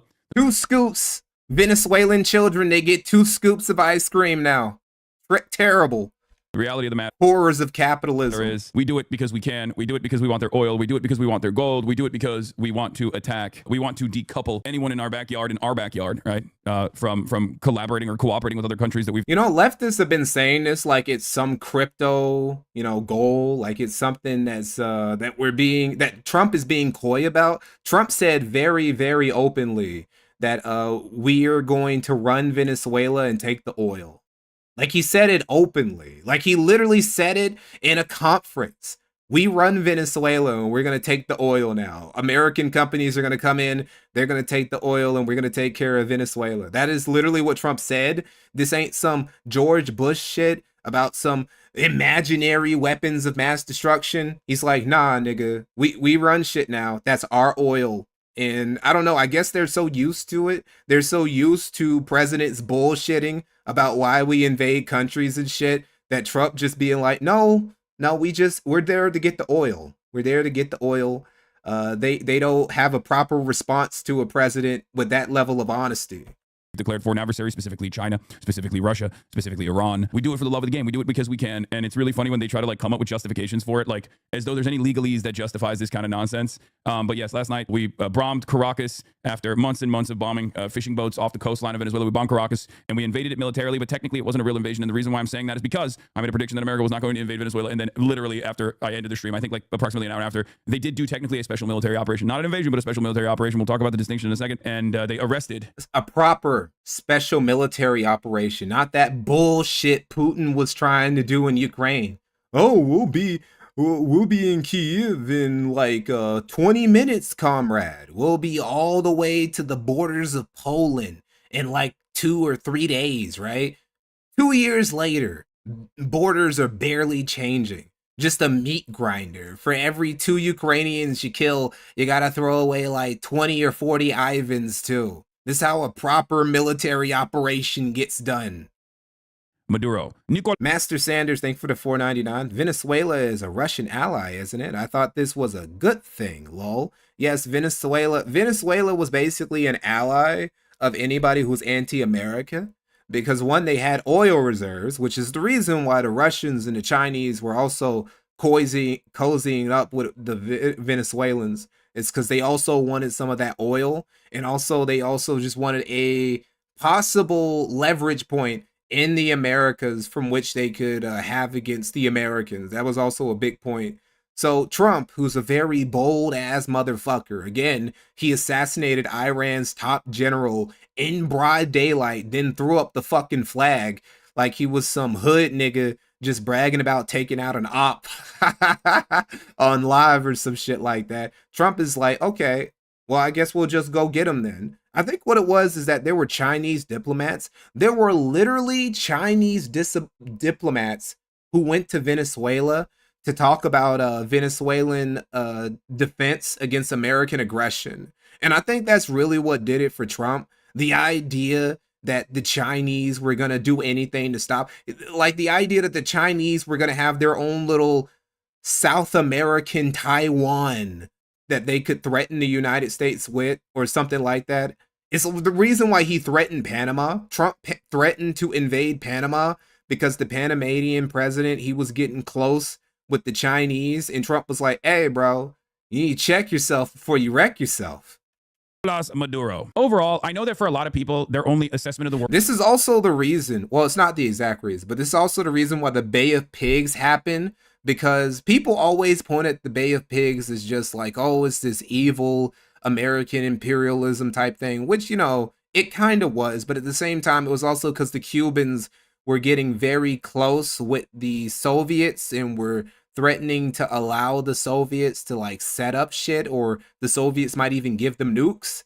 And what the Bay of Pigs was, is that even if it didn't succeed, it served the purpose of showing the Cubans and anybody else, any other socialist or communist leaders in the Americas, hey bro, if you try, there's certain shit you cannot do unless you're asking to get some boots on your soil. So you better cut that shit out. And I guess, I don't know, I guess Maduro thought he thought he was built different. World revolves around like what their least favorite. He actually thought the Chinese and Russians were going to come and get him. Bro, the Russians can't even take Ukraine after 2 years, and the Chinese can't take Taiwan after like 50 or 60. What the fuck you mean? Content creators thought they were going to help you against the Americans in their backyard. And doing, right? Someone like myself, they'll be like, oh, does this trigger Hasan? Then oh no, the Bay of Pigs was 100% a disaster. It went completely wrong, but it did still serve the secondary goal of letting the Cubans know that something like that will happen again if you go through with the plans with the Soviets that you're planning to do. You will not put nukes within swimming distance of Florida. You're not going to do that. It's probably a good thing. I just need you to understand, this is not a moment where I'm like, oh my God, triggered or whatever. I'm just frustrated. I'm always frustrated. Nothing is going to change. I bet you are. You have to understand why I'm frustrated. In your mind, you might assume that I'm frustrated because, oh, I had this like unlimited loyalty to Maduro, right? Or Maduro is a socialist, he's a communist. You're triggered because a communist is getting their comeuppance or whatever. No, I don't give a shit about any of that. No, that's 100% what it is. Of course you're triggered because a communist is getting their comeuppance. That's 100% why you're so mad. You're so mad that another far left commie regime is going down. It's just he's seething so much about this stuff. What I do care about is exactly what I'm saying, okay? As an American taxpayer, I want these taxes to actually fund the infrastructure. I want these taxes to fund our schools. I want these taxes to fund a robust welfare structure that actually helps regular ass Americans like many of you that are sitting in this chat who are excited at the prospect of. If you want that, the easiest way, the easiest way besides America just somehow getting access to the second biggest oil reserves on planet Earth, which Venezuela happened to have had, is getting rid of Social Security or getting rid of veterans on disability who don't actually need disability checks, right? Those are, in my opinion, those are what I know, two of the biggest sources of where so much of American tax money goes towards. But nobody is ever going to get rid of either of those. Maybe you could cut down on some of the veteran disability. Nobody's going to go after Social Security or shit like that. So, nah.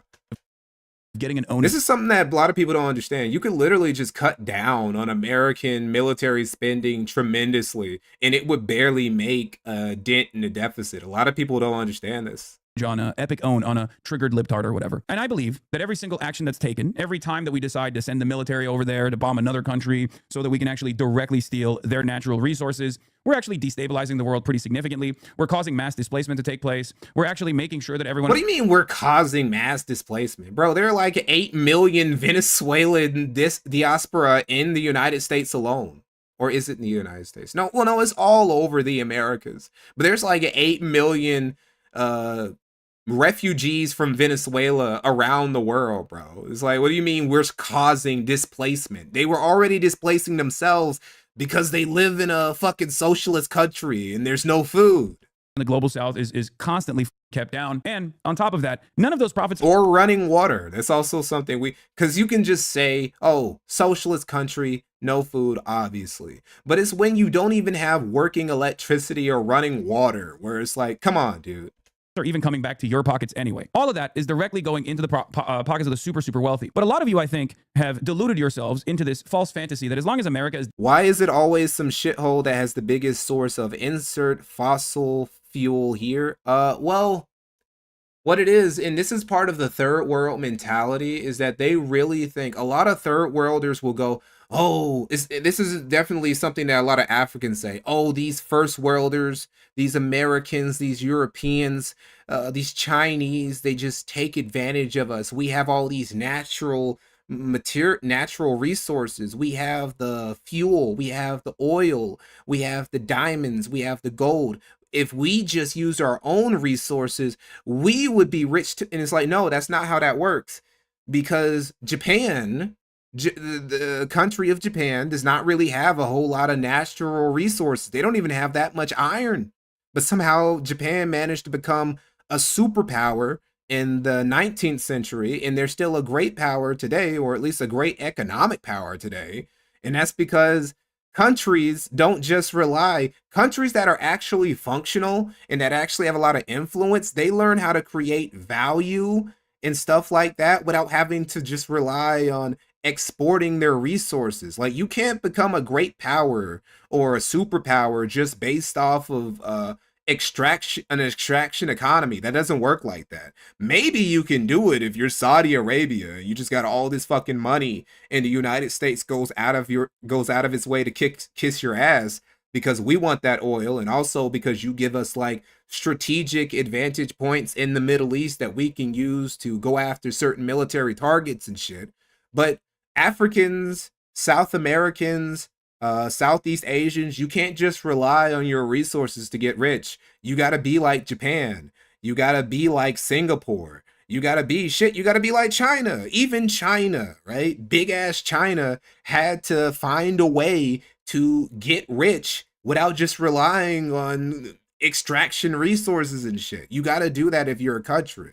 Dominating other countries. It's kind of like I'm on that team and I'm dominating them too. You're not. You're actually being dominated pretty aggressively, and you will never really realize it unless you snap out of it, right? There's a reason why. Oh, see, you're the slave. You're the slave. You're the one who's mad. Many people in the America First contingency were saying, "Oh, I'm going to vote for Donald Trump because he's the peace president," right? Kamala Harris is a warmonger. Donald Trump is going to do peace, and obviously Donald Trump was never. Even before the U.S. gave Japan all that money, we also gave a lot of money to South Korea's development too.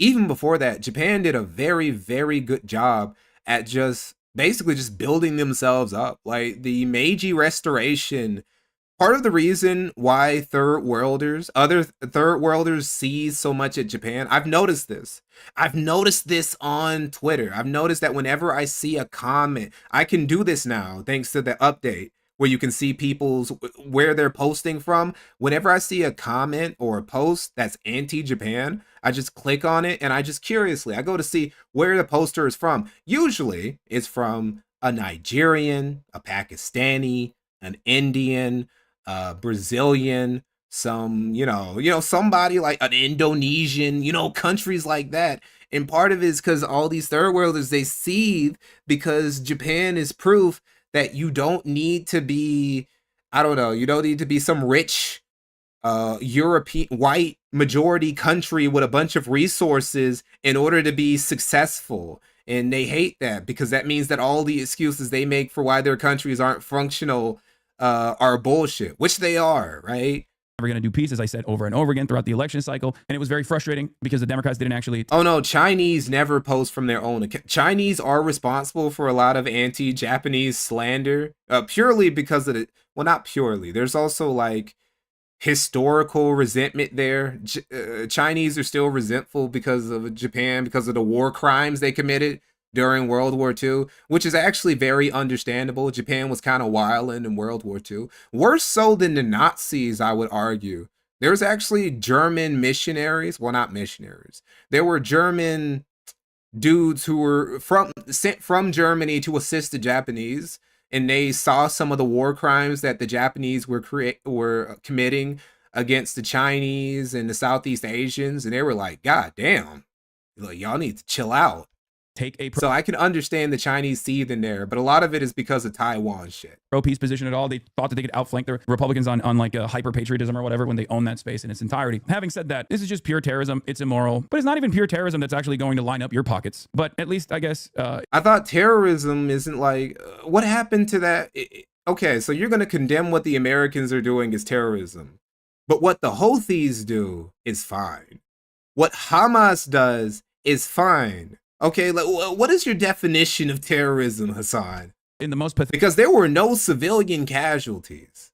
So what's terrorism? If I'm not attacking, if you are literally doing what Hamas doesn't do, what the Houthis don't do, and that's 100% attack military targets only. You don't cause any civilian casualties. How could it possibly be terrorism? Way possible, you can feel like you're powerful because the American government is projecting power. I guess that's it. I guess that's what you can look forward to in your dog life. But here's JD Vance, everyone's least favorite vice president, saying the president offered multiple off-ramps, but was very clear throughout this process. The drug trafficking must stop. I love that. I feel like the Venezuelans would have they have a better candidate for who they would say is their least favorite vice president. That one. Hey, drug trafficking. Okay, there you go. I love that. It's cool. It's cool. He's doing the actually all the time. This is it. He is Mr. Actually, which is pretty awesome. He has the actually everything. Donald Trump will just come out and be like, I think Venezuela is woke and gay. That's why I invaded it, because I hate it. And also because I think they stole the election in 2020. And JD Vance has to be like, actually, the reason why we're invading Venezuela is because they're actually a narco trafficking hub, even though there's no evidence to suggest this. And no evidence.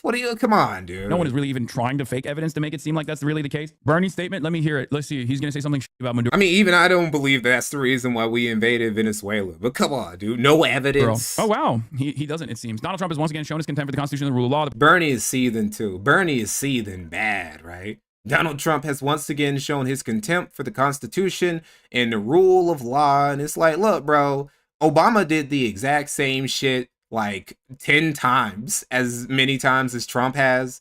So did Bush. Really, a lot of presidents lately, when it came to committing military operations that they really want to do, have just shown no fucks given to, I don't know, the rule of the law or the Constitution or international law, right? President of the United States does not have the right to unilaterally. Here's the uncomfortable truth. The uncomfortable truth about international law is that it's whatever the president of the United States wants it to be at that moment.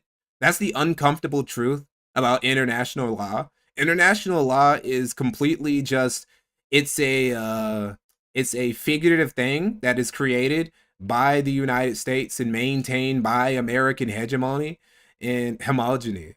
Hegemony? No, I'm pronouncing it wrong. Okay, I'm not going to bother to pronounce it right. But it's completely kept up by America being the superpower of the world. And anytime an American president decides, you know what, I do want to invade the Middle East. You know what, I do want to bomb Yugoslavia. You know what, I do want to invade Venezuela. We're going to do that.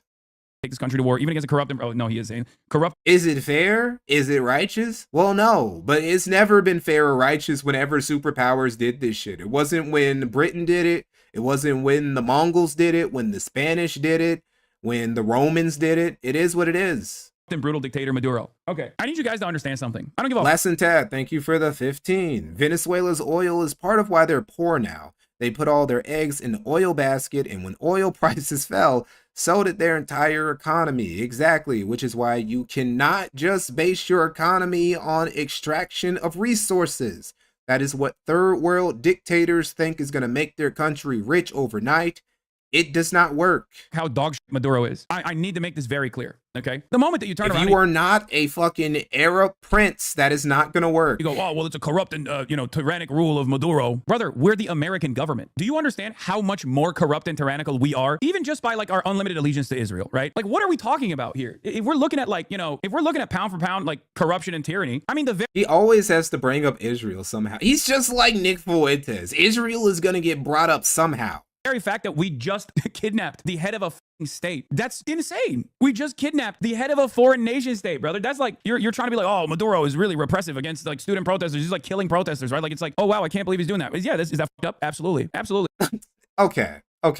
Is that fucked up? I mean, yeah, it's kind of fucked up that, he's killing protesters. He's killing college students. It's kind of fucked up. But look, man, you can't just kidnap a foreign leader, even if he is just killing his civilians. Well, look, dude, if you can't, when is it fine to go after a foreign leader if they're already? It's like when we invaded Iraq because they were attacking their civilians, gassing their civilians, using chemical weapons against their civilians and shit. Was that the main reason why we went in? No, not really. We were there for other reasons. Wait, no, excuse me. Wait, no, I was about to say I'm confusing him. But that was actually multiple guys, right? That was the dude in Syria did that too. That's just like a tactic that Middle Eastern dictators like to employ against their civilians when they start getting a little uppity about personal freedoms and shit like that. So yeah, that wasn't the reason we went in, but it's a good casus belli, This dude is just, he's gassing his civilians. He's shooting them in the street. I mean, hey, people have been invaded. Countries have been invaded for lesser reasons. What we do is infinitely worse, even in this argument. Is it? Is it really worse?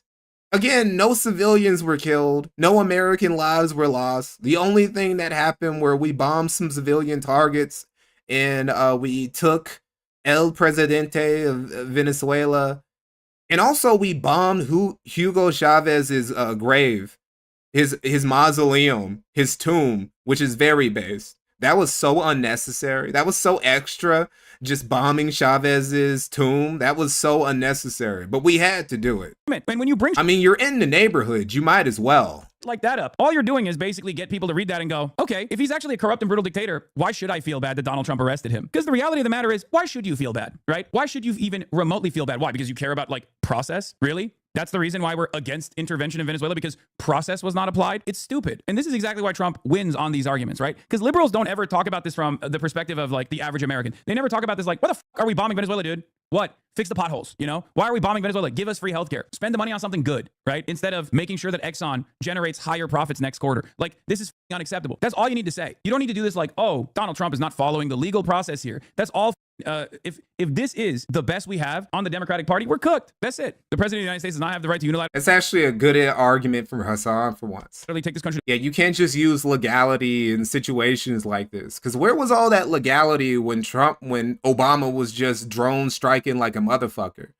That guy drone struck an American citizen with no due process. Now you could say maybe that guy had it coming. Maybe he was a terrorist, but still, you can't talk about due process this and international law that, and then like whatever.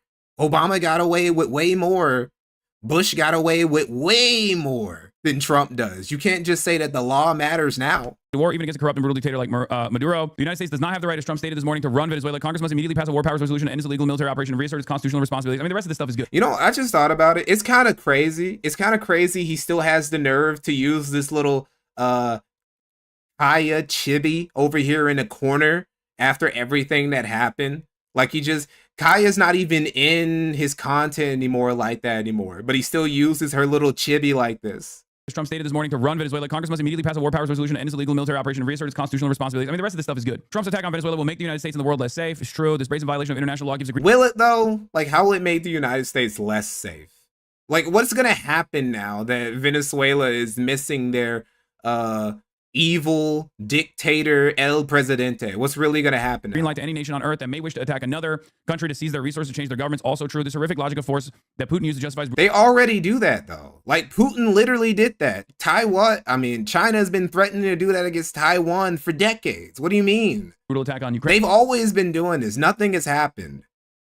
Presidents did this. Bush did this. Obama did this. What do you mean? And also true. Trump and his administration have often said they want to revive the Monroe Doctrine, claiming that the United States has the right to dominate the affairs of the hemisphere. I mean, we kind of haven't really let go of that principle, if we're being real. Maybe we've just like escalated it a little bit more, but they've spoken openly about controlling Venezuela's oil reserves, the largest in the world. This is rank imperialism. It recalls the darkest chapters of U.S. interventions in Latin America, which have left a terrible legacy. It will and should be condemned by the democratic world. It won't be condemned by the... I wouldn't call that the darkest chapter. Oh, U.S. interventions in Latin America. I was about to say, it says the darkest chapters in Latin America. I'm like, I can think about plenty of dark chapters in Latin America that have literally nothing to do with America. The democratic world. It won't be. Europe is comprised of cucks. Also, the way he phrased that, right? The darkest chapters of U.S. interventionism, U.S. interventions in Latin America. Does that mean that there were bright chapters, Bernie? What were the bright chapters of U.S. interventions in Latin America? There have to be a few. If there weren't just dark chapters. Will and should be condemned by the democratic world. It won't be condemned by the democratic world. It won't be. Europe is comprised of cucks. I'm sorry to say that.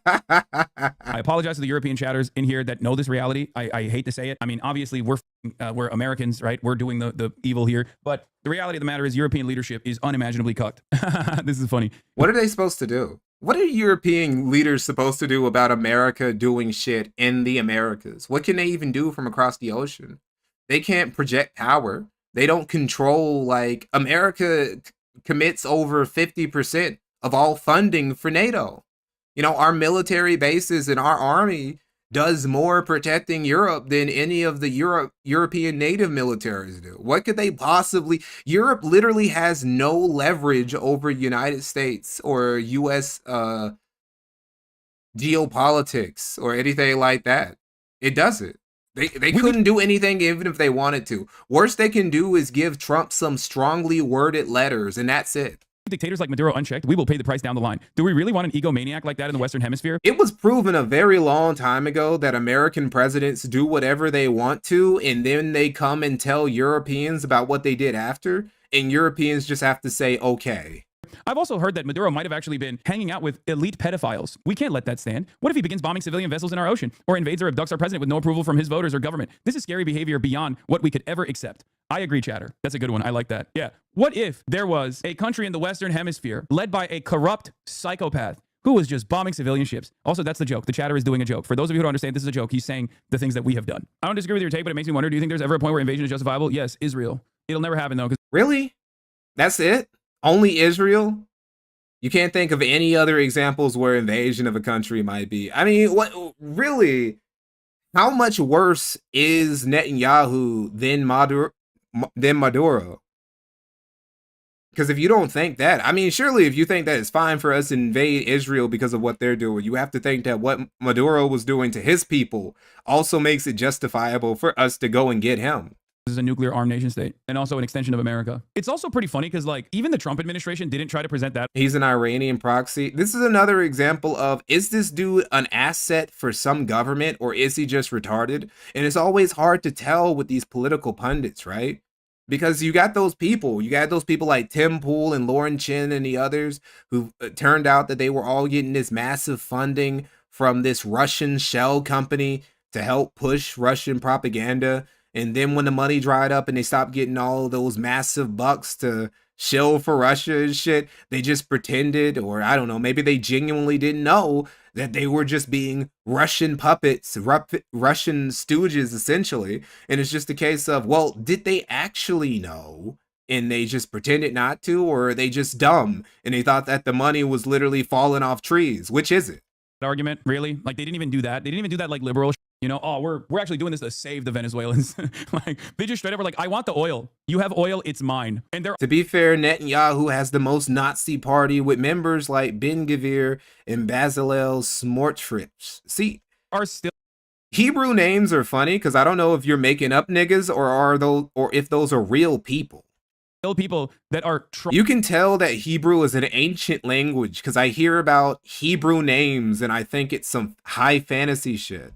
Trying to do propaganda after the fact when the administration is not even doing it. The administration is like, we're pirates, you have bounty, we will plunder, we will rape, we will pillage. Very based the honesty on Trump and his administration. Like, no, you have oil, we want it, we don't like you, we think you're an evil dictator. There's no reason why the evil dictator should have all that oil when we can have it.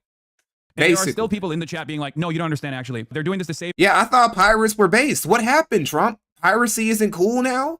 So piracy isn't cool now when there's an American flag on the ship. Okay, I see how it is. Venezuelan democracy. It's like, who is this for? Is this for yourself? Do you think someone is going to hear your statement in this chat and go, you know what? Even though the American government that I do not trust any longer to have my best interest in mind has openly stated their desire for why they're bombing Venezuela and kidnapping Maduro is actually just to literally rape Venezuela, I'm going to still assume that there is some How could we rape Venezuela any worse than Venezuela has been raped by the people who've been running it for decades? How could we possibly rape it any worse? Purpose here. I'm not even saying that we won't do that. We could fuck it up. This could end up worse than Iraq. This could end up to be a fucking disaster. And we'll all be ashamed of it. It will be like one of the most shameful moments in American history decades from now. Just like a lot of the bullshit we've done in the Middle East over the past few decades has been. Or we could end up making it just an objectively better place. It could end up being like South Korea or Germany or Japan. Some honorable purpose here. At what point will people go, yeah, maybe America doesn't really care about installing democracy elsewhere? Yeah, is there a KFC in Venezuela? A McDonald's? Dairy Queen? Wendy's? You don't know. You don't know how good things could get, Hasan. And simply installing puppet leadership so they can keep unlawfully extracting all the natural resources from the global south. And it won't even like actually return with redistributive policies into the pockets of the average citizen either. It'll just go to a handful of elite pedophiles. It's pretty cool. Nah, keep assuming that America... How would it go into a handful of elite pedophiles? That oil has to go out to the people at some point. What are all the pedophiles going to do with the oil? At some point, you have to like give it to gas stations and tankers and shit like that, dude. The American government is actually doing world police Yeah, Pam Bondi, indicted for possessions of machine guns. Yeah, it's pretty funny because like Donald Trump last month pardoned an actual cocaine kingpin who was an actual leader of a foreign nation state who actually went through the legal process and was found to be guilty in trafficking tons of cocaine into the United States of America. So this actually makes... When that happens, when you see something like this happens, you see a dude who like he did some crazy shit, he's 100% guilty, and somehow he still manages to get off scot-free. That means a deal was made. That means that dude just helped the government with something massive. He just gave them a big tip. He just contributed to something. That dude had some very, very vital gems that the government's like, okay, we won't throw you in Guantanamo Bay forever. We won't just throw you in some super prison underneath the earth because you decided to break crack a deal with us. The same thing's going to happen to Maduro, by the way. If Maduro like is a good boy and he does something helpful, he might end up getting put in a very pampered prison and living a pretty comfortable life on house arrest for the rest of his life. Was found to be... That depends if he wants to be a good boy, though. Guilty in trafficking tons... Yeah, he's an informant. It's literally no different. It's like what the cops do with regular kingpins, regular drug dealers, but at an international level. Tons of cocaine into the United States of America. So this actually makes the situation even funnier because once again, my goat, Donald Trump, he is so good with this, okay? He will literally be like, I'm pardoning every, I don't know, major fraudster while simultaneously putting the beat on every Somali person. It's crazy how Hasan doesn't consider this. Maybe he does consider this and he's just pretending to be stupid about the obvious reason about why a dude like that would get a pardon. And yeah, Mick Callum, it's like child trafficker Ghislaine Maxwell. There's a reason why Ghislaine Maxwell is still breathing and Jeffrey Epstein didn't last this long. And assuming that she's being a good girl, she's sharing some information she's supposed every to. Somali person. Either that or she hasn't threatened to share certain information she's not supposed to. One of the two. Is actually defrauding the Medicare system or something. Well, literally openly pardoning people who have stolen billions from like Medicaid or Medicare, right? It's pretty funny. He'll just literally do one thing and then claim that he's actually fighting against that thing by putting the crosshairs on a totally separate enemy. Yeah. None of this is credible when you remember that Trump pardoned former Honduran president and convicted drug trafficker Juan Orlando Hernandez. It was never about drugs. It's U.S. imperialism manifest. And it's kind of funny because Donald Trump is basically saying that too. It's not like he's hiding it. He is kind of open about it, which makes this really funny because like then you see liberals try to defend this somehow on like liberal grounds, America World Police grounds and shit like that. And it's like, who is this propaganda for? Is it for you? Do you want to feel comfortable with this kind of thing? Is that why you're like, no, Mr. President? It's kind, you know what it reminds me of? It reminds me of the Alex Jones Kanye West conversation where Kanye West was like, I love Adolf Hitler. Adolf Hitler invented the microphone. And Alex Jones, hey, we just watched that. Was like, no, you're not supposed to say it like that. You're supposed to say like, no, you don't hate Jews, right? You don't hate Jews. Like you're just skeptical. You're just skeptical of the globalist elite, right? And Kanye was like, no, I just hate the Jews and hate. And it's this is why Trump and Kanye get along so well. Kanye once said, Trump is my brother. We both have dragon energy. And what I feel that translate to is that they can't turn it off. Like Trump and Kanye are incapable. This is why I don't believe that there's any secret conspiracy that they're both part of, because neither of those two could ever hide their power level at any point. They're incapable of doing that. If Kanye West feels like, I don't know, the Jews have been bugging me lately, I can't stand them, he's never going to not say that. He kept saying that until he felt like the Jews weren't bothering him that much anymore. And then he was like, okay, I don't really hate the Jews that much anymore. I'm sorry. Kind of like that with liberals, where it feels to me like the liberals are just basically going, no, you're actually doing this for world police stuff, right? You're doing this because you're the world police and you're installing democracy in Venezuela, right? And the Trump administration is like, nah, not really. I just want the gold. I just want the oil. I want the land. I want to rape and pillage. I'm bored. I want to rape and pillage because I'm bored. And liberals are like, no. What do you mean rape and pillage, bro? Like we didn't even put boots on the ground, dude. This was purely just air shit, just airstrikes, and it was very surgical. It couldn't be any more clean than us just walking in and them just letting us through the gates like we're fucking Napoleon. Napoleon, when he came back to power, right? He came back from the island, and there were French troops who were aiming their muskets at Napoleon. And Napoleon, he just ripped open his shirt, and he's like, "Who's gonna shoot the emperor?" And then they all let down their guns and they started crying. Because, you know, that's what happens. That's what happens when you reach maximum aura. You can just like fucking dare a nigga to shoot you, and then he'll drop his gun, he'll get down on his knees and start crying because of how based you are. the dominoes will fall about the dangers of socialism. Everyone will learn about the dangers of socialism if we actually, dethrone this corrupt autocratic dictator. And Trump still turns around and is like, nah. Like, he might as well openly come out and be like, you guys were talking too much about my best friend who recently passed away, Jeffrey Epstein, and I did this because I really was bored and I didn't want you talking about that no more. And liberals would still be like, actually, this intervention was justifiable because the people of Venezuela have spoken.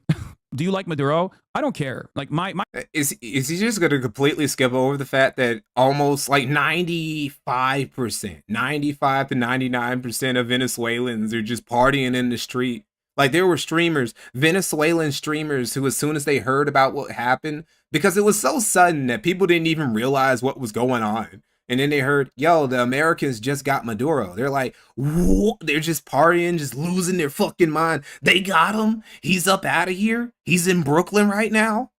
my opinion or my dislike for Maduro is not pertinent to this conversation. Like, do you guys understand why it's not relevant to this conversation? Like, my own personal criticisms of Maduro or whatever is not relevant to this conversation. It's kind of like the but Hamas equation, right? Israel be doing a genocide, and people will be like, well, what about your criticisms of Hamas? It's like, bro, they're being genocided. You know what I mean? It's like, what are your opinions on Maduro? I don't know. He shouldn't be kidnapped. How about that? Is that your only opinion on him? That's my opinion on Maduro. Is that your only opinion? Like, how can you say the things you say should happen to Benjamin Netanyahu, but then you're like, Maduro, well, he just shouldn't be kidnapped. Well, then what should happen to Netanyahu then? Because I would put them about on the same level. Maybe. I would put I don't know, who would I put higher? Well, I would actually say that, well, no. I'm actually wondering who caught more bodies. Because I think it's Netanyahu. I think Netanyahu probably is responsible for the death of more civilians than Maduro. But Maduro had, like, it was all in, like, the span of a few times. I'm sure if you go over the years and you also count all the people who've starved to death, who've died of maltreatment and shit, Maduro might have a higher body count. I don't know. It's hard to tell. The fact that I'm debating this at all, right, it just goes to show you that anybody who has the attitude that Hasan has towards Israeli leadership should, like, I don't know, he shouldn't be sweeping for Venezuelan leadership like this. Only one that matters. There's no reason to be like, I don't like the way that he repressed a protest in his country, or I don't like the way he mismanaged it. See, this is why people say that Hasan is anti-Semitic, because he's so two-faced. You can't just say that when Jews start mistreating civilians, it's bad. But when the Venezuelan El Presidente does it, it's fine because he's a socialist and, you know, they make mistakes. You can't say that what America did is just piracy and we're looting and it's booty and it's evil. But then when some fucking pirates in the Red Sea do it, it's based and it's righteous and they're freedom fighters. You got to pick a lane, bro. Venezuelan currency. Like, what difference does that make? Do you think that plays a role in why America kidnapped them? No. So it doesn't matter. Well, you know, I do give that to Netanyahu. Netanyahu is actually popular in this country, so irrelevant. And that's why. This is why you can't get away with it. If the Israelis hated Netanyahu, then it might be curtains for him, because that's the thing for a president, a dictator.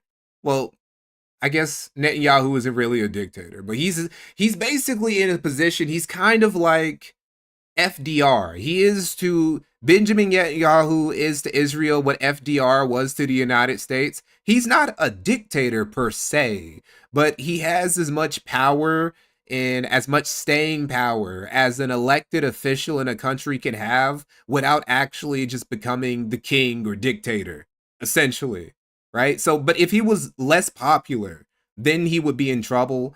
But he's not, so it's like, who cares? Who cares what some fucking Americans or Europeans say about him? Maduro is a different story, though. When people, you can't be a shit leader and be responsible for the deaths of thousands and also be unpopular in your country, bro. Say like, well, actually, Venezuelans are celebrating. It's like, well, okay, it still doesn't matter. That doesn't matter at all. They're already spinning the narrative that all Venezuelans are happy. Yeah, I mean, they did the spin in Iraq as well. He's defended Kim Jong-un before, really? Yo, what's up, Yellow Flash? Okay. That's where they will welcome us as... I don't know why I'm surprised by that. Of course he's had. Liberators. Of course he's done that. That's unironically where... I thought it was just China that he's sent for. Of course he's defended the dictator, the actual dictator of North Korea. Do you see what I mean? The they will welcome us as liberators is a statement from Iraq. That was at a time when the American government was actively trying to propagandize a lot better than this one certainly is doing. It was trying to touch on the cultural attitudes of, you know, the white savior complex that liberals have. Yeah, Donald Rumsfeld said it, George W. Bush said it, and they also showed the toppling of the statue of Saddam, right? That was like a big deal. They were like, see, this is working so well. This is working so good. And of course, what ended up happening in the aftermath of that was obviously 20 years of rape, pillage, death, destruction, a torture regime, and just awful. Just overall pain and a power vacuum that came from that led to the creation of ISIS as well, and numerous other issues such as that was an L. That was Iraq, how we got down in Iraq. I do feel like Iraq in general is in a decent place these days, but how we got down in Iraq, absolute L. It's still plague, even though just sloppy from top to bottom. That's how you know it was completely just bullshit. That's how you know it was something that was decided at the last moment. It wasn't something that was planned at all. See, the Venezuelan surgical strike, the military operation there just 2 days ago, that comes off as something that they've been planning since early 2025, right? A lot of effort, a lot of time went into that. Iraq, they just went in there and kicked down doors and they hoped everything would go swell. Western world, and certainly is a massive issue in the Middle East. So I guess like the only aspect of this that I think is more redeemable in comparison to George W. Bush is that at least they didn't do a shock and awe and full-blown invasion, and instead they did a kidnapping, I guess, if you want to look at it from like the lesser of two evils perspective. But of course, for me, how about no evil, right? Okay, why'd you get frustrated whenever people mention that Maduro's a dictator? Because it just gives righteous cause to Trump. Because Americans hear that and they go, oh. But it's true, objectively. Like, what do you mean? It gives righteous cause to Trump. It gives him a reason. I mean, well, they're not wrong that he is a dictator and he has been fucking up his country and civilians for years, right? They're not lying about that, but I don't want to say that because then it sounds like Trump might had a point and it's not so bad what he did. Okay, so why should I care that a dictator got kidnapped? That's why. That's number one. Number two, as far as like the shit that Maduro has done, right? Okay, our leadership, Barack Obama, Joe Biden, Donald Trump, Bill Clinton, George W. Bush. I never hear you disavow Obama or Biden the same way you disavow Trump. I don't even hear you do that to Bush, really. Bush. They've done a metric ton worse than Maduro, right? Does that mean that they get assassinated, they get kidnapped? Like, what are we talking about? Obviously, that will never happen because America's the hegemonic superpower. But the notion that, like, those guys are dictators, but we have process is idiotic. Actually, police brutality is a great example of this. When people do that, when they talk about, like, well, look at the criminal, you know, look at the track record of this guy. That's the reason why he got shot. Everybody understands, like, you're saying that because you're giving credence to why this person got shot, right? And that's the same principle. You're also showing a pattern of behavior here as well. Not to say that, like, Maduro is good or whatever, but it's just not relevant to the conversation, you know? Can you explain some details of about why he's bad? Maduro is bad, then Donald Trump. Do you have anything negative to say about Maduro? Like anything at all? Trump is worse by a million times. Is he? Really? He's worse by a million times than Maduro. He's worse by a million times than a literal dictator whose country is starving, that's poor, the power doesn't work, they don't even have running water, he shot civilians, he shot college students and shit, he has millions of refugees from his country all across the world. Really, he's worse than that guy? Including because of what he just did to a leader of a foreign nation. It's not even comparable. Yeah, Miller 42. This is just whataboutism 101 right here. It's not even on the same playing field. Do you think this ended with one strike and kidnapping, which are illegal, or it will be indeed another Iraq war? I don't know. I don't think so, but we shall see because it's entirely dependent on what the transition looks like. Reuters reports that Venezuelan President Nicolas Maduro was captured in an operation involving U.S. Special Forces, including Delta Force, with assistance from the CIA source inside Maduro's inner circle and cooperation from members of the Venezuelan military. According to U.S. officials and people briefed on the matter, a source close to Venezuela's opposition described the move as an inside job. Yeah, that's definitely believable. New from the Post. Delta Force units established a pattern of life on Maduro in advance of the operation, mapping out his location and daily moves. According to a person familiar, CIA covert operations unit identified where he and his wife were staying. The U.S. deployed 2 Army Delta Force units, one from the Middle East and one from North Africa in recent weeks, and those forces established a pattern of life on Maduro in advance of the operation, mapping out his location and daily moves. According to a person familiar with their deployment, Delta Force, known within the clandestine community as Combat Applications Group, is among the Pentagon's most elite units tasked with executing high stakes and secretive missions, including hostile. Do you plan to ever do a video on this guy? I'm sorry, hold on, give me a minute. I've been tempted, but the problem with going over Hasan is that so many other people have already covered him, right? He's been covered to death. He's one of those guys. He's one of those guys who's so many things have already been said about this dude. I don't know what else I would add to the conversation. Rescue and kill and capture. And I don't like to talk about dudes where I can't add anything to the conversation. I usually like to cover new subjects, or I like to cover subjects that haven't really nobody's really gone over in depth. That's why I did the quartering video. The quartering video was made because, one, Jeremy does fascinate me. He does fascinate me from a locale perspective. And also, not that many people have ever really taken a critical eye, an analytical look at Jeremy and made a full-on documentary about him. Like, from beginning to end. There have been a lot of people who've talked about him on stream or made little short videos about him, but a full-on quartering documentary hadn't been made until that point. So that's why I went at him. Your mission. Same reason why I went at Nick Fuentes too. A lot of people talked about Nick Fuentes, certain moments about his life or certain things about his politics. Nobody ever really did a full-on Nick documentary before. The Trump administration relied on elite Delta Force and CIA Covert Actions Unit for the operation to seize Nicolas Maduro in a highly secretive snatch and grab mission to force the Venezuelan leader from power, according to multiple people familiar with the deployments. The CIA identified the location where Maduro and his wife were, and Delta Force soldiers sent by President Donald Trump to the Caribbean and conducted the raid. The CIA also provided support to the air, sea, and land operations, according to people familiar with the mission.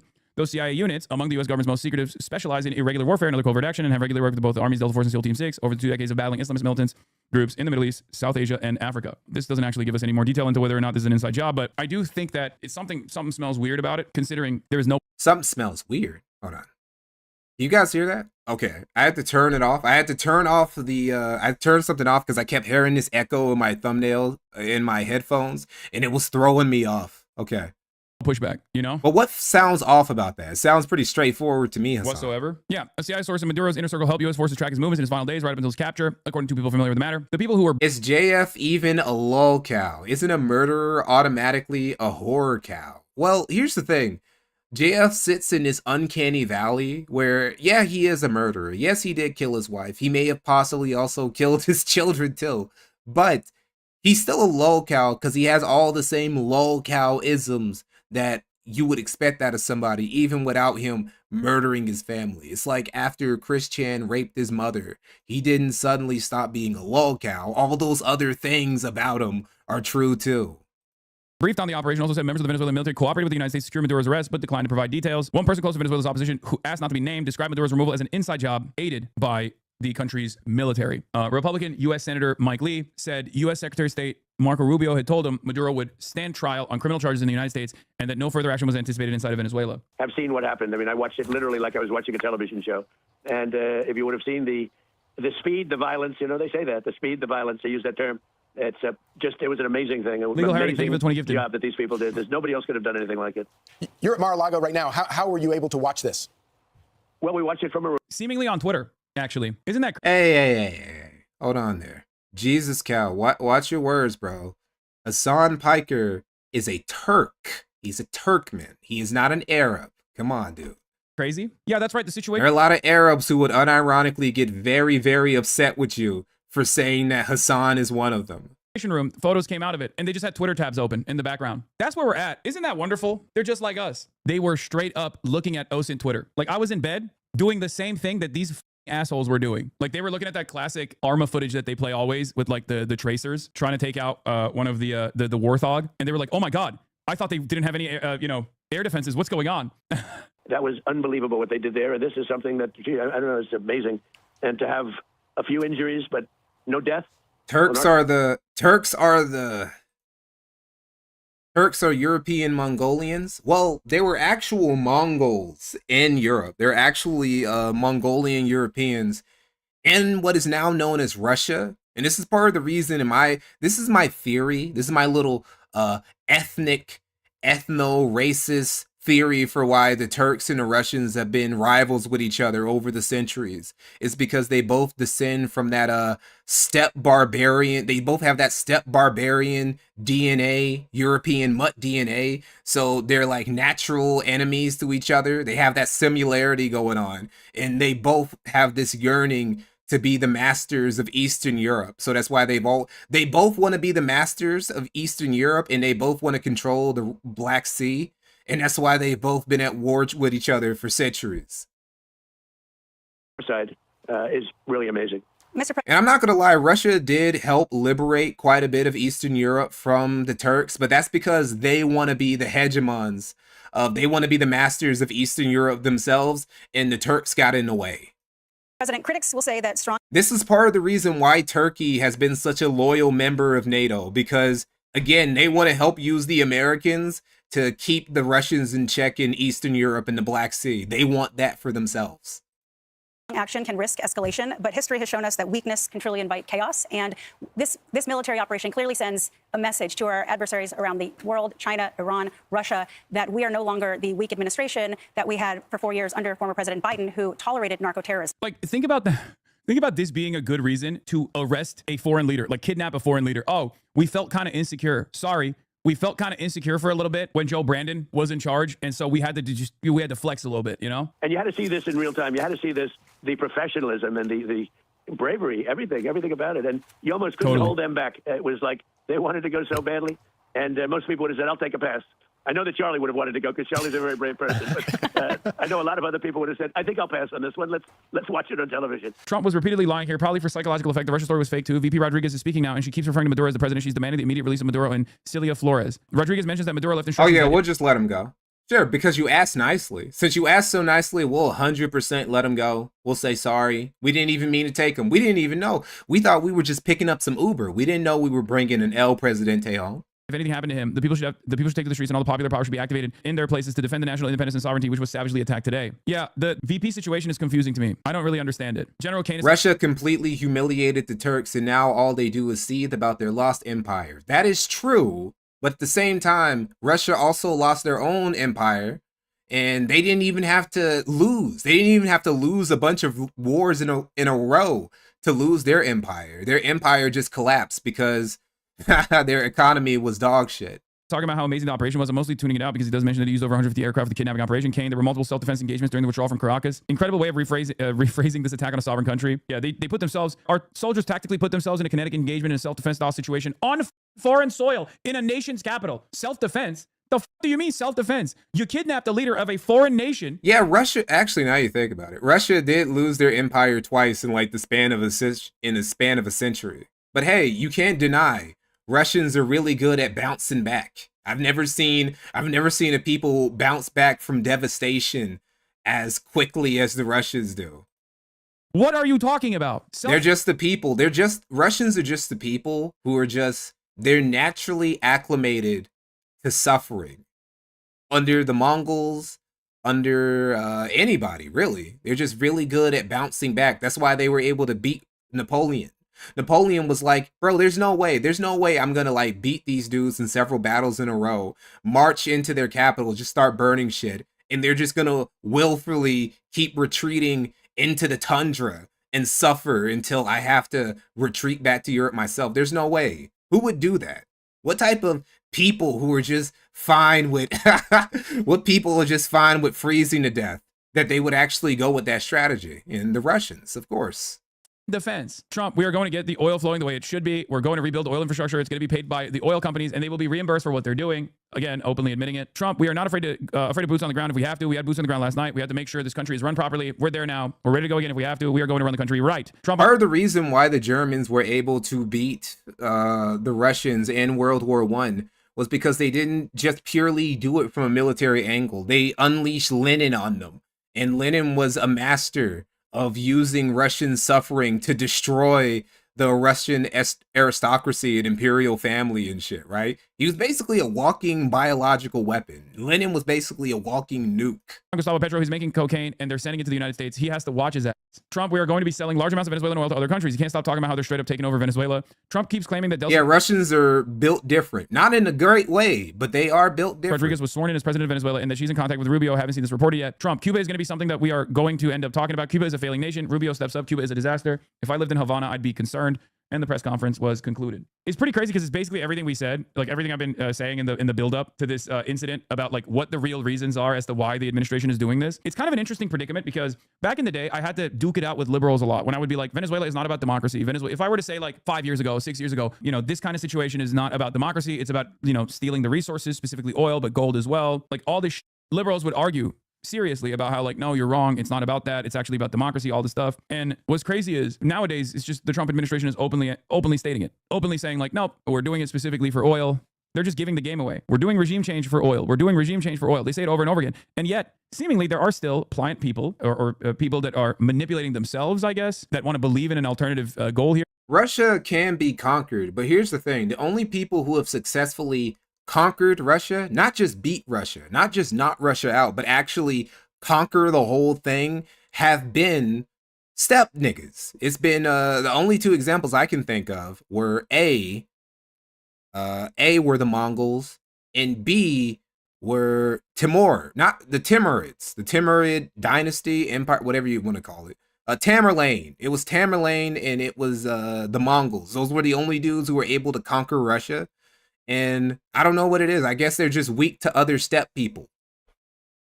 An alternative ambition here that still make it seem as though there is a separate reason for why this is happening, and that reason, as a matter of fact, is not oil, it's just democracy. Yeah, there's also this from Wall Street Journal. Yeah, what's so bad about that, Hasan? Like, what's the big deal? Like, all your problem with the liberals is that they had a problem with all the human rights violation and the lack of democracy in Venezuela, and you're like, well, that's not a big deal. You know, that's not the main reason we're doing that. Wall Street is already at the ready post Nicolas Maduro capture by the U.S. forces. About 20 business leaders, including those from some of the top hedge funds and asset managers, are preparing to go on a March trip to Venezuela to look at investment opportunities there, including energy and infrastructure. Awesome. It's like they're just giving it out for free. It's such a strange world to live in, where for years and years, people like myself, anti-imperialists with my worldview, with my position, had to go through this weird song and dance where we had to like literally explain to people like, guys, they're lying to you when they try to create a just cause. The only reason why Hasan is an anti-imperialist is because all of the socialist and communist powers that he would 100% sent for, if they were superpowers or great powers or whatever, they either don't exist or they aren't currently doing imperialist shit because they can't. If the Chinese started doing the imperialist shit that America did, started doing the world police shit in their pond, he would be pro-China 100%, and he would make up all the excuses for why it's great that China is spreading their communist values throughout the rest of Asia and whatever the fuck. For why they're doing. Has anybody ever asked Hasan what his opinions are about what China is doing in Africa? Has anybody ever asked him about that? Is what China's doing in Africa with his Belt and Road Initiative not like imperialism? I mean, you could say it's like subtle imperialism, but it's imperialism nonetheless. Sort of engagement. They're lying to you. The real goal is plunder. The real goal is plunder. What, Hasan? You are... Yeah, ask Hasan about Nepal. Let's see what his answer is going to be. He'll probably call you some disingenuous conservative troll or something like that. But I don't think it makes your takes any less right to listen to Venezuelans for a second. I am talking not about the best interest of Venezuelans. I'm talking about American intervention, okay? If you want to have a conversation about that, you can go somewhere else. I'm an American citizen. It's my tax dollars. I'm selfish. I'm an American patriot. How about that for standpoint theory? Ain't nobody gives a about the Venezuelans. This is my point. Are you serious? Bro, that's crazy, dude. Nobody cares about the Venezuela. Who cares? Who cares that they're starving? Who cares they don't have running water? Who cares they don't have electricity? Who cares that you have to work like 80 hours a week in Venezuela to make what some college student working part-time at McDonald's does in like 3 or 4 hours? Who gives a fuck? What matters is that a socialist dictator went down again. We only got a couple more, bro. We can't let capitalism keep taking W's like this. Not in 2026. We can't start the year off like this. Trump is not sitting around talking about how he's liberating Venezuelans. He's literally... What if he takes Cuba next? What if Trump takes out the president of Cuba next and Cuba becomes capitalist? What are we going to do then?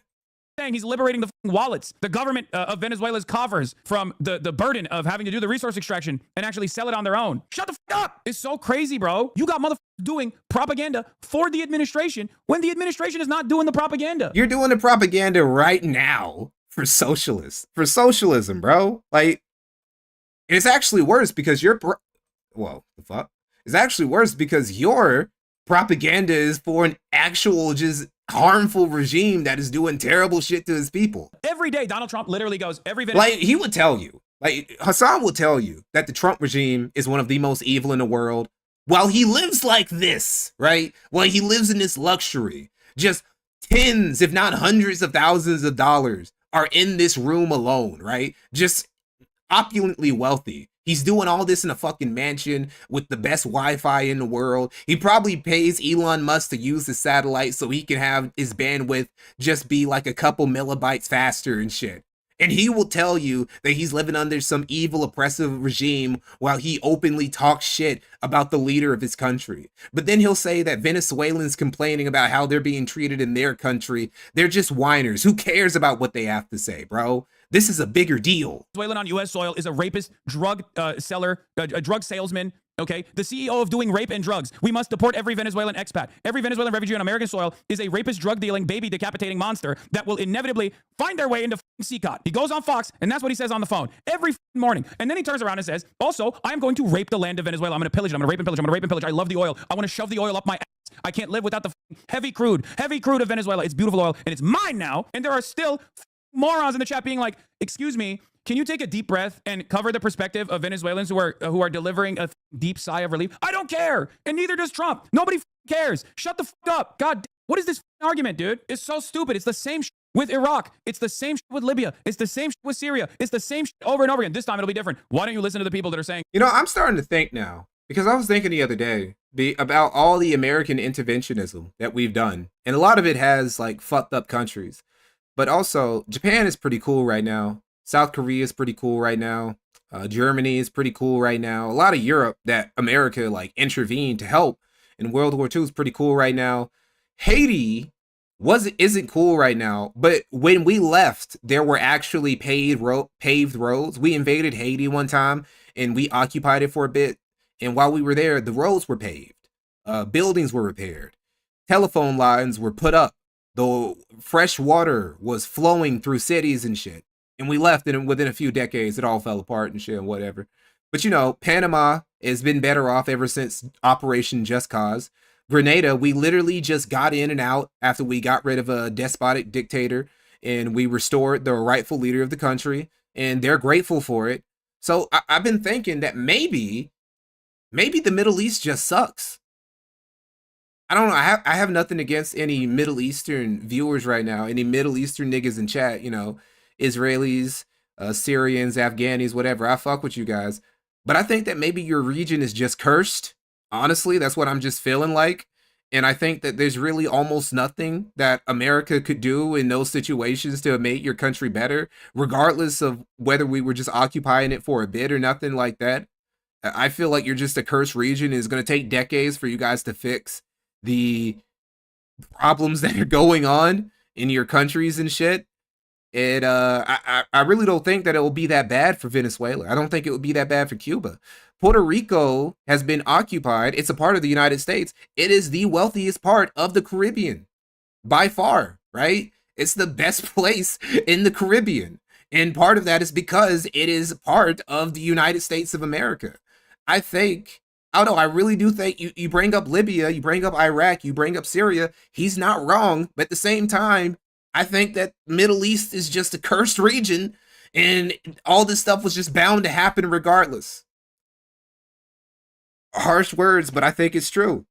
Master Sanders, thanks for the $4.99. Tankies make the best case for American imperialism because they can't help but glaze the most evil people. Maybe Hasan is the real federal asset. Very good point. They're doing a deep sigh of relief. Why don't you listen to the people that actually love what Donald Trump did? I'm sorry. I don't give a okay? I don't care. I don't care what your perspective is. If you're going to tell me that, like, this time, the narcissistic pedophile that is trying to extract as many super profits for his pedophilic elite is actually doing a good thing in this circumstance, even though all the previous narcissistic pedophiles that were doing the exact same shit were actually doing it in the wrong way, but this time it's actually good. I'm sorry. I'm going to treat you like the moron that you actually are. What the fuck are we doing? What are we doing? What are we doing? And I know there's going to be hella clips off of this. Oh my God, there's going to be so many motherfuckers who are like, excuse me, I know that America obviously wants to destabilize. Yeah, motherfuckers like me. That's what I'm doing right now. Entire region as it has done historically under the Monroe Doctrine that they're relitigating at this very moment. But have you considered what my personal perspective is? I didn't like Maduro, and it's actually awesome that it will be an American puppet. It'll be awesome that it's an American puppet that actually leads the country inevitably. Unironically, yes. I mean, it's not great. It's not great that a country has to be a puppet of another country, but what other option is there? I mean, if the option is between American puppet and a socialist regime that just oppresses his people and keeps everybody poor and hungry and starving and in poverty and shit, I mean, American puppet is the second best option. That will rape and pillage land. Obviously, the best option is just a functioning, independent, sovereign country that can run without any outside power controlling it. But that's not really an option for Venezuela. Not now. It's going to be good. It wasn't an option for Japan at first. Japan initially, after World War II, for a few years was just an American puppet. Their constitution, the Japanese constitution, was literally written by Americans, and they haven't changed it, right? So now Japan is its own country. You know, it does whatever the fuck it wants. It keeps the constitution, but sometimes it has to be like that. Sometimes countries just, they need somebody else to build the foundation and guide them towards being functioning independent nations again. Meanwhile, Trump is not even saying that. That's the funniest part. Trump is not even, he literally just keeps saying, I'm doing this for oil. I'm doing this for plunder. I'm doing this for plunder and oil. I'm doing this for oil. Ironically, the Mongols irreparably destroyed the Middle East. I actually believe that. Yeah, I actually do believe that, because I read a book once about the Mongol war crimes. Well, they call it war crimes. There really wasn't any definition for war crimes, but even back then, people understood that Mongol cruelty was different than the type of cruelty you would see anywhere else in China, in Europe, in the Middle East, and whatnot.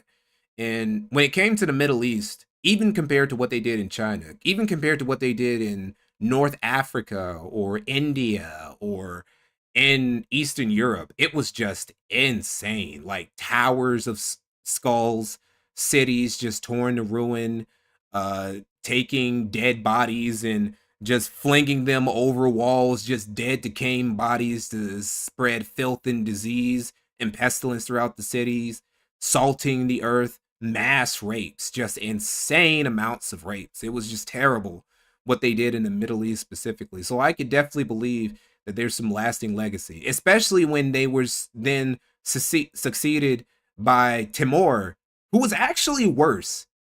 Tamerlane was probably, pound for pound, the most brutal, evil conqueror in all of history. Like literal Tower of Skulls type shit Timur was doing on a regular basis. So I could believe it. And nothing but oil. And still there's motherfuckers in the chat being like, well, hold on. The question I have is this. Why are you doing propaganda for Donald Trump in a way where he's not even doing propaganda? Like, it makes no sense. You're arguing. Also, speaking of Tamerlane, that actually reminds me of something. When it's like, Hasan is like, well, it doesn't matter what happens. What he did was wrong. And the actual reasoning, no, what Hasan is saying, it doesn't matter if the result might be positive for Venezuela. He still did it for an evil, selfish reason, so it doesn't matter. But then I think back, Tamerlane actually did do one righteous thing accidentally. When the Ottoman Turks were about to invade Eastern Europe, right? They were literally about to besiege Constantinople. At the last minute, like a crusade had been launched against the Ottomans, and they crushed the crusade easily. They beat their ass, sent them home packing, and they were about to take Constantinople like a century earlier than Mehmet the Conqueror eventually would. Tamerlane showed up out of nowhere, and Tamerlane showed up specifically because Bayezid the Thunderbolt was the Ottoman Sultan's name. They called him the Thunderbolt because he was so fast. He was just conquering here, there, just conquering back and forth. He was about to take Constantinople, but he once wrote a very mean letter to Tamerlane saying, yeah, you ain't shit, nigga. And fuck your bitch. You know what? I make more money than you. I conquer more cities than you. Shit, I might come and conquer your shit and take your girl. And Tamerlane took that personally. So while the Ottomans were about to conquer the Byzantines, Tamerlane pulls up and he's like, hey, bro, I'm outside. Let's fight. They went to battle. He crushed the Ottomans, conquered a bunch of their territories, and then he kept Bayezid the Thunderbolt as his captive for the rest of his life. Just to fuck. He didn't even bully him or nothing. He just kept him as a captive just to bully him and talk shit forever. And he ended up saving Eastern Europe because of the Ottomans that conquered Constantinople at that point. They probably wouldn't have been able to stop the Turks from conquering deeper into Europe like they would like a century or so later. So Tamerlane kind of saved Europe accidentally just to settle a grudge match he had with the Ottoman Sultan. So that's an example of a dude doing a righteous thing for literally the worst, most pettiest reason ever. So Hasan is wrong. a position that the Trump administration is not even taking. Like, they dropped it. Sometimes bad people do good things for bad reasons. They didn't even deal with it. Felt the need to even say those words, and you're still like, nope. As everyone knows, the oil business in Venezuela has been a bust, a total bust for a long period of time. They were pumping almost nothing by comparison to what they could have been pumping and what could have taken place. We're going to have our very large United States oil companies, the biggest anywhere in the world, go in. Yes, Tamerlane is the King Von of, I guess Muslim conquerors, really. You know what's funny is that he called himself the Sword of Islam, but like 90 to 95% of his conquests were against other Muslims. Spend billions of the only exception was that one time he invaded India, and another time when he kept, okay, he invaded India and he invaded Russia, and he kept invading Georgia. Like, he invaded Georgia multiple times, and there was no reason for it, right? There was no reason for him to bully the Georgians as much as he did, but he did it anyway because I guess he just didn't like them. Fix the badly broken infrastructure. It just doesn't make sense. Like, if you are even in any way, shape, or form, remotely like a liberal person or invested in like human rights or whatever, why in the ever-loving would you be like, yeah, this psychopath is actually doing this for this? I'm going to imagine an alternative reality where this psychopath is openly stating what his desires are, but I'm going to assume he's actually doing this to liberate me. Right after he called me a rapist drug dealer who needs to be sent to a slave labor colony in El Salvador. Like, at that point, if you still can't understand. I'm sorry, wait, what did you say about El Salvador? I bet you better not be talking shit about El Salvador. But I'm going to assume he's actually doing this to liberate me. Right after he called me a rapist drug dealer who needs to be sent to a slave labor colony in El Salvador. Like, it's slave labor colony. Now, El Salvador, that is a very base Latin country right there, bro. Run by the patriot Bukele, the greatest of all El Presidentes. At that point, if you still can't understand that the El Presidente who figured out the secret to making crime stop is just to arrest people committing crimes and don't let them out. This isn't for you, okay? For some reason, judges in America can't figure out this one simple trick. Judges and DAs in America can't figure out this simple trick to making crime disappear, which is lock up people who commit crime and stop letting them go free. Then I guess, have fun in CCOT, all right? Like, what do you want me to say? I'll still fight to make sure you don't go there. I'll be on the streets, but good luck, I guess. Chuck Schumer finally gets around to commenting on Venezuela, saying the administration has assured me 3 separate times that it was not pursuing regime change or taking military action in Venezuela. Oh no, not Chuck. You fell for it again? Oh, come on. And for the record, if you believe that Chuck is being sincere here when he says, oh shucks, I got duped again, you are the bigger dupe. He loves this. Straight up, he loves it. Today, Senate Democratic leader Chuck Schumer released the following statement after President Trump launched military action against Venezuela without congressional authorization in his announcement that he plans for the U.S. to run Venezuela. Let me be clear, Nicolas Maduro is an illegitimate dictator, but launching military action without congressional authorization and without a credible plan for what comes next is reckless. He's like, bro, why won't you let me in on it? I want to pee. Hold on, let me see. Wait, what did he say? Without a credible plan for what comes next is reckless. Let me be clear, Nicolas Maduro is an illegitimate dictator, but launching military action without congressional authorities. Why am I struggling so hard on basic word? Authorization and without a credible plan for what comes next is reckless. Okay, bro, look, this is just what presidents do now. Presidents just do whatever the fuck they want, and then they come and they tell Congress afterwards. It's not right. It's really a problem that presidents have just gotten used to doing this, and they don't care. They don't give a shit about going through the process anymore. They're like, all right, I'm going to bomb this place. I'm going to invade this place. And I'll tell you guys how it goes after I'm done.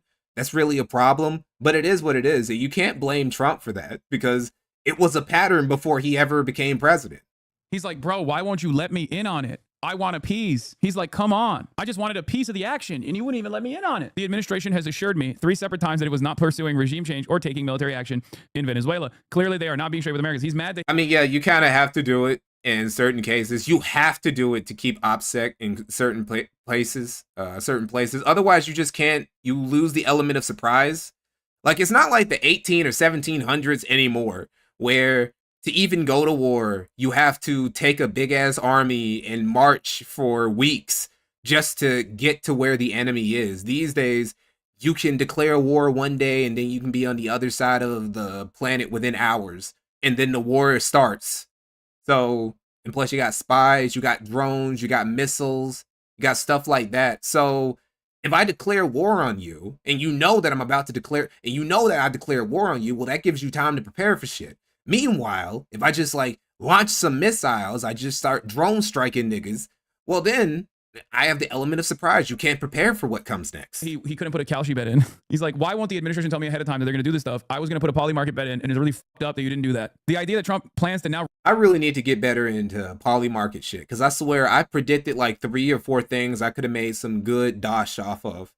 I'm losing it. There are dudes who don't know shit about geopolitics, about history, about military stuff, and they're making way more money than me just because they want to throw some money in and gamble. Like fear in the hearts of all Americans. The American people have seen this before and paid the devastating price. Yeah, I mean, it's basically sports betting. A lot of poly market shit is basically just sports betting, but with real world politics. But I still feel like I'd be pretty good at it.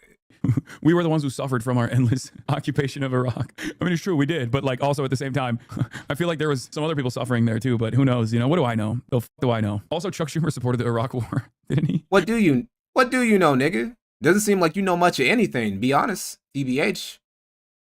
And he's kind of supporting Venezuela too. So what are we talking about? Hey, last time I supported this exact same thing that's going on, but in the Middle East, that was really... Yeah, Princey, drone warfare is getting better. The Russians did not realize until after they invaded Ukraine just how good drone warfare had gotten. It's gotten really fucking good. It's gotten so good that just having way more tanks than the other guy is no longer enough. Bad. And this time, it's also not very good, but I'm still kind of supporting it. The administration must brief Congress immediately on its objectives and its plan to prevent a humanitarian and geopolitical disaster that plunges us into another endless war, or one that trades one corrupt dictator for another. To distract from skyrocketing costs America's face and the historic cover-up of the Epstein files, Donald Trump is attempting to throw Americans into more international chaos and uncertainty. We're so collectively desensitized the U.S. empire that we're not even registering the absurdity. The U.S., a country where guns are sold at Walmart, has just kidnapped the president of a sovereign nation and head of army to charge him with possession of machine guns, with the intent to distribute to... There was a random account on Kalshi making crazy bets like, will America invade Venezuela and will Maduro get arrested like a day before it happened? See? And I'm missing out on it. A fake cartel. I could have made a good $50 off that shit, bro. That doesn't exist, that we could have threw some beer money on that shit, bro. Made like $60, $70. Invented whole cloth. Like, that's how you know the initification has already completely calcified in the American administrations, because the cartel... Imagine how many games I could buy on Steam sale with that poly market money, dude. I could buy like 2-3 new games. Cartel de la Rosa's thing, or Cartel of the Suns, was one of those attempts in like, I think like the early 2000s that they just shelved, right? Because sometimes the American State Department will like come up with fake reasons whenever they want to justify intervention. Yeah, Cartel de los Soles, not Roses, my bad. And that was like a fake justification, which doesn't even exist. A Spanish law professor and author spent several years trying to track down evidence of Cartel de los Soles' existence and its connection to the Venezuelan government. This was his conclusion in 2020. The Trump administration, the DEA, the Department of Justice, and the intelligence services are the architects of the myth of the Cartel of the Suns. In fact, they are the main and only source that feeds this myth by leaking information from anonymous sources without verification. At the same time, they are the main actor of political destabilization of Venezuela with their unrestricted support of the self-proclaimed interim president and encouraging all kinds of adventurers, including terrorist invasions. If the unfolding events is not stopped, it could lead to devastating consequences for the region. Let's hope that this piece accomplishes the generation of a serious debate about the non-existent existence of the Cartel of the Suns, and that the organizations, media institutions, and people directly identified in the study as biased and not very rigorous will respond, offering arguments and evidence that prove them right, and that I, in the best case... Hold up. Hey, what's going on with Hasan's chat? Hold up. Let me see this. Biased and not very rigorous. Let's see. Reddit is fully... Man, Reddit is fully botted today. Oh, I know what that's about. I know what that's about. Commies, tankies, socialists, they go to Reddit, right? Their home field, their home ground, right? Their compound. They think they're going to be safe there with their anti-America shit. But then they go to the Venezuela subreddits, and all of the Venezuelan users there are just celebrating. They're the only parts of Reddit that are happy, the Venezuelan subreddits. Will respond, offering arguments. They think that they're botting. Nah, that's not botting, bro. That's not bot. Those are actual Venezuelans who are having a good old time. Evidence that prove them. America is so based. How'd that guy get there? And that I, in the best case scenario, am wrong, or in the worst, am a mental moron. However, I have a sense that the aforementioned will respond, as always, with silence, hiding in the fact that they possess the hegemonic media and therefore have dominion over the... Oh, somebody just said something about polymarket. Being from LATAM, we're so fucked, man. I have a sense that the aforementioned will respond, as always. I don't know. I feel like it's kind of arrogant for some of these Latin American niggas to think that America is going to bother invading their countries just because. No offense to any Latin American guys in the chat. Your countries are not that valuable. Sorry. Like, I saw a lot of dudes in Brazil who were like, well, no, actually, it wasn't Brazilian posters. It was people talking about Brazilian posters. Like, Brazil needs to step up and put America in check and make sure that they can't do what they want in South America right now. And it's like, what would Brazil actually do to America? Brazil can't even, like, Oh, the Brazil has a hard enough time just handling the shit going on in the Amazon. With Wait, Trump created a Polymarket account, bet 30,000 yesterday on Modero's exit, and profited 400K after ordering Modero's arrest. If that's actually true, that might be the most base thing that any American president has ever done. He put money. That's like a boxer betting on themselves to knock somebody out in like 4 or 5 rounds. That's what that's like. Hegemonic media and therefore have dominion over the truth, which exempts them from giving any kind of reason to my allegations. In fact, replying to me would mean exposing themselves, and that would blur the halo of truth in which they disguise themselves, and which is nothing more than an outright lie. This is the American version of, or the previous relitigation of the WMDs, but not even like they didn't even go as hard defending this bullshit this time around. Yeah, now is a good time to remember the Cartel de los Soles doesn't exist, and it isn't even being determined by the U.S. government's own assessment that Maduro has nothing to do with Trendaragua. The charges are bullshit, and that's why they had to add machine gun conspiracy charges. It's pretty crazy. Here's Graham Plattner's statement from Maduro's kidnapping. The government of the United States of America has illegally invaded a foreign country and kidnapped its leader. This is what happened in Venezuela today. This is not foreign policy, it's international gangster. The reason why he has to read all this stuff, he has to keep reading all of this shit because he can't just look at the reactions of Venezuelan people. Because if he looks at the reactions of Venezuelan people, it's nothing but Venezuelans just being happy, just having fun, just literally dancing in the street, fucking doing backflips off the wall like, oh, they got him. Trump got him. Oh my God, Trump is the GOAT for this. That's all they're doing. So he has to just it's basically him just having a cope session. This whole stream of his was a cope session, but this was the least copy part of the stream, and that's why it's up on his YouTube channel. There are going to be a lot of people on, frankly, both sides of the aisle trying to convince us that this was somehow justified. It isn't. Our behavior against Venezuela over the last few months has been illegal. None of it has been authorized by Congress. None of it is being done in accordance with international law. Just 1 month ago, there was a vote in the Senate that would have required congressional input on any military action against Venezuela. It got voted down 49-51 because Susan Collins cast the deciding vote against a resolution that would have blocked President Trump's illegal actions today. So in the coming weeks and months, wherever this goes, just understand that this is a failure of the American political system. It's an absolute failure of our government and another crack in our fragile democracy. We are allowing an out-of-control rogue government to invade countries and kidnap their leaders. And Republicans in the House and Senate are doing nothing to stop it. Holy f***, this is, God damn it. Why did it have to be Graham Plattner? I mean, this is near perfect. Actually, not even near perfect. I'm gonna be honest, this is a perfect statement. This is a perfect statement. From Iraq to Venezuela, you can count on Susan Collins to continue to enable illegal foreign wars, and we need to all turn out in opposition to this egregious failure and our government to stop it. We have a lot of administration deploying American military to kidnap foreign leaders in a Senate that refuses to do anything about it. This may soon breed chaos on a scale we can only imagine. At least the last time the United States went to war over oil, they sent the Secretary of State to lie to lawmakers and sought congressional approval first. This is not the behavior of a government that cares about the American people. Yeah, see, isn't that better though? Isn't it better that they don't lie this time? Isn't it better that the government is actually, the administration is just being honest? Say, hey, fuck this nigga. We don't like him. We like his oil. We gonna go and get him. He's a shitty El Presidente anyway. We gonna get him up out of here, and the oil is gonna be ours. Isn't it refreshing to have a president who's just like, we're just gonna take it? Ain't that nice to have for once? It's not nice what they're doing necessarily, but isn't it nice to have somebody who doesn't try and bullshit you? Administration lashing out with military force because even if he was doing, even when presidents are doing shit that I hate, I actually appreciate when they just tell me straight up, look, bro, I'm about to fuck you.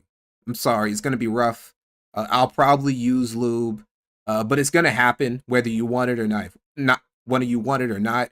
I would appreciate the honesty of them telling me they're gonna fuck me before they do it, instead of luring me in and thinking that this is gonna be, you know, you're just going out for coffee or some shit. Are afraid that its domestic failure is going to result in political failure. Please just be upfront about the P. Diddying, about the Epstein experience that I'm about to go through. Don't just try and pull the wool over my eyes and drop your pants out of nowhere. In the 2026 midterms. Yeah, not only that, not only is it a perfect statement, none of this like, well, Maduro is a bad guy and I hate him and he is worthy of being owned or whatever. But also on top of that, it just straight up ties it back to Susan Collins. It ties it back to like the power of your vote, because it directly just says unconditionally that the false framing that the Republicans are half-heartedly leaning into is just false. And it's good that people are saying it. A little over 48 hours into 2026, around 2 a.m. Caracas. What the f? Fireworks had lit up the night sky for New Year. But now the place illuminated by a series of never-before-seen U.S. strikes on military bases and airports. They had to find military helicopters, including Chinooks, a U.S. Special Forces operation caught on camera phone. Their mission, capture the Venezuelan president Nicolas Maduro and his wife Celia Flores. Chances are the couple were inside one of these helicopters. The U.S. was forcibly deposing a Latin American leader for the first time in this way in over a quarter of a century. It's honestly incredible that they didn't have any handheld anti- Let me show you guys. Let me show you real quick. A perfect example of what's going on here. About basically the dissonance between the leftists, the socialists, the tankies in America between the actual Venezuelans. Right now. We're bombing Venezuela right now. It is 2:35 a.m. and Pete Kegsbro, fucking cosplay G.I. Joe, is literally bombing Venezuela. You guys didn't stop them when they were bombing boats in the ocean. You didn't stop them when they fucking took a tanker off the coast of Venezuela like a bunch of fucking pirates. You guys didn't say shit when they bombed Nigeria less than 2 weeks ago. What the fuck are you guys doing? We are the terrorists. We're bombing Venezuela right now. It is 2:30. So that's the difference. That's part of the reason why guys like Hasan are so mad. They're so mad that they can't even, like, there are literally no Venezuelans who are suffering right now. They can't find any. Yeah, ready? They could have destroyed those choppers. Also, they talk about bombing Nigerians, bombing Nigeria. They were bombing, what's they call them? ISIL or ISIS? Damn, I don't even remember. What are they called? What are the ISIS but Nigeria version called in Nigeria? Islamic? No, that's not it. ICE something. Or the jihadists in Nigeria. What are they called? ISWAP. They were bombing ISWAP is who they were bombing. They weren't just bombing like the fucking capital of Nigeria or anything. I know. That's why you don't see Nigerians complaining about it either. I believe that there is more to the story than we think, specifically with respect to like who gets to be in charge once the exchange of power takes place. Because not even manpads, really. I mean, not even manpads. We're talking about Chinooks. Like, dude, those things literally already explode on their own. Like, no one was shooting at the helicopters. Like, what are we doing? There's a video of... Exactly. Nobody was shooting at the helicopters, dude. A helicopter on top of a building. And it's just standing there. It's just hovering over a building as they're like getting out of the helicopter. As they're like, are you kidding me? You're not even gonna shoot at that with like small arms, you know? I don't know. Nobody wanted to. Like, the military was in on it too. That's another thing that is hard to swallow for guys like Hasan. That literally everybody wanted Maduro to get got. So the military, well, that and they don't want to fight. Like, the Venezuelan military don't want no smoke with anybody who can fight back. They want to fight college students. They want to fight civilians. They want to fight unarmed pregnant women. That's who they want to fight. They don't want to have to fight a U.S. soldier. No, get the fuck out of here, dude. So, you know, they were half-assing it. They're like, well, I'm not getting paid enough. Literally, they literally probably weren't getting paid enough to fight the most powerful military on earth. So they probably just pretended to be on break, pretended they didn't see the helicopters flying over. I think there's something suspicious about it. Like, they showed it. I think they showed some of the helicopters flying. Like, there's no way that they didn't have any manpads. They didn't have any rifles. There are stories of people taking out helicopters with like a bolt action rifle. Can't blame me for taking the Reuters word on it. Yeah, I talked about it. The Reuters literally said that sources revealed that like, I didn't come up with this on my own off of Twitter. I was showing you the Reuters coverage. That's exactly what you were doing. That's exactly what you were just doing. Right here. That also is like suspicious because like Trump is also talking about the VP. Like, Trump was making it seem like he was in contact with the VP or something. And it was strange because like, what are they trying to do? Are they trying to like... It's another reason why I don't understand people who take political influencers seriously. A lot of these dudes really just come up with what they say based off of what somebody else said or what they read on Twitter. They don't even come up with their own shit, right?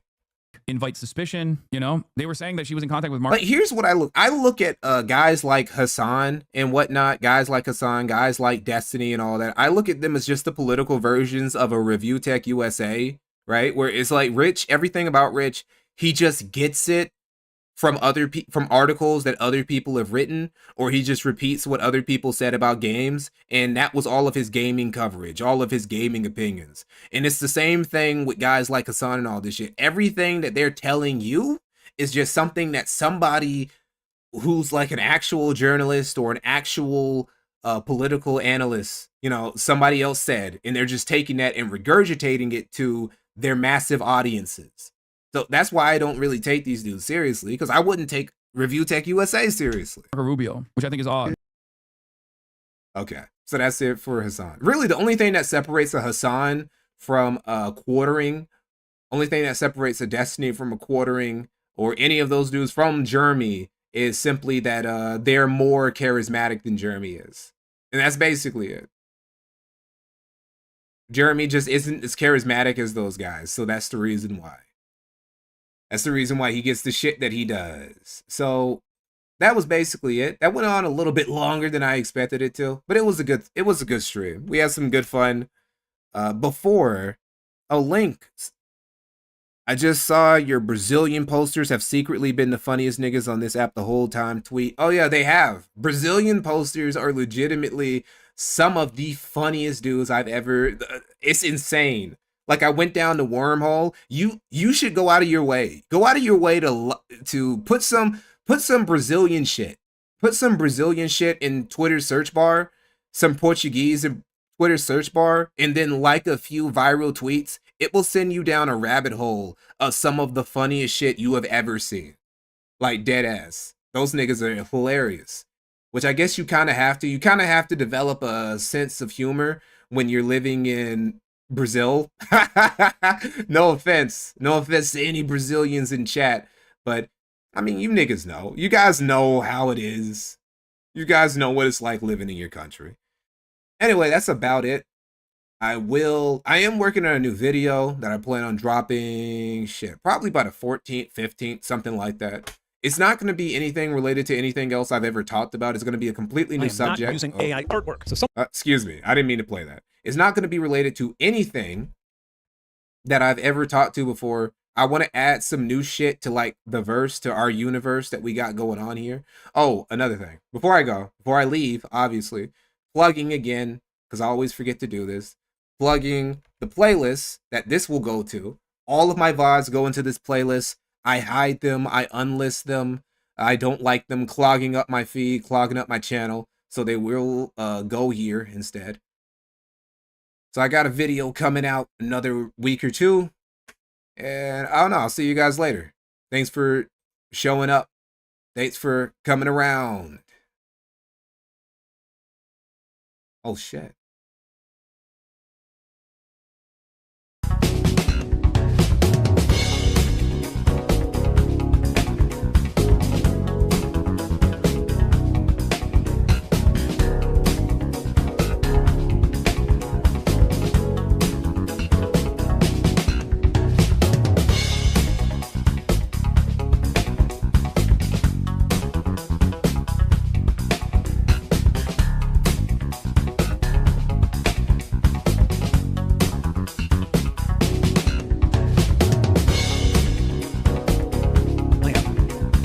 I apologize to the European chatter.